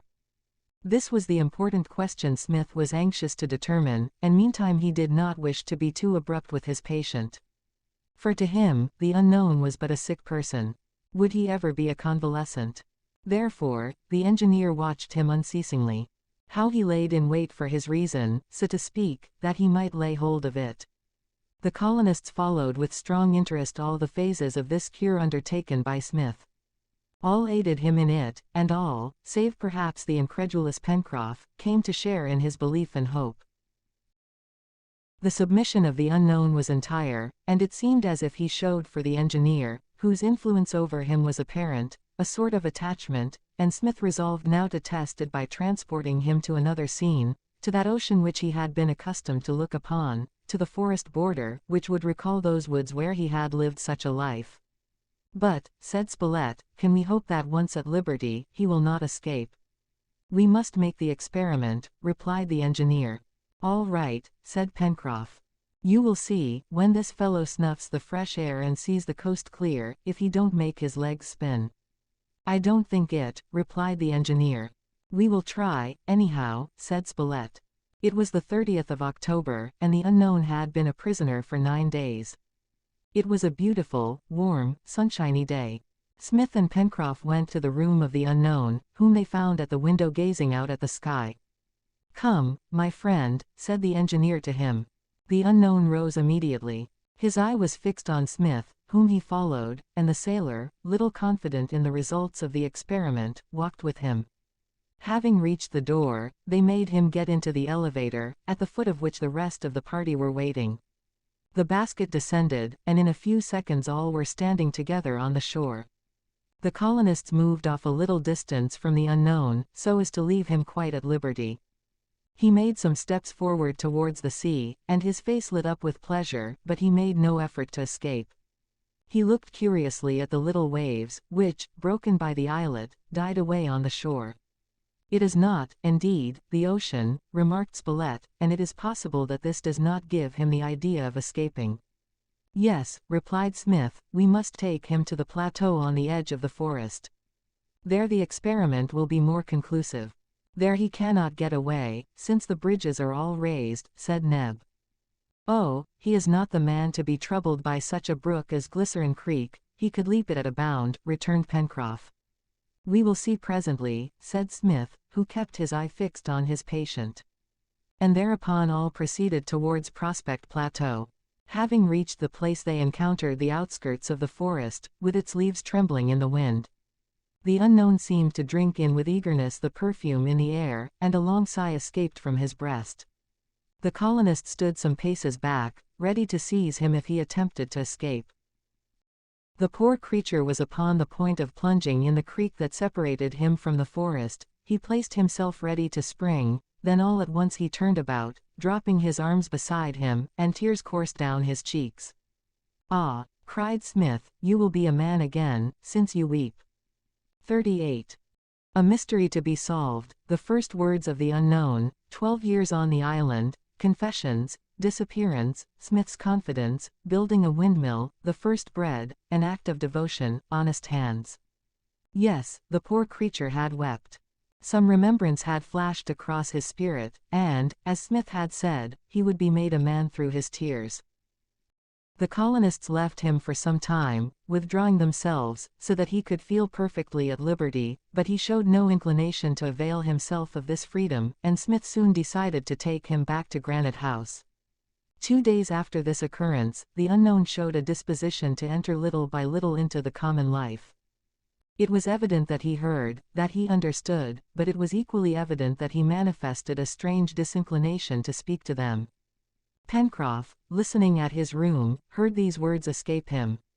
No, here, I, never. The sailor reported this to his companions, and Smith said, "There must be some sad mystery here." The unknown had begun to do some little chores, and to work in the garden. When he rested, which was frequent, he seemed entirely self-absorbed, but, on the advice of the engineer, the others respected the silence which he seemed desirous of keeping. If one of the colonists approached him he recoiled, sobbing as if overcome. Could it be by remorse? Or, was it, as Spilett once suggested, "If he does not speak I believe it is because he has something on his mind too terrible to mention." Some days later the unknown was working on the plantation, when, of a sudden, he stopped and let his spade fall, and Smith, who was watching him from a distance, saw that he was weeping again. An irresistible pity drew the engineer to the poor fellow's side, and, touching his arm lightly, "My friend," said he. The unknown tried to look away, and when Smith sought to take his hand he drew back quickly. "My friend," said Smith, with decision, "I wish you to look at me." The unknown obeyed, raising his eyes and regarding the other as one does who is under the influence of magnetism. At first he wished to break away, then his whole expression changed, his eyes flashed, and, unable longer to contain himself, he muttered some incoherent words. Suddenly he crossed his arms, and in a hollow voice, "Who are you?" he demanded. "Men shipwrecked as you have been," replied the engineer, greatly moved. "We have brought you here among your kindred." "My kindred? I have none." "You are among friends." "Friends? I, friends," cried the unknown, hiding his face in his hands. "Oh, no, never. Leave me, leave me." And he rushed to the brink of the plateau overlooking the sea, and stood there, motionless, for a long time. Smith had rejoined his companions and had related to them what had happened.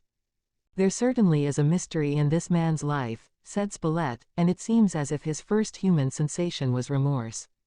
"I don't understand what kind of a man we have brought back," says the sailor. "He has secrets, which we will respect," answered the engineer, quickly. "If he has committed some fault he has cruelly expiated it, and in our sight it is absolved." For 2 hours the unknown remained upon the shore, evidently under the influence of remembrances which brought back to him all his past, a past which, doubtless, was hateful enough, and the colonists, though keeping watch upon him, respected his desire to be alone. Suddenly he seemed to have taken a resolution, and he returned to the engineer. His eyes were red with the traces of tears, and his face wore an expression of deep humility. He seemed apprehensive, ashamed, humiliated, and his looks were fixed on the ground. "Sir," said he, "are you and your companions English?" "No," replied Smith, "we are Americans." "Ah," murmured the unknown, "I am glad of that." "And what are you, my friend?" asked the engineer. "English," he responded, as if these few words had cost him a great effort. He rushed to the shore, and traversed its length to the mouth of the Mersey, in a state of extreme agitation. Having, at one place, met Herbert, he stopped, and in a choking voice, accosted him. "What month is it?" "November," replied the lad. "And what year?" 1866. 12 years. 12 years, he cried, and then turned quickly away. Herbert related this incident to the others. "The poor creature knew neither the month nor the year," remarked Spilett. "And he had been 12 years on the island, when we found him." 12 years, said Smith. 12 years of isolation, after a wicked life, perhaps, that would indeed affect a man's reason. "I cannot help thinking," observed Pencroff, "that this man was not wrecked on that island, but that he has been left there for some crime." "You may be right, Pencroff," replied the reporter, "and if that is the case, it is not impossible that whoever left him there may return for him some day." "And they would not find him," said Herbert.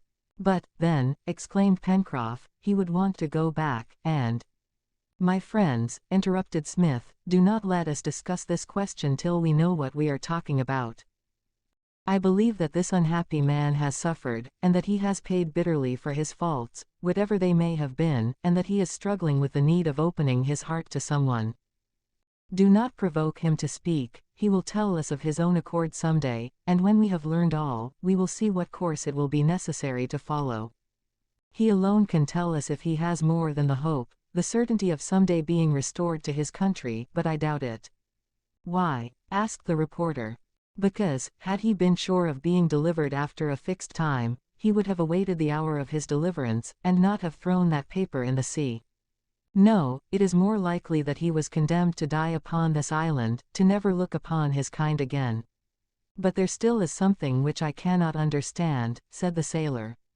What is that? Why, if this man had been left on Tabor Island 12 years ago, it seems probable that he must have been in this savage condition for a long time. That is probable, replied the engineer. And, therefore, it is a long time since he wrote that paper. Doubtless, and yet that paper seemed to have been written recently. Yes, and how account for the bottle taking so many years in coming from Tabor Island here? It is not absolutely impossible, responded the reporter. Could not it have been in the neighborhood of the island for a long time? And have remained floating? No, answered the sailor, for sooner or later it would have been dashed to pieces on the rocks. It would, indeed, said Smith, thoughtfully. And, moreover, continued the sailor, if the paper had been enclosed in the bottle for a long time, it would have been injured by the moisture, whereas, it was not damaged in the least. The sailor's remark was just, and, moreover, this paper, recently written, gave the situation of the island with an exactness which implied a knowledge of hydrography, such as a simple sailor could not have. There is, as I said before, something inexplicable in all this, said the engineer, but do not let us urge our new companion to speak. When he wishes it we will be ready to listen. For several days after this the unknown neither spoke nor left the plateau. He worked incessantly, digging in the garden apart from the colonists, and at meal times, although he was often asked to join them, he remained alone, eating but a few uncooked vegetables. At night, instead of returning to his room in Granite House, he slept under the trees, or hid himself, if the weather was bad, in some hollow of the rocks. Thus he returned again to that manner of life in which he had lived when he had no other shelter than the forests of Tabor Island, and all endeavored to make him modify this life. Having proved fruitless, the colonists waited patiently. But the moment came when, irresistibly and as if involuntarily forced from him by his conscience, the terrible avowals were made. At dusk on the evening of the 10th of November, as the colonists were seated in the arbor, the unknown stood suddenly before them. His eyes glowed, and his whole appearance wore again the savage aspect of former days. He stood there, swayed by some terrible emotion, his teeth chattering like those of a person in a fever. The colonists were astounded. What was the matter with him? Was the sight of his fellow creatures unendurable? Had he had enough of this honest life? Was he homesick for his brutish life? One would have thought so, hearing him give utterance to these incoherent phrases. Why am I here? By what right did you drag me from my island? Is there any bond between you and me? Do you know who I am, what I have done, why I was there, alone? And who has told you that I was not abandoned, that I was not condemned to die there? Do you know my past? Do you know whether I have not robbed, murdered, if I am not a miserable, a wicked being, fit to live like a wild beast, far from all? Say, do you know? The colonists listened silently to the unhappy creature, from whom these half-avowals came in spite of himself. Smith, wishing to soothe him, would have gone to him, but the unknown drew back quickly. No, no, he cried. One word only, am I free? You are free, replied the engineer. Then, goodbye, he cried, rushing off. Neb, Pencroff, and Herbert ran to the border of the wood, but they returned alone. We must let him have his own way, said the engineer. He will never come back, exclaimed Pencroff. He will return, replied the engineer. And after that conversation many days passed, but Smith, was it a presentiment, persisted in the fixed idea that the unhappy man would return sooner or later. It is the last struggle of this rude nature, which is touched by remorse, and which would be terrified by a new isolation. In the meantime, work of all kinds was continued, both on Prospect Plateau and at the corral, where Smith proposed to make a farm. It is needless to say that the seeds brought from Tabor Island had been carefully sown. The plateau was a great kitchen garden, well laid out and enclosed, which kept the colonists always busy. As the plants multiplied, it was necessary to increase the size of the beds, which threatened to become fields, and to take the place of the grassland. But as forage abounded in other parts of the island, there was no fear of the onagers having to be placed on rations, and it was also better to make Prospect Plateau, defended by its belt of creeks, a garden of this kind, and to extend the fields, which required no protection, beyond the belt. On the 15th of November they made their third harvest. Here was a field which had indeed increased in the 18 months since the first grain of corn had been sown. The second crop of 600,000 grains produced this time 4,000 bushels or more than 500 million grains. The colonists were, therefore, rich in corn, as it was only necessary to sow a dozen bushels each year in order to have a supply sufficient for the nourishment of man and beast. After harvesting they gave up the last fortnight in the month to bread making. They had the grain but not the flour, and a mill was therefore necessary. Smith could have used the other waterfall which fell into the Mersey, but, after discussing the question, it was decided to build a simple windmill on the summit of the plateau. Its construction would be no more difficult than a water mill, and they would be sure of always having a breeze on this open elevation. "Without counting," said Pencroff, "the fine aspect a windmill will give to the landscape." They began the work by selecting timber for the cage and machinery for the mill. Some large sandstones, which the colonists found to the north of the lake, were readily made into millstones, and the inexhaustible envelope of the balloon furnished the cloth necessary for the sails. Smith made his drawings, and the site for the mill was chosen a little to the right of the poultry yard, and close to the lake shore. The whole cage rested upon a pivot, held in position by heavy timbers, in such a manner that it could turn, with all the mechanism within it, towards any quarter of the wind. The work progressed rapidly.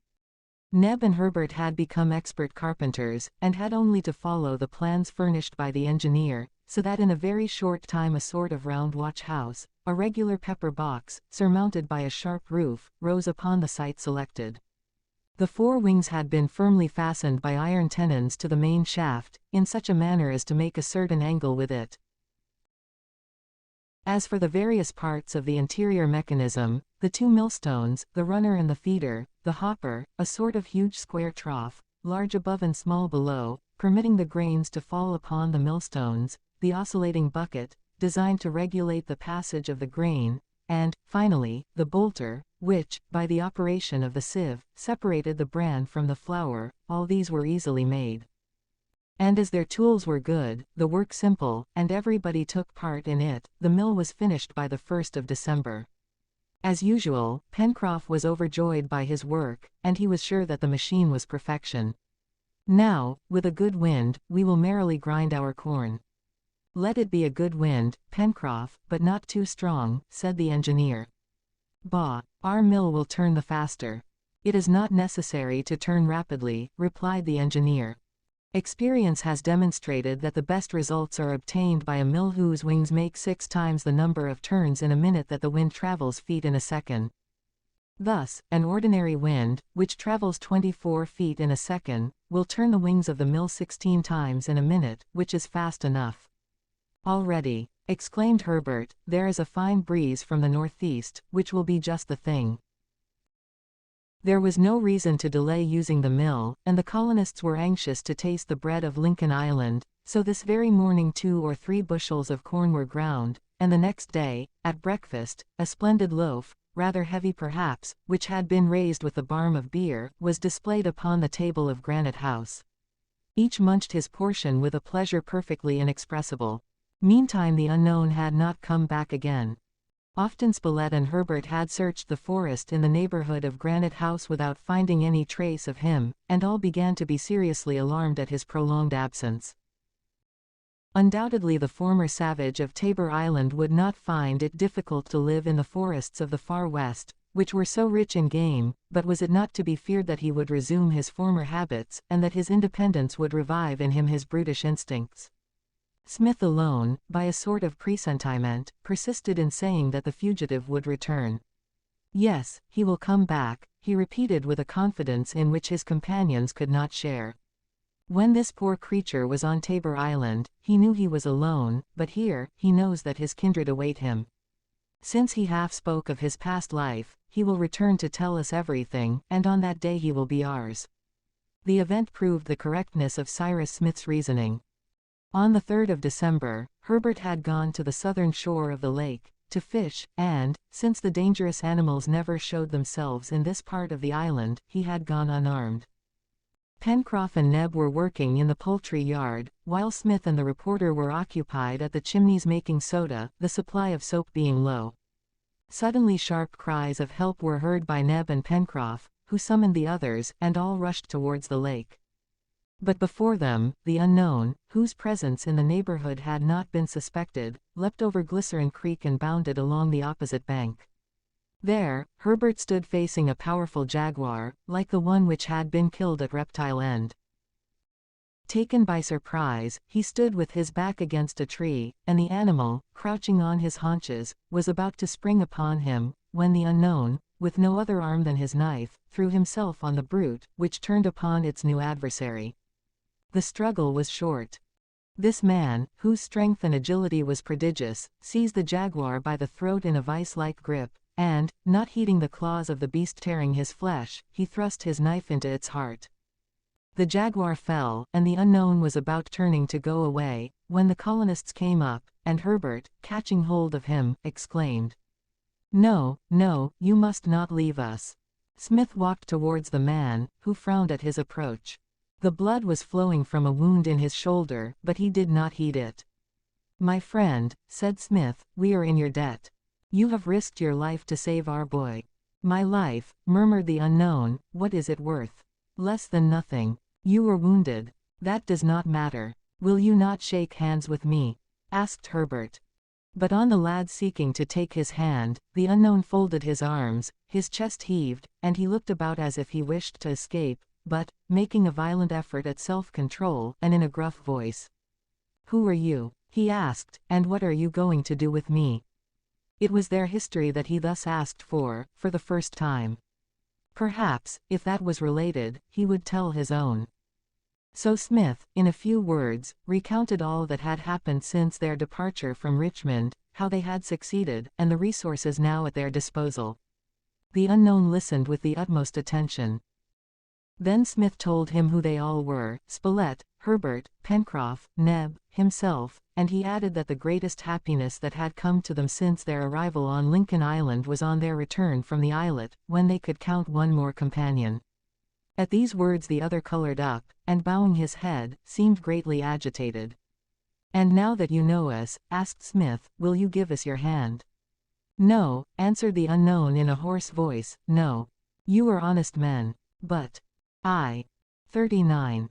Always apart, a bequest of the unknown's, the farm established at the corral, 12 years, the boatswain's mate of the Britannia, left on Tabor Island, the hand of Smith, the mysterious paper. These last events justified the presentiments of the colonists. There was some terrible past in the life of this man, expiated, perhaps, in the eyes of men, but which his conscience still held unabsolved.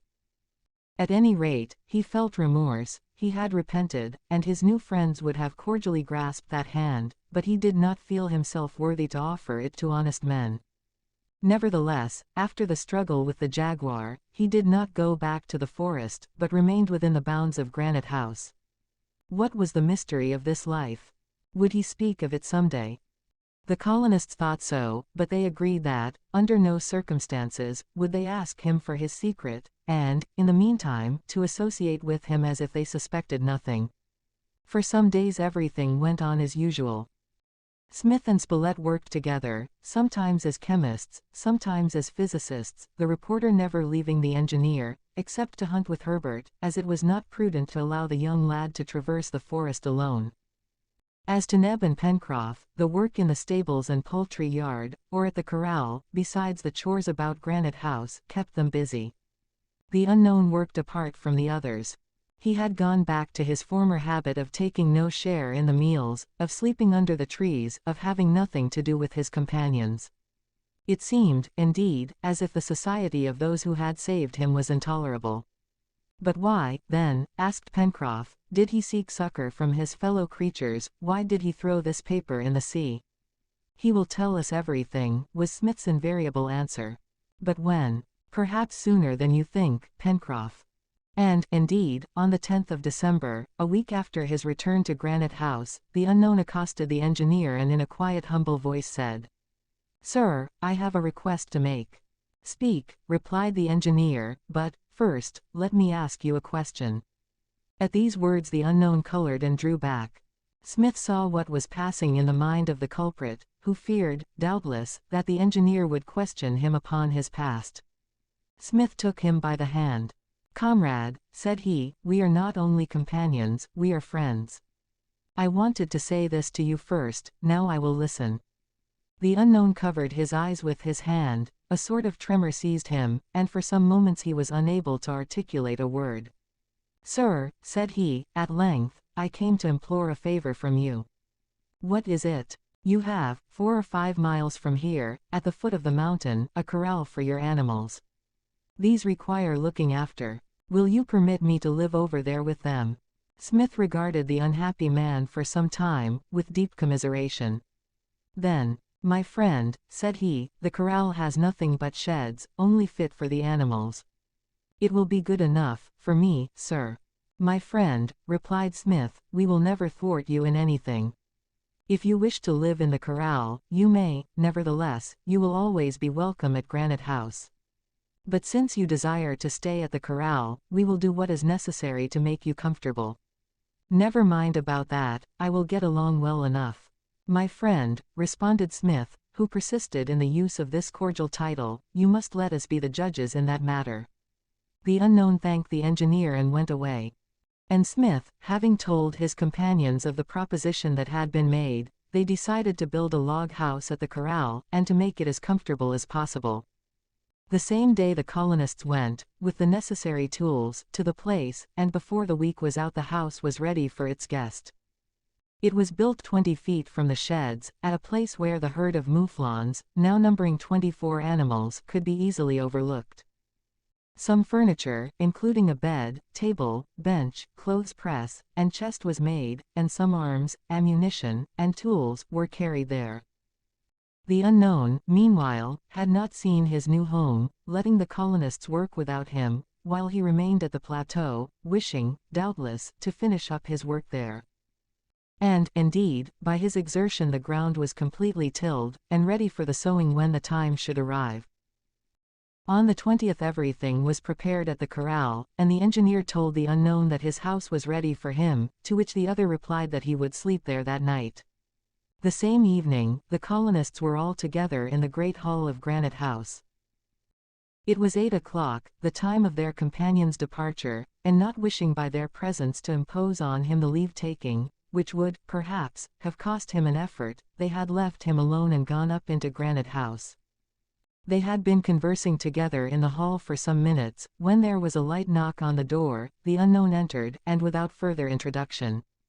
"Before I leave you, sirs," said he, "it is well that you should know my history." "This is it." These simple words greatly affected Smith and companions. The engineer started up. "We ask to hear nothing, my friend," he said. "It is your right to be silent. It is my duty to speak." "Then sit down." "I will stand where I am." "We are ready to hear what you have to say," said Smith. The unknown stood in a shadowed corner of the hall, bareheaded, his arms crossed on his breast. In this position, in a hoarse voice, speaking as one who forces himself to speak, he made the following recital, uninterrupted by any word from his auditors. On the 20th of December, 1854, a steam pleasure yacht, the Duncan, belonging to a Scotch nobleman, Lord Glenarvan, cast anchor at Cape Bernoulli, on the western coast of Australia, near the 37th parallel. On board the yacht were Lord Glenarvan, his wife, a major in the English army, a French geographer, a little boy, and a little girl. These two last were the children of Captain Grant, of the ship Britannia, which, with its cargo, had been lost the year before. The Duncan was commanded by Captain John Mangles, and was manned by a crew of 15 men. This is the reason why the yacht was on the Australian coast at that season. 6 months before, a bottle containing a paper written in English, German, and French, had been picked up by the Duncan in the Irish Sea. This paper said, in substance, that 3 persons still survived from the wreck of the Britannia, that they were the captain and 2 of the men, that they had found refuge on a land of which the latitude and longitude was given, but the longitude, blotted by the sea water, was no longer legible. The latitude was 37 degrees 11 south. Now, as the longitude was unknown, if they followed the latitude across continents and seas, they were certain to arrive at the land inhabited by Captain Grant and his companions. The English Admiralty, having hesitated to undertake the search, Lord Glenarvan had resolved to do everything in his power to recover the captain.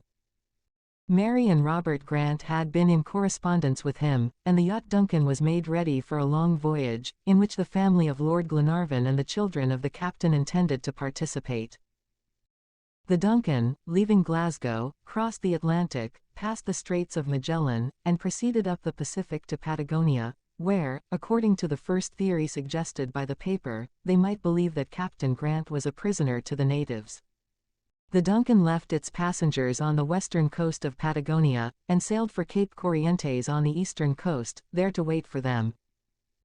Lord Glenarvan crossed Patagonia, following the 37th parallel, and, not having found any trace of the captain, he re-embarked on the 13th of November, in order to continue his search across the ocean. After having visited without success the islands of Tristan d'Acunha and of Amsterdam, lying in the course, the Duncan, as I have stated, arrived at Cape Bernouilli on the 20th of December, 1854. It was Lord Glenarvan's intention to cross Australia, as he had crossed Patagonia, and he disembarked. Some miles from the coast was a farm belonging to an Irishman, who offered hospitality to the travelers. Lord Glenarvan told the Irishman the object which had brought him to that region, and asked if he had heard of an English three-master, the Britannia, having been lost, within 2 years, on the west coast of Australia.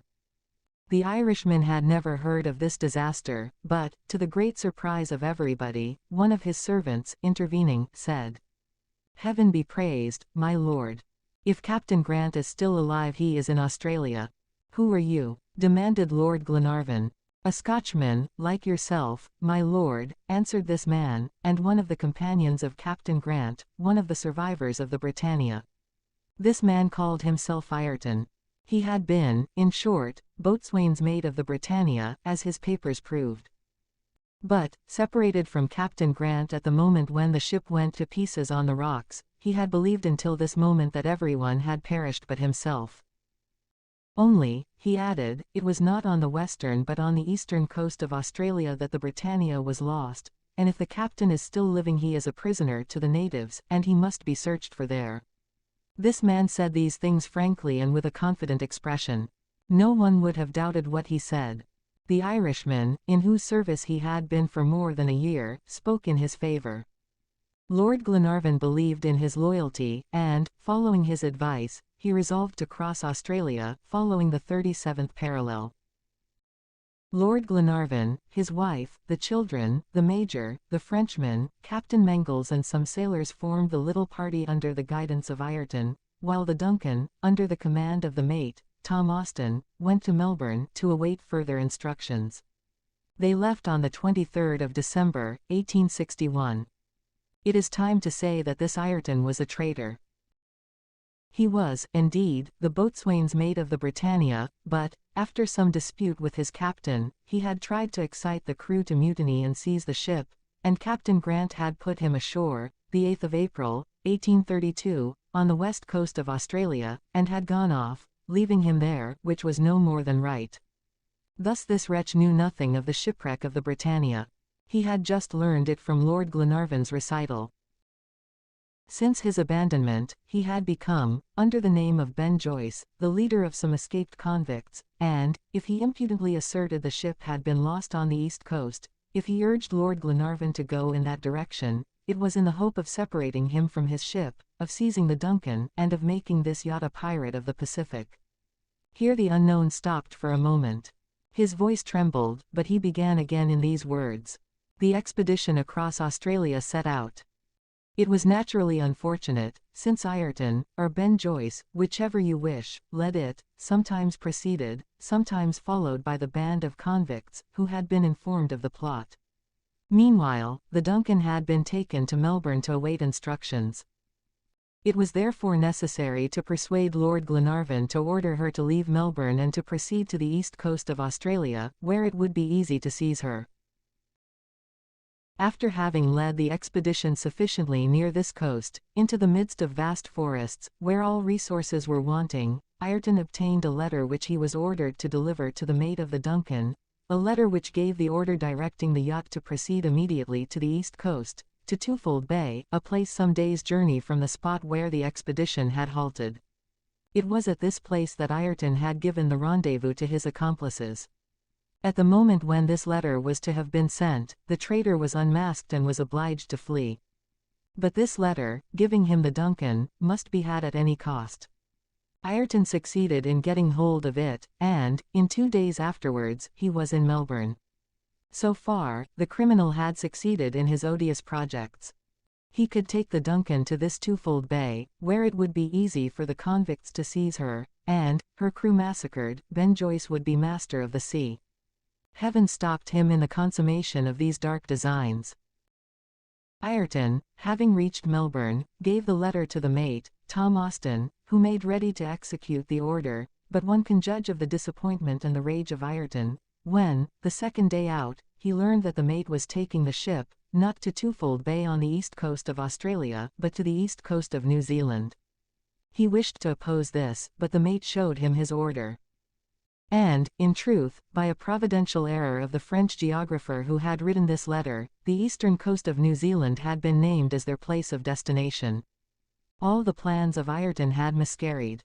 He tried to mutiny. They put him in irons, and he was taken to the coast of New Zealand, unaware of what had become of his accomplices, or of Lord Glenarvan. The Duncan remained on this coast until the 3rd of March. On that day, Ayrton heard firing.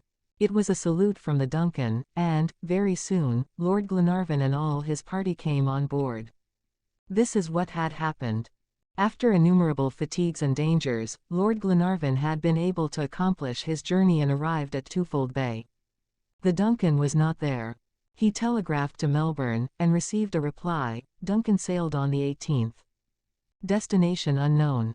Lord Glenarvan could think of but one explanation, that was that the good yacht had fallen into the hands of Ben Joyce, and had become a pirate ship. Nevertheless, Lord Glenarvan did not wish to give up his undertaking. He was an intrepid and a generous man. He embarked on a merchant vessel, which took him to the west coast of New Zealand, and he crossed the country, following the 37th parallel without finding any trace of Captain Grant, but on the other coast, to his great surprise, and by the bounty of heaven, he found the Duncan, commanded by the mate, which had been waiting for him for 5 weeks. It was the 3rd of March, 1855. Lord Glenarvan was again on the Duncan, but Ayrton was there also. He was brought before his lordship, who wished to get from this bandit all that he knew concerning Captain Grant. Ayrton refused to speak. Lord Glenarvan told him, then, that at the first port, he would be given over to the English authorities. Ayrton remained silent. The Duncan continued along the 37th parallel. Meanwhile, Lady Glenarvan undertook to overcome the obstinacy of the bandit, and, finally, her influence conquered him. Ayrton, in exchange for what he would tell, proposed to Lord Glenarvan to leave him upon one of the islands in the Pacific, instead of giving him up to the English authorities. Lord Glenarvan, ready to do anything to gain information concerning Captain Grant, consented. Then Ayrton told the history of his life, and declared that he knew nothing about Captain Grant since the day when the latter had left him on the Australian coast. Nevertheless, Lord Glenarvan kept the promise he had made. The Duncan, continuing her route, arrived at Tabor Island. It was there that Ayrton was to be left, and it was there, too, that, by a miracle, they found Captain Grant and his 2 companions. The convict was put upon the island in their stead, and when he left the yacht, Lord Glenarvan spoke to him in these words. Here, Ayrton, you will be far from any country, and without any possible means of communicating with your fellow men. You will not be able to leave this island. You will be alone, under the eye of a God who looks into the depths of our hearts, but you will neither be lost nor neglected, like Captain Grant. Unworthy as you are of the remembrance of men, you will be remembered. I know where you are, Ayrton, and I know where to find you.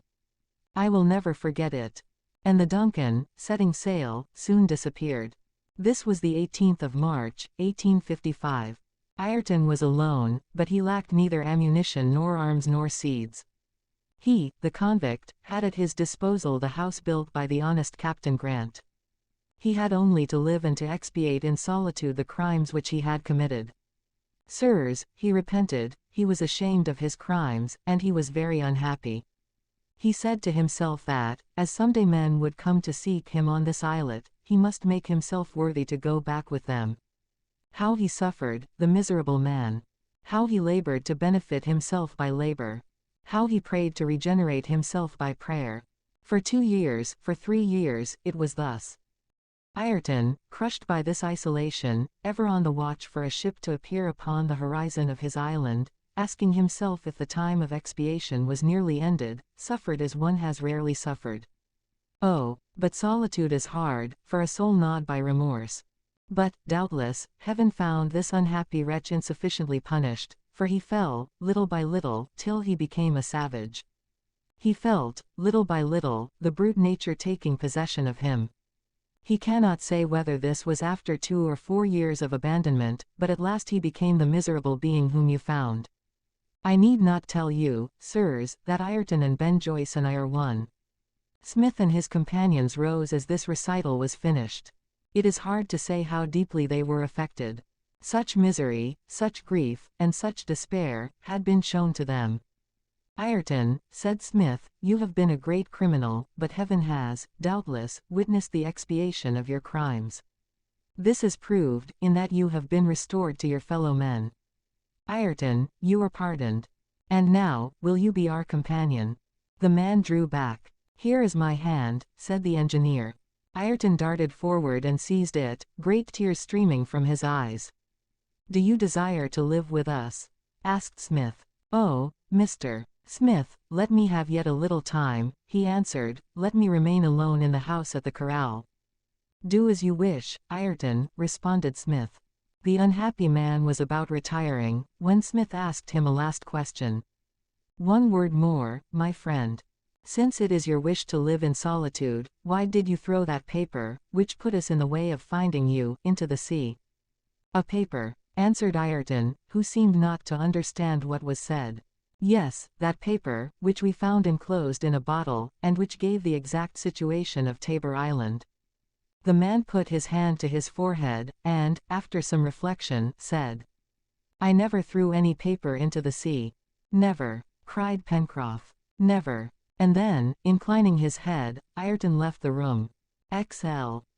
A talk, Smith and Spilett, the engineer's idea, the electric telegraph, the wires, the batter, the alphabet, fine weather, the prosperity of the colony, photography, a snow effect, 2 years on Lincoln Island. The poor man, said Herbert, returning from the door, after having watched Ayrton slide down the rope of the elevator and disappear in the darkness. He will come back, said Smith. What does it mean? Exclaimed Pencroff. That he had not thrown this bottle into the sea. Then who did it? Certainly, if there was a reasonable question this was.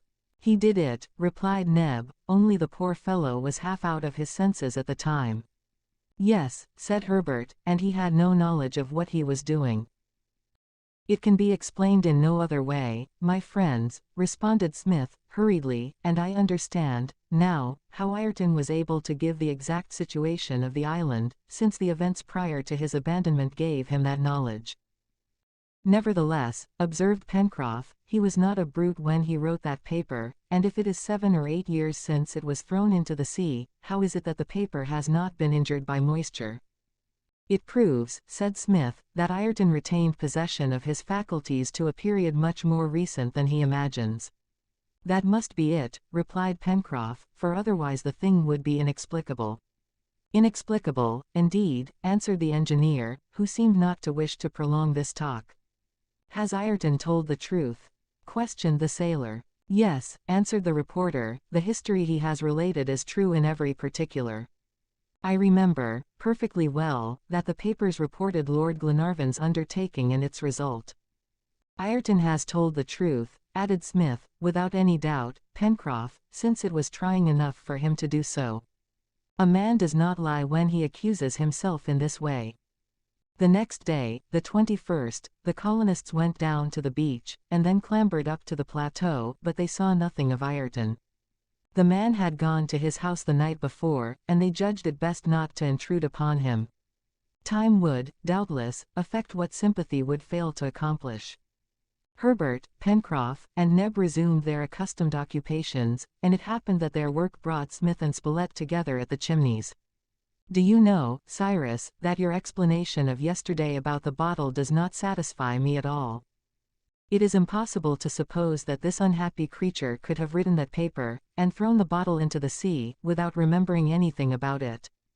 Consequently, it is not he who threw it there, my dear Spilett." "Then you believe—" "I believe nothing, I know nothing," replied Smith, interrupting the reporter. "I place this incident with those others which I have not been able to explain." "In truth, Cyrus," said Spilett, "these things are incredible. Your rescue, the box thrown up on the beach, Top's adventures, and now this bottle. Will we never have an answer to these enigmas?" "Yes," answered the engineer, earnestly, "yes, when I shall have penetrated the bowels of this island. Chance will, perhaps, give us the key to this mystery." "Chance, Spilett? I do not believe in chance any more than I believe in mystery in this world. There is a cause for everything, however inexplicable, which has happened here, and I will discover it. But, while waiting, let us watch and work." January arrived, and the year 1867 began. The works had been pushed forward vigorously. One day Herbert and Spilett, passing the corral, ascertained that Ayrton had taken possession of his abode. He occupied himself with the large herd confided to his care, and thus saved his companions the necessity of visiting it 2 or 3 times a week. Nevertheless, in order not to leave Ayrton too much alone, they frequently went there. It was just as well, owing to certain suspicions shared by Smith and Spilett, that this part of the island should be under a certain supervision, and Ayrton, if anything happened, would not fail to let the inhabitants of Granite House know of it. Possibly, some sudden event might happen, which it would be important to communicate to the engineer without delay. And, aside from whatever might be connected with the mystery of the island, other things, requiring the prompt intervention of the colonists, might occur, as, for example, the discovering of a ship in the offing and in sight of the west coast, a wreck on that shore, the possible arrival of pirates, etc. So Smith determined to place the corral in instant communication with Granite House. It was the 10th of January when he told his project to his companions. "How are you going to do such a thing as that, Mr. Smith?" asked Pencroff. "Maybe you propose to erect a telegraph." "That is precisely what I propose to do." "Electric!" exclaimed Herbert. "Electric," responded Smith. "We have everything necessary for making a battery, and the most difficult part will be to make the wires, but I think we can succeed." "Well, after this," replied the sailor, "I expect someday to see us riding along on a railway." They entered upon the work at once, beginning with the most difficult part, that is to say, the manufacture of the wires, since, if that failed, it would be useless to make the battery and other accessories. The iron of Lincoln Island was, as we know, of excellent quality, and, therefore, well adapted to the purpose. Smith began by making a steel plate, pierced with conical holes of different sizes, which would bring the wire to the desired size. This piece of steel, after having been tempered, through and through, was fixed firmly to a solid framework sunk in the ground, only a few feet distant from the waterfall, the motive power which the engineer intended to use. And, indeed, there was the fulling mill, not then in use, the main shaft of which turned with great force, and would serve to draw out the wire and roll it around itself. The operation was delicate and required great care. The iron, previously made into long and thin bars, with tapering ends, having been introduced into the largest hole of the drawing plate, was drawn out by the main shaft of the mill, rolled out to a length of 25 or 30 feet, then unrolled, and pulled, in turn, through the smaller holes, and at length, the engineer obtained wires 30 or 40 feet long, which it was easy to join together and place along the 5 miles between the corral and Granite House. It took but a little while to get this work underway, and then, Smith, making his companions the wire drawers, busied himself in the construction of his battery. It was necessary to make a battery with a constant circuit. We know that modern batteries are usually made of a certain kind of coke, zinc, and copper. Copper the engineer was without, since, in spite of all his efforts, he had been unable to find a trace of it on the island. The coke, which is that hard deposit obtained from gas retorts, could be procured, but it would be necessary to arrange a special apparatus, a difficult thing to do. As to the zinc, it will be remembered that the box found on Jetsam Point was lined with a sheet of that metal, which could not be better utilized than at present. Smith, after deep reflection, resolved to make a very simple battery, something like that which Becquerel invented in 1820, in which zinc alone is used. The other substances, nitric acid and potash, he had at hand. The manner in which he made this battery, in which the current was produced by the action of the acid and the potash on each other, was as follows. A certain number of glass vessels were made and filled with nitric acid. They were corked with perforated corks, containing glass tubes reaching into the acid, and stopped with clay plugs, connected with threads. Into these tubes the engineer poured a solution of potash, obtained from burnt plants, and thus the acid and the potash reacted on each other through the clay. Then Smith plunged 2 plates of zinc, the one in the nitric acid, the other in the solution, and thus produced a circuit between the tube and jar, and as these plates had been connected by a bit of wire, the one in the tube became the positive and the other the negative pole of the apparatus. Each jar produced its currents, which, together, were sufficient to cause all the phenomena of the electric telegraph. On the 6th of February they began to erect the poles, furnished with glass insulators, and some days later the wire was stretched, ready to produce the electric current, which travels with the speed of 100,000 kilometers a second. 2 batteries had been made, one for Granite House, and the other for the corral, as, if the corral had to communicate with Granite House, it might, also, be needful for Granite House to communicate with the corral. As to the indicator and manipulator, they were very simple. At both stations the wire was wrapped around an electromagnet of soft iron. Communication was established between the 2 poles. The current, leaving the positive pole, traversed the wire, passed into the electromagnet, and returned underground to the negative pole. The current closed, the attraction of the electromagnet ceased. It was, therefore, sufficient to place a plate of soft iron before the electromagnet which, attracted while the current is passing, falls, when it is interrupted.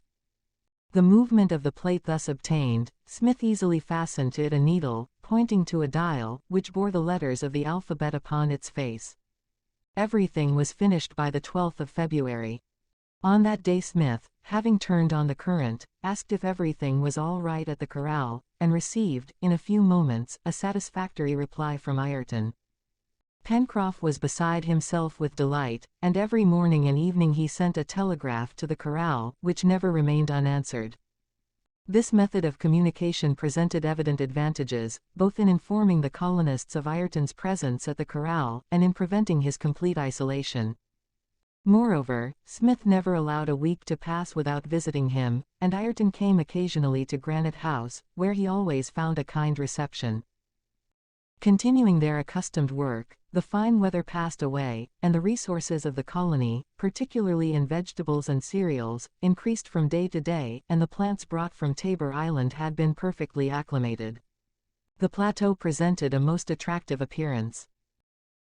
The 4th crop of corn had been excellent, and no one undertook to count the 400 billion grains produced in the harvest, although Pencroff had had some such idea, until Smith informed him that, supposing he could count 300 grains a minute, or 18,000 an hour, it would take him 5,500 years to accomplish his undertaking. The weather was superb, though somewhat warm during the day, but, in the evening, the sea breeze sprung up, tempering the air and giving refreshing nights to the inhabitants of Granite House. Still there were some storms, which, although not long continued, fell upon Lincoln Island with extraordinary violence. For several hours at a time the lightning never ceased illuminating the heavens, and the thunder roared without cessation. This was a season of great prosperity to the little colony. The denizens of the poultry yard increased rapidly, and the colonists lived on this increase, as it was necessary to keep the population within certain limits. The pigs had littered, and Pencroff and Neb's attention to these animals absorbed a great part of their time. There were 2 young onagers, and their parents were often ridden by Spilett and Herbert, or hitched to the cart to drag wood or bring the minerals which the engineer made use of. Many explorations were made about this time into the depths of the far west. The explorers did not suffer from the heat, as the sun's rays could not penetrate the leafy roof above them. Thus, they visited all that part to the left of the Mersey, bordering on the route from the corral to the mouth of Fall River. But during these excursions the colonists took care to be well armed, as they often encountered exceedingly savage and ferocious wild boars. They also waged war against the jaguars, for which animal Spilett had a special hatred, and his pupil, Herbert, seconded him well. Armed as they were, the hunters never shunned an encounter with these beasts, and the courage of Herbert was superb, while the coolness of the reporter was astonishing.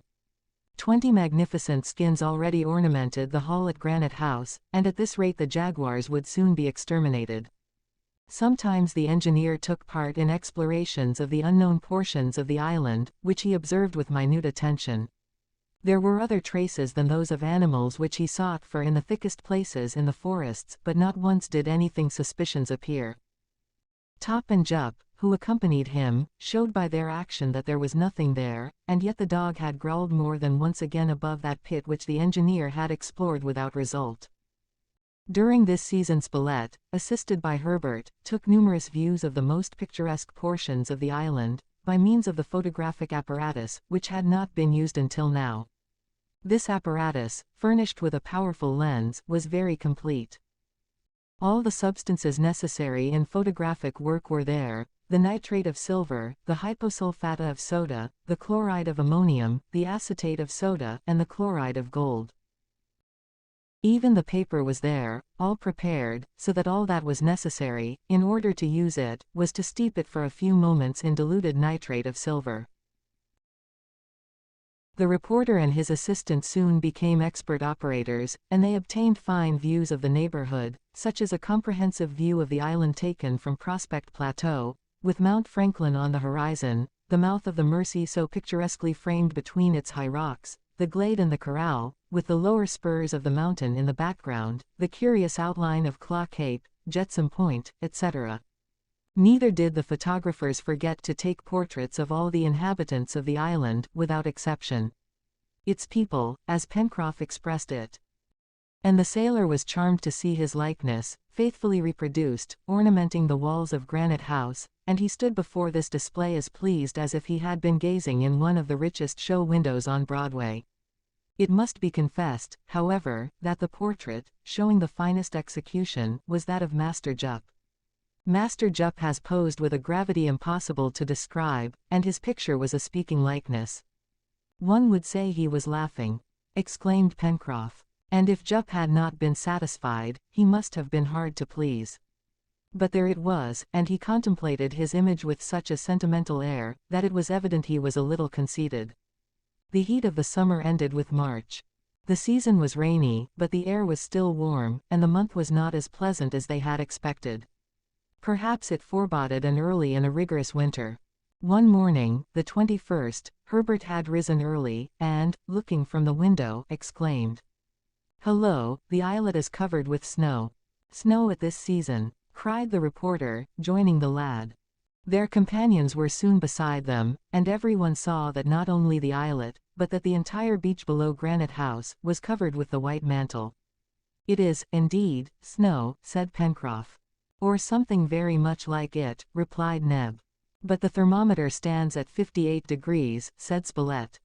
Smith looked at the white covering without speaking, for he was, indeed, at a loss how to explain such a phenomenon in this season and in this temperature.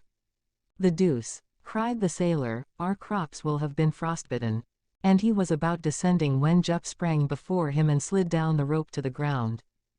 The orang had scarcely touched the earth before the immense body of snow rose and scattered itself through the air in such innumerable flocks as to darken all the heavens for a time. "They are birds," cried Herbert. The effect had, indeed, been produced by myriads of seabirds, with plumage of brilliant whiteness. They had come from hundreds of miles around onto the islet and the coast, and they now disappeared in the horizon, leaving the colonists as amazed as if they had witnessed a transformation scene, from winter to summer, in some fancy spectacle. Unfortunately, the change had been so sudden that neither the reporter nor the lad had had an opportunity of knocking over some of these birds, whose species they did not recognize.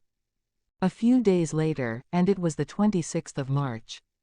2 years had passed since the balloon had been thrown upon Lincoln Island. XLI. Thoughts of home, chances of return, plan to explore the coast, the departure of the 16th of April, Serpentine Peninsula seen from sea, the basaltic cliffs of the western coast, bad weather, night, a new incident. 2 years already. For 2 years the colonists had had no communication with their fellows. They knew no more of what was happening in the world, lost upon this island, than if they had been upon the most distant asteroid of the solar system. What was going on in their country? Their fatherland was always present to their eyes, that land which, when they left it, was torn by civil strife, which perhaps was still red with rebellious blood. It was a great grief to them, this war, and they often talked about it, never doubting, however, that the cause of the North would triumph for the honor of the American Confederation. During these 2 years not a ship had been seen. It was evident that Lincoln Island was out of the route of vessels, that it was unknown, the maps proved this, was evident, because, although it had no harbor, yet its streams would have drawn thither vessels desiring to renew their supply of water. But the surrounding sea was always desert, and the colonists could count on no outside help to bring them to their home.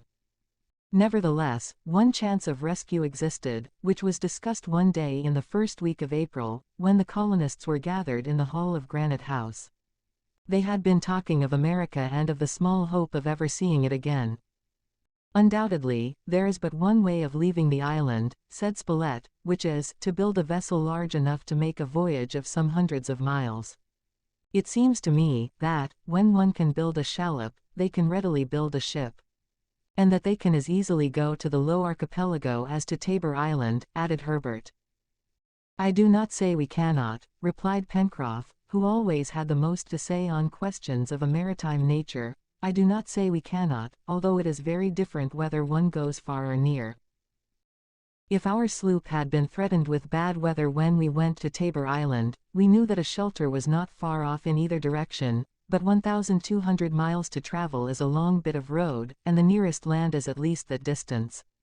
Do you mean, supposing the case to occur, Pencroff, that you would not risk it? Questioned the reporter. I would undertake whatever you wished, sir, replied the sailor, and you know I am not the man to draw back. Remember, moreover, that we have another sailor with us, now, said Neb. Who do you mean? Asked Pencroff. Ayrton. That is true, responded Herbert. If he would join us, remarked Pencroff. Why, said the reporter, do you think that if Lord Glenarvan's yacht had arrived at Tabor Island while Ayrton was living there, that he would have refused to leave? You forget, my friends, said Smith, that Ayrton was not himself during the last few years there. But that is not the question. It is important to know whether we can count on the return of this Scotch vessel as among our chances for rescue. Now, Lord Glenarvan promised Ayrton that he would return to Tabor Island, when he judged his crimes sufficiently punished, and I believe that he will return. Yes, said the reporter, and, moreover, I think he will return soon, as already Ayrton has been here 12 years. I, also, think this lord will come back, and, probably, very soon. But where will he come to? Not here, but to Tabor Island. That is as sure as that Lincoln Island is not on the maps, said Herbert.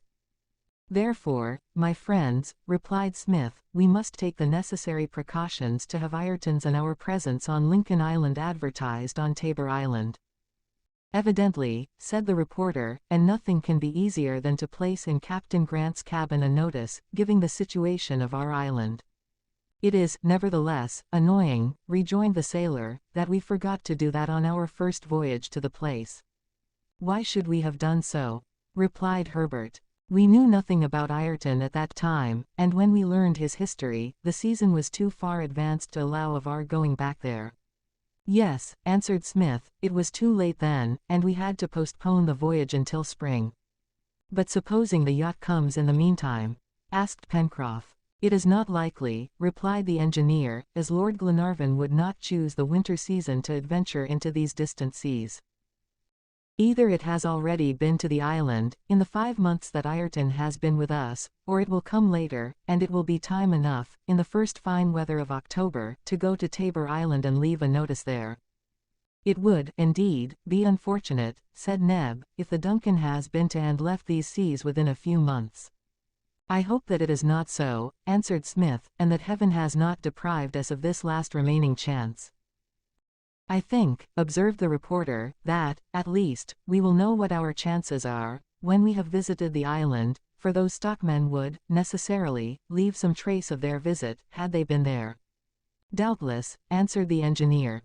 And, my friends, since we have this chance of rescue, let us wait patiently, and if we find it has been taken from us, we will see then what to do. At any rate, said Pencroff, it is agreed that if we do leave the inland by some way or another, it will not be on account of ill treatment. No indeed, Pencroff, replied the reporter, it will be because we are far from everything which a man loves in this world, his family, his friends, his country. Everything having been thus arranged, there was no longer any question of building a ship, and the colonists occupied themselves in preparing for their third winter in Granite House. But they determined, before the bad weather set in, to make a voyage in the sloop around the island. The exploration of the coast had never been completed, and the colonists had only an imperfect idea of its western and northern portions from the mouth of Fall River to the Mandible Capes, and of the narrow bay between them. Pencroff had proposed this excursion, and Smith had gladly agreed to it, as he wished to see for himself all that part of his domain. The weather was still unsettled, but the barometer made no rapid changes, and they might expect fair days. So, in the first week of April, after a very low barometer, its rise was followed by a strong west wind, which lasted for 5 or 6 weeks. Then the needle of the instrument became stationary at a high figure, and everything seemed propitious for the exploration. The day of departure was set for the 16th, and the Good Luck, moored in Balloon Harbor, was provisioned for a long cruise. Smith told Ayrton of the excursion, and proposed to him to take part in it, but as Ayrton preferred to remain on shore, it was decided that he should come to Granite House while his companions were absent. Jup was left to keep him company, and made no objection. On the morning of the 16th all the colonists, including Top, went on board the Good Luck. The breeze blew fresh from the southwest, so that from Balloon Harbor they had to beat up against the wind in order to make Reptile End. The distance between these 2 points, following the coast, was 20 miles.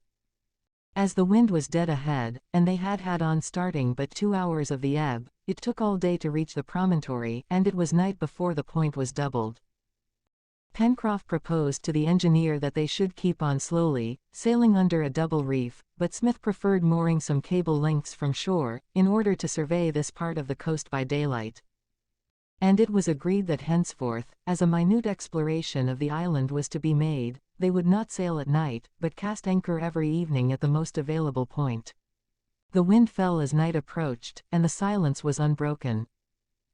The little party, excepting Pencroff, slept less comfortably than in their beds at Granite House, but still they slept, and at daylight the next morning the sailor raised anchor, and, with a free wind, skirted the shore. The colonists knew this magnificently wooded border, as they had traversed it formerly, on foot, but its appearance excited renewed admiration. They ran as close in as possible, and moderated their speed in order to observe it carefully. Often, they would cast anchor that Spilett might take photographic views of the superb scenery. About noon the Good Luck arrived at the mouth of the Fall River. Above, upon the right bank, the trees were less numerous, and 3 miles further on they grew in mere isolated groups between the western spurs of the mountain, whose arid declivities extended to the very edge of the ocean. How great was the contrast between the southern and the northern portions of this coast! The one wooded and verdant, the other harsh and savage. It was what they call in certain countries an iron-bound coast, and its tempestuous aspect seemed to indicate a sudden crystallization of the boiling basalt in the geologic epochs. How appalling would this hideous mass have been to the colonists if they had chanced to have been thrown on this part of the island. When they were on Mount Franklin, their position had been too elevated for them to recognize the awfully forbidding aspect of this shore, but, viewed from the sea, it presented an appearance, the like of which cannot be seen, perhaps, in any portion of the globe. The sloop passed for half a mile before this coast.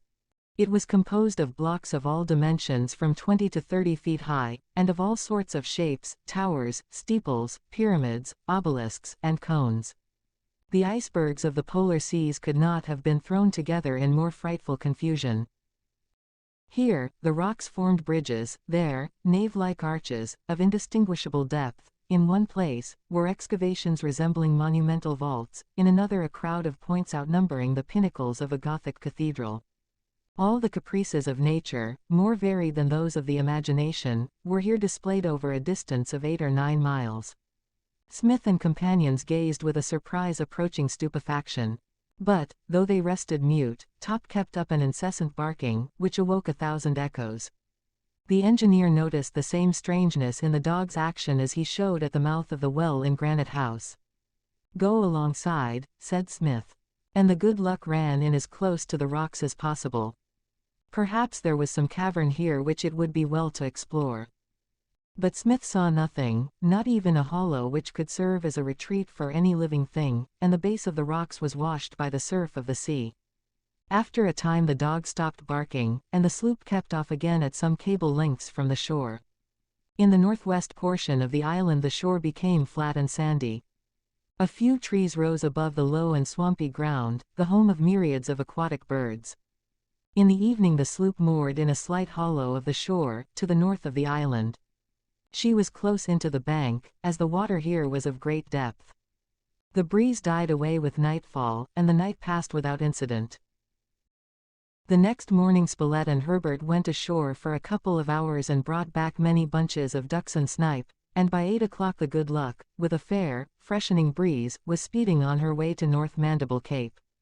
"I should not be surprised," said Pencroff, "if we had a squall.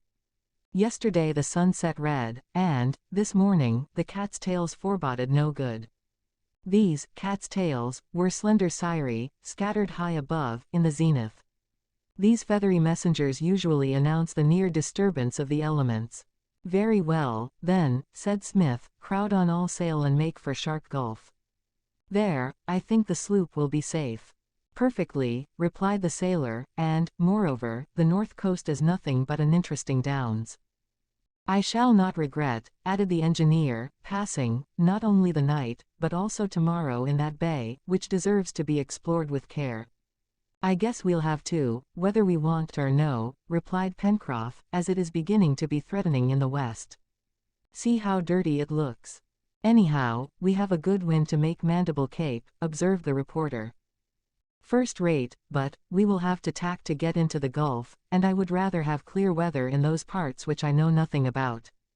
"Parts which are sown with reefs," added Herbert, "if I may judge from what we have seen of the coast to the south of the Gulf."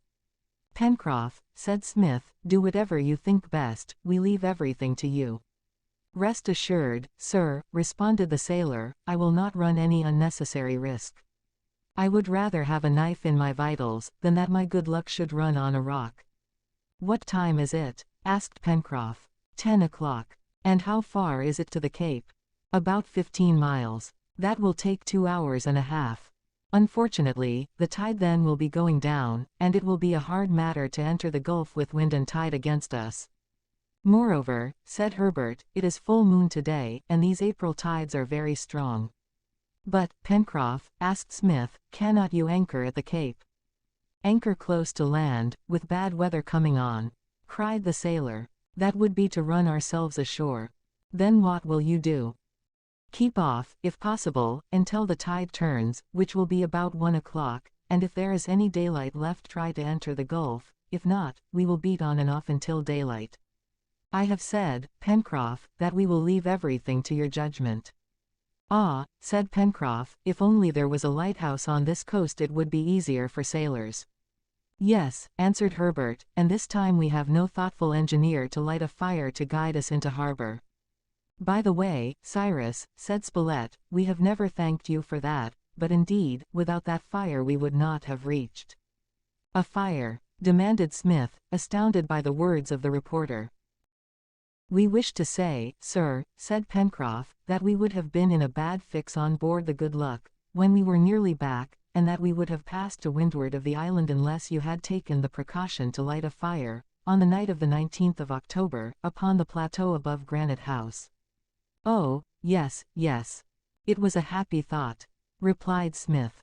"And now," added Pencroff, "unless Ayrton thinks of it, there is not a soul to do us this little service." "No, no one," replied Smith. And a moment or two later, being alone with Spilett, the engineer whispered to him, "If there is anything sure in this world, Spilett, it is that I never lit a fire on that night, either on the plateau or anywhere else. XLII. Night at sea, Shark Gulf, confidences, preparations for winter, early advent of bad weather, cold, indoor work, 6 months later, a speck on the photograph, an unexpected event." The sailor's predictions were well founded. The breeze changed to a strong blow such as would have caused a ship in the open sea to have lowered her topmasts and sailed under close reefs. The sloop was opposite the gulf at 6 o'clock, but the tide was running out, so all that Pencroff could do was to bend the jib down to the mainmast as a staysail and lie to with the bows of the Good Luck pointing on shore. Fortunately, although the wind was strong, the ocean, protected by the coast, was not very rough, and there was no danger from heavy seas, which would have tried the staunchness of the little craft. Pencroff, although he had every confidence in his boat, waited anxiously for daylight. During the night Smith and Spilett had not another opportunity to talk alone, although the whispered words of the engineer made the reporter anxious to discuss with him again the mysterious influence which seemed to pervade Lincoln Island. Spilett could not rid himself of the thought of this new and inexplicable incident. He and his companions also had certainly seen this light, and yet Smith declared that he knew nothing about it. He determined to return to this subject as soon as they returned home, and to urge Smith to inform their companions of these strange events. Perhaps, then, they would decide to make, altogether, a thorough search into every part of the island. Whatever it was, no light appeared upon these unknown shores during this night, and at daylight the wind, which had moderated somewhat, shifted a couple of points, and permitted Pencroff to enter the gulf without difficulty. About 7 o'clock the Good Luck passed into these waters enclosed in a grotesque frame of lava. "Here," said Pencroff, "is a fine roadstead, where fleets could ride at ease." "It is curious," remarked Smith, "that this gulf has been formed by 2 successive streams of lava, completely enclosing its waters, and it is probable that, in the worst weather, the sea here is perfectly calm." "It is a little too large for the Good Luck," remarked the reporter. "I admit that," replied the sailor, "but if the Navy of the United States needed a shelter in the Pacific, I don't think they could find a better roadstead than this." "We are in the shark's jaws," said Neb, alluding to the form of the gulf. "We are, indeed," replied Herbert, "but, Neb, you are not afraid that they will close on us?" "No, sir, not that, and yet I don't like the looks of the place. It has a wicked aspect. So Neb begins running down my roadstead just as I was thinking to offer it to the United States," cried Pencroff. "But are its waters deep enough?" asked the engineer. "That is easily seen," answered the sailor, taking the sounding line, which measured 50 fathoms, and letting it down. It unrolled to the end without touching bottom. "There," said Pencroff, "our ironclads could come here without running aground." "In truth," said Smith, "this gulf is an abyss, but when we remember the plutonic origin of the island, that is not extraordinary." "One might think," said Herbert, "that these walls had been cut with an instrument, and I believe that at their very base, even with a line 6 times as long, we could not reach the bottom." "All this is very well," said the reporter, "but I would suggest that Pencroff's roadstead lacks one important element." "What is that?" "A cut, or pathway of some kind, by which one could go inland. I do not see a place where there is even a foothold." And, indeed, these steep lava walls afforded no landing place on all their circumference.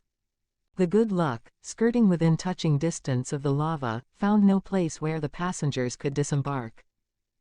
Pencroff consoled himself by saying that they could blow up the wall, if they wanted to, and then, as there was certainly nothing to be done here, he turned towards the narrow opening, which was passed at 2 o'clock.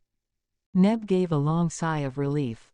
It was evident that the brave negro had not been comfortable in those enormous jaws. The sloop was now headed for Granite House, 8 miles distant, and, with a fair wind, coasted along within a mile of the shore. The enormous lava rocks were soon succeeded by the oddly disposed downs, among which the engineer had been so singularly discovered, and the place was covered with seabirds. Towards 4 o'clock, Pencroff, leaving the islet to the left, entered the channel separating it from the island, and an hour later cast anchor in the Mersey. The colonists had been absent 3 days. Ayrton was waiting for them on the shore, and Jup came joyously to welcome them, grinning with satisfaction. The entire exploration of the coast had been made, and nothing suspicious had been seen.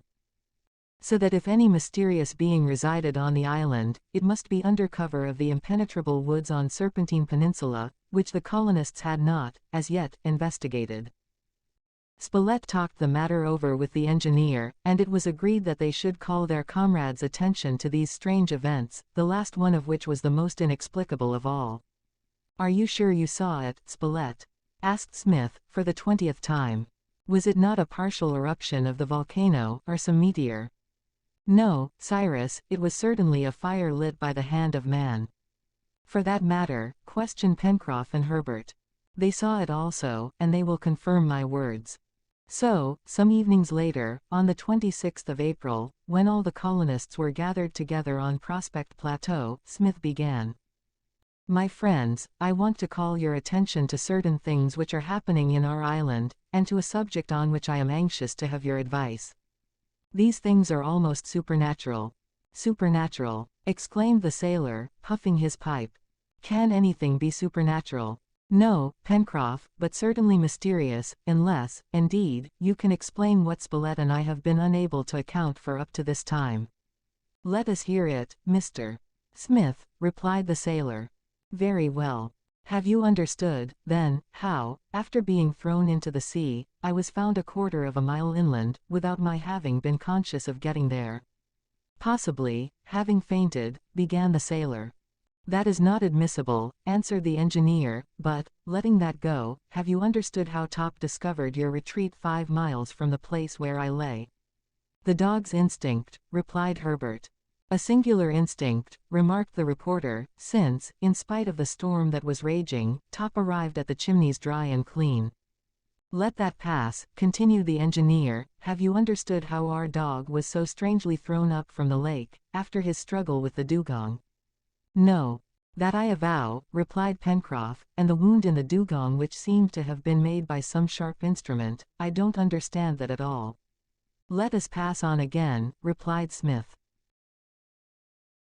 "Have you understood, my friends, how that leaden bullet was in the body of the peccary, how that box was so fortunately thrown ashore, without any trace of a shipwreck, how that bottle, enclosing the paper, was found so opportunely, how our canoe, having broken its rope, floated down the Mersey to us at the very moment when we needed it, how, after the invasion of the monkeys, the ladder was let down from Granite House, how, finally, the document, which Ayrton pretends not to have written, came into our hands." Smith had thus enumerated, without forgetting one, the strange events that had happened on the island. Herbert, Pencroff, and Neb looked at each other, not knowing what to say, as this succession of events, thus grouped together, gave them the greatest surprise. "Upon my faith," said Pencroff, at length, "you were right, Mr. Smith, and it is hard to explain those things." "Very well, my friends," continued the engineer, "one thing more is to be added, not less incomprehensible than the others." "What is that?" demanded Herbert, eagerly. "When you returned from Tabor Island, Pencroff, you say that you saw a light on Lincoln Island." "Certainly I did." "And you are perfectly sure that you saw it?" "As sure as that I see you." "And you, Herbert?" "Why, Mr. Smith," cried Herbert, "it shone like a star of the first magnitude." "But was it not a star?" insisted the engineer. "No," replied Pencroff, "because the sky was covered with heavy clouds, and, under any circumstances, a star would not have been so low on the horizon." But Mr. Spilett saw it, and he can confirm what we say. I would add, said the reporter, that it was as bright as an electric light. Yes, and it was certainly placed above Granite House, exclaimed Herbert. Very well, my friends, replied Smith, during all that night neither Neb nor I lit any fire at all. You did not, cried Pencroff, so overcome with astonishment that he could not finish the sentence. We did not leave Granite House, and if any fire appeared upon the coast, it was lit by another hand. The others were stupefied with amazement. Undoubtedly a mystery existed. Some inexplicable influence, evidently favorable to the colonists, but exciting their curiosity, made itself felt upon Lincoln Island. Was there then some being hidden in its innermost retreats? They wished to know this, cost what it might. Smith also recalled to his companions the singular actions of Top and Jup, about the mouth of the well, and he told them that he had explored its depths without discovering anything. And the conversation ended by a determination, on the part of the colonists, to make a thorough search of the island as soon as the spring opened. After this Pencroff became moody.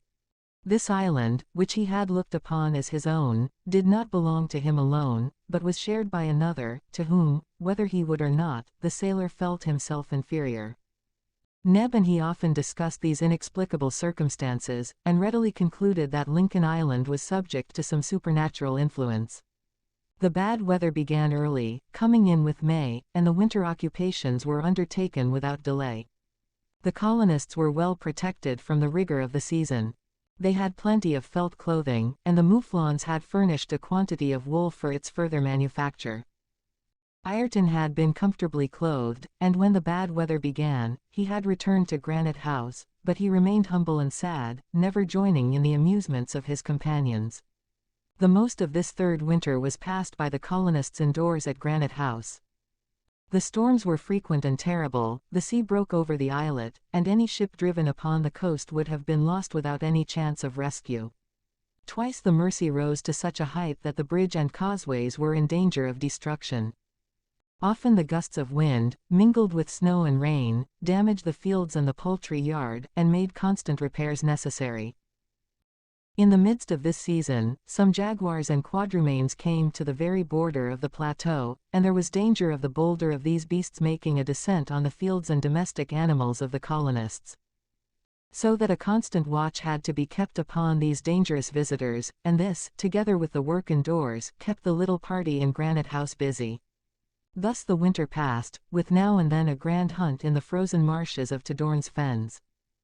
The damage done to the corral during the winter was unimportant, and was soon repaired by Ayrton, who, in the latter part of October, returned there to spend some days at work.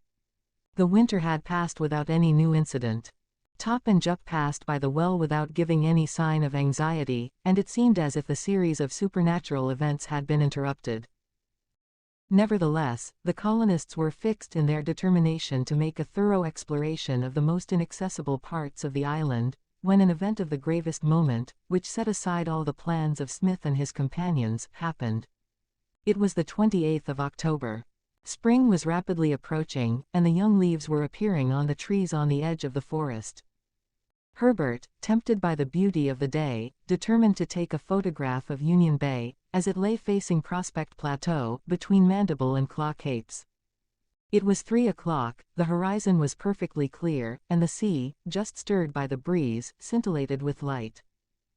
The instrument had been placed at one of the windows of Granite House, and the lad, having secured his negative, took the glass into the dark room, where the chemicals were kept, in order to fix it. Returning to the light, after this operation, he saw a speck on the plate, just at the horizon, which he was unable to wash out. It is a defect in the glass, he thought. And then he was seized by a curiosity to examine this speck by means of a magnifying glass made from one of the lenses of the instrument. Hardly had he given one look, when, uttering a cry of amazement, he ran with the plate and the glass to Smith. The latter examined the speck, and immediately seizing the spyglass hurried to the window. The engineer, sweeping the horizon with the glass, found the speck, and spoke one word. A ship. In truth, a ship was in sight of Lincoln Island.